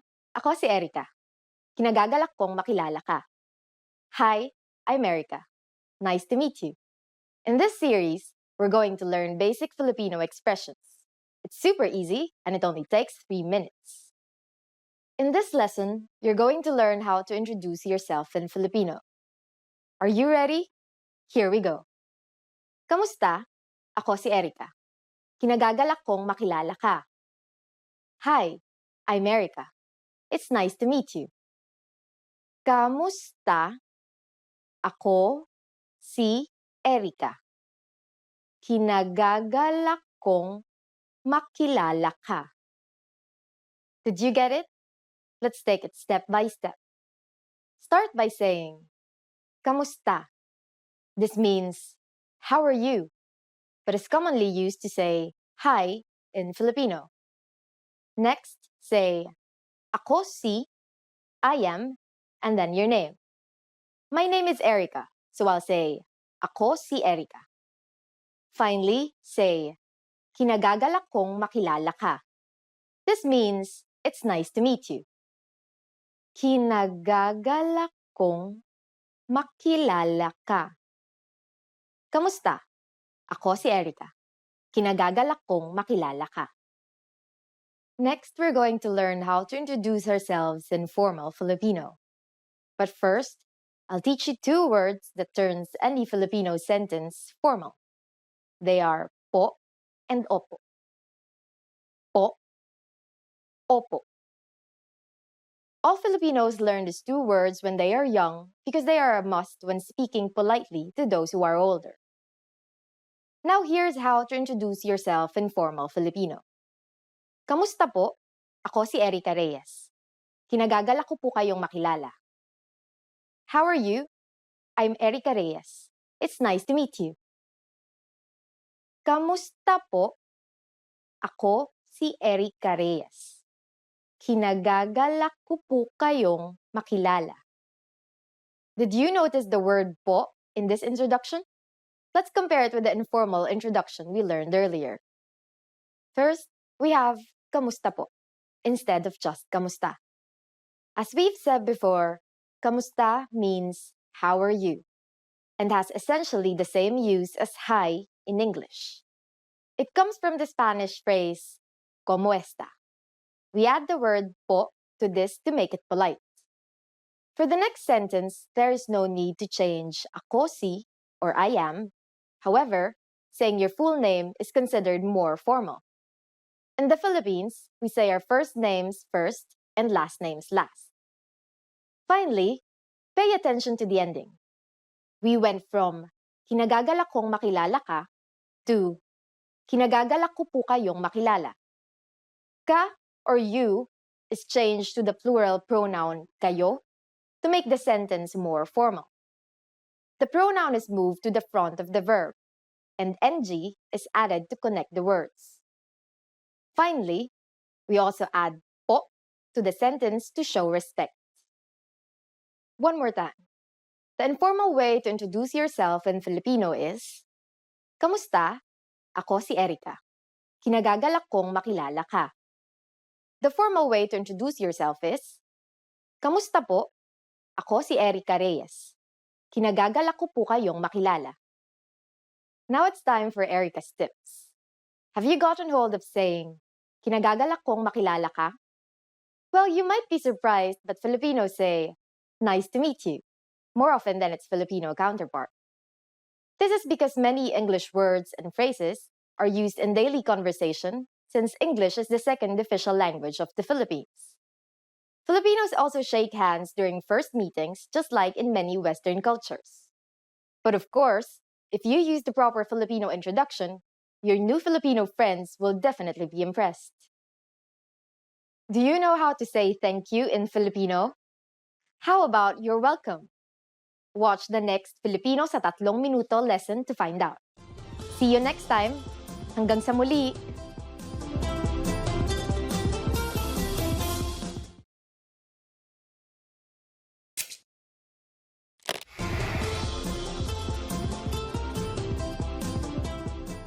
Kamusta kayo? Ako si Erica. Hi everybody, I'm Erica. Welcome to FilipinoPod101.com's Filipino sa 3 minuto.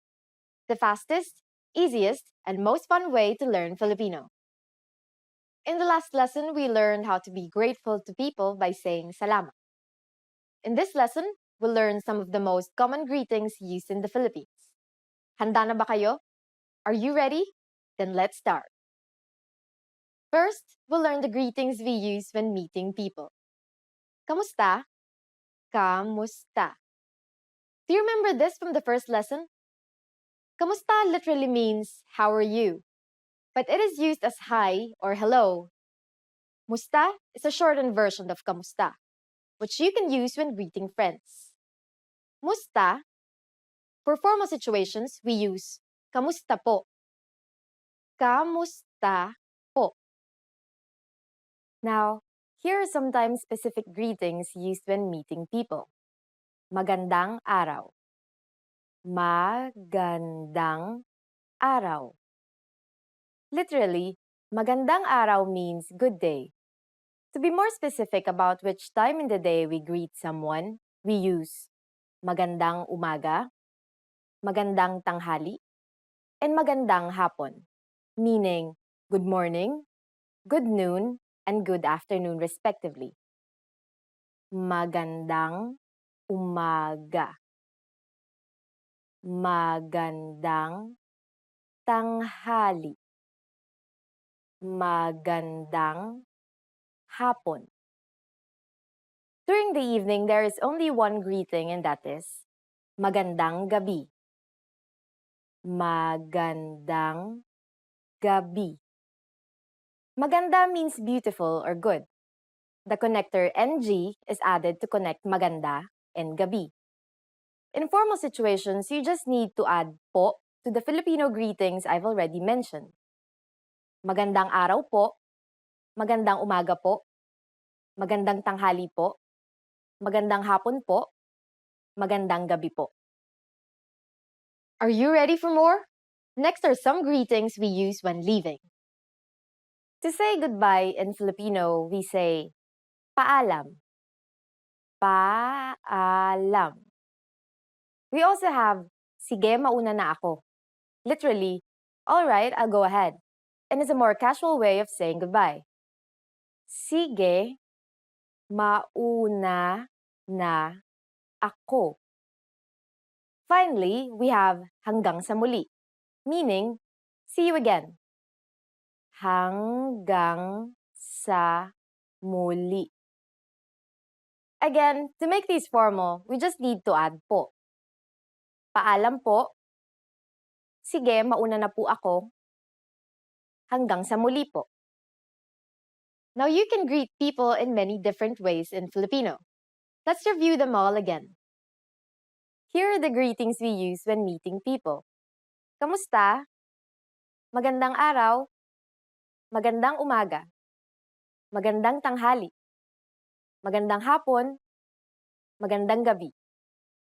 When leaving, we have paalam. Sige, mauna na ako. Hanggang sa muli. For greeting people who are older than you, just add po. It's easy, isn't it? Now it's time for Erica's tips. Another famous greeting you might hear in the Philippines is mabuhay. This literally means live, but it's used to mean welcome. It is used in formal situations like when welcoming an audience during events, or when welcoming people into the country, but not necessarily when welcoming guests to your home. During the next lesson, we'll learn the meaning of the phrase, nagsasalita ka ba ng Ingles? Do you already know it? I'll be waiting to talk about it with you in our next Filipino sa 3 minuto lesson. Hanggang sa muli!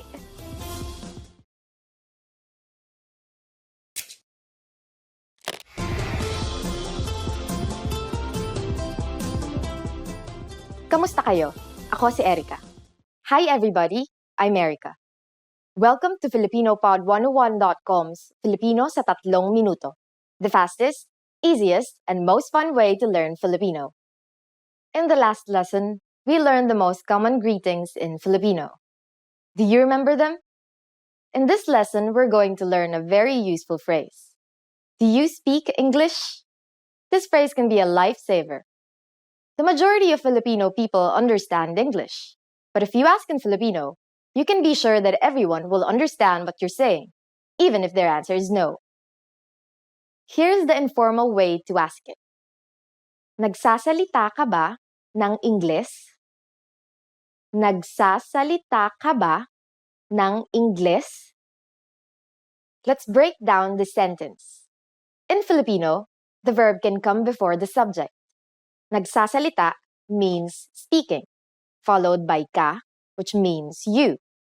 Next, there is ba, which is the question marking particle. After it comes nang, which acts as an object marking particle, marking Ingles, which, as you might have guessed, is English. Another common way to ask if someone can speak English is, marunong ka bang mag-Ingles? Literally, this means, can you do English? Marunong ka bang mag-Ingles? Now we're going to make these sentences formal. Filipinos follow the Spanish custom of changing a singular pronoun to plural in order to show respect in formal situations, so we change ka to kayo and then move it after ba. We also need to add po as a sign of respect. Everything else stays the same. Nagsasalita po ba kayo ng Ingles?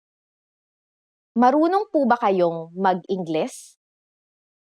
Nagsasalita po ba kayo ng Ingles? Marunong po ba kayong mag-Ingles? If you want to be even more formal, you can add mawalang galang lang po before the sentence. It means, excuse me, mawalang galang lang po. Nagsasalita po ba kayo ng Ingles? Excuse me, do you speak English? Mawalang galang lang po. Marunong po ba kayong mag-Ingles? Here are some common responses you might hear. Oo. Yes. Oo. Konti. A little. Konti. Hindi. No. Hindi. Now it's time for Erica's tips. For those of you who are not only English speakers, you can use this question with any language you need.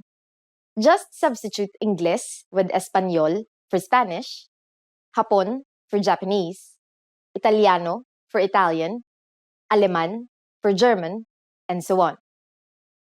Now you know how to ask if people speak English or even your native language. But I hope this doesn't stop you from learning Filipino. We'll be learning more ways to say excuse me and I'm sorry in our next Filipino sa 3 minuto lesson. Hanggang sa muli!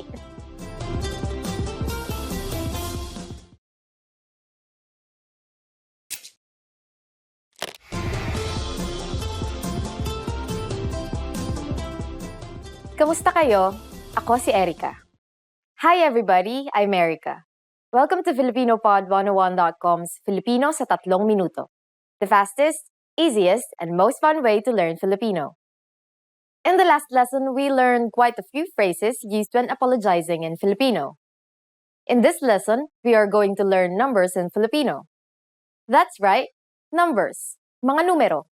And you are going to learn them in only 3 minutes, 3 minuto. Are you ready? Let's start. Isa. Isa. Dalawa. Dalawa. Tatlo. Tatlo. Apat. Apat. lima, lima. Anim, anim. Pito, pito. Walo, walo. Siyam, siyam. Sampu, sampu. Okay, now repeat after me. I'll say the numbers and give you time to repeat each one. Isa, dalawa, tatlo, apat, lima, anim, pito, walo, siyam, sampu. Great job! Try to remember these numbers by heart because you'll see them again in bigger numbers. Do you know what is before isa? Here's a clue. It's almost the same as in English. It's zero. Zero. Now let's continue from 11. Labing isa. Labing isa. Labindalawa. Labindalawa. Labintatlo. Labintatlo. Labing apat. Labing apat. Labinlima. Labinlima. Labing anim. Labing anim. Labimpito. Labimpito. Labing walo. Labing walo. Labinsyam. Labinsyam. These numbers may seem longer and harder to remember, but they basically follow a simple rule, which is labi plus connector plus the numbers 1 to 9.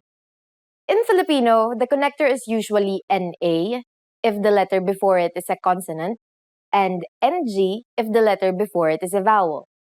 In this case, since labi ends with I, then we'll be using the NG connector. However, NG sometimes changes its form depending on the letter that follows it. For the letters D, L, R, S, and T, the G from NG is dropped to make it easier to pronounce. Labindalawa, labintatlo, labinlima, and labinsyam. If a P follows the NG connector, the NG becomes an M, just like in labimpito. Now it's time for Erica's tips. Filipinos don't exclusively use the Filipino way of counting. As I've said before, English is commonly used in the Philippines, so it is very common for us to count in English as well. But that's not all. Sometimes, we even use the Spanish way of counting, especially when telling the time. Now you know how to count up to labinsyam. But why stop there? Next time, we'll learn more about numbers. Do you know the Filipino word for 100? Find out in the next Filipino sa 3 Minuto lesson. Hanggang sa muli!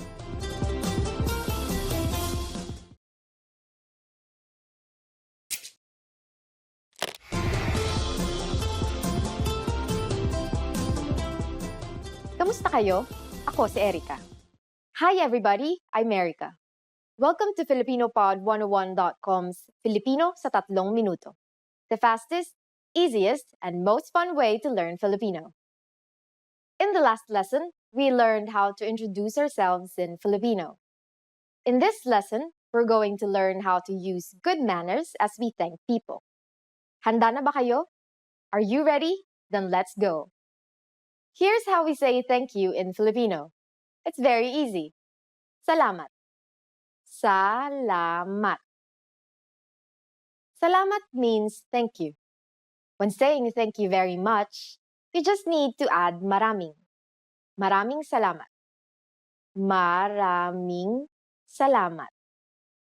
Marami means a lot, and the NG is a connector added to marami to connect marami and salamat. Maraming salamat literally means many thanks and is equivalent to thank you very much. During the last lesson, we mentioned the informal and formal way of speaking Filipino. Salamat is the informal way to thank someone. When thanking someone older than you need to use the polite formal form. Do you remember what we need in order to do that? That's right. We just need to add the word po.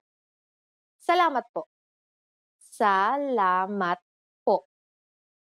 If you really want to thank someone in a formal setting, you can add maraming, which means a lot, as we have just learned.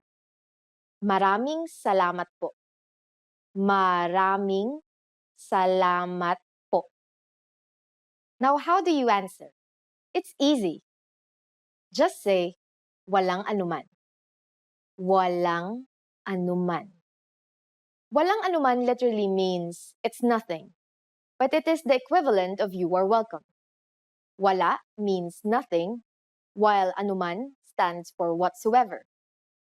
It is a very common phrase to say when replying to a friend or a stranger who is thanking you. To make it formal and more polite, just add po. Walang anuman po. Walang anuman po. So when someone says salamat or maraming salamat po to you, you can simply reply with walang anuman or walang anuman po. Yes, it's that easy. Now it's time for Erica's tips. The word salamat is said to have been of Semitic origin. It sounds similar to the Arabic salam and the Hebrew shalom, meaning peace.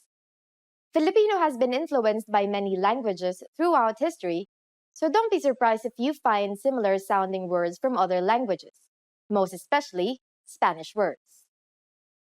Do you know that Filipinos have a specific greeting during the noontime? In our next Filipino sa 3 minuto lesson, you learn this and other greetings in Filipino. See you next time. Hanggang sa muli! Remember, here's what you can do to learn all of these words by heart. Drill these words with our spaced repetition flashcards, which will help cement these words into your long-term memory.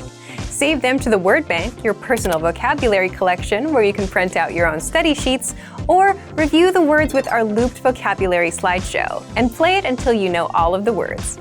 So click the link in the description right now and sign up for your free lifetime account to get these lessons and study tools.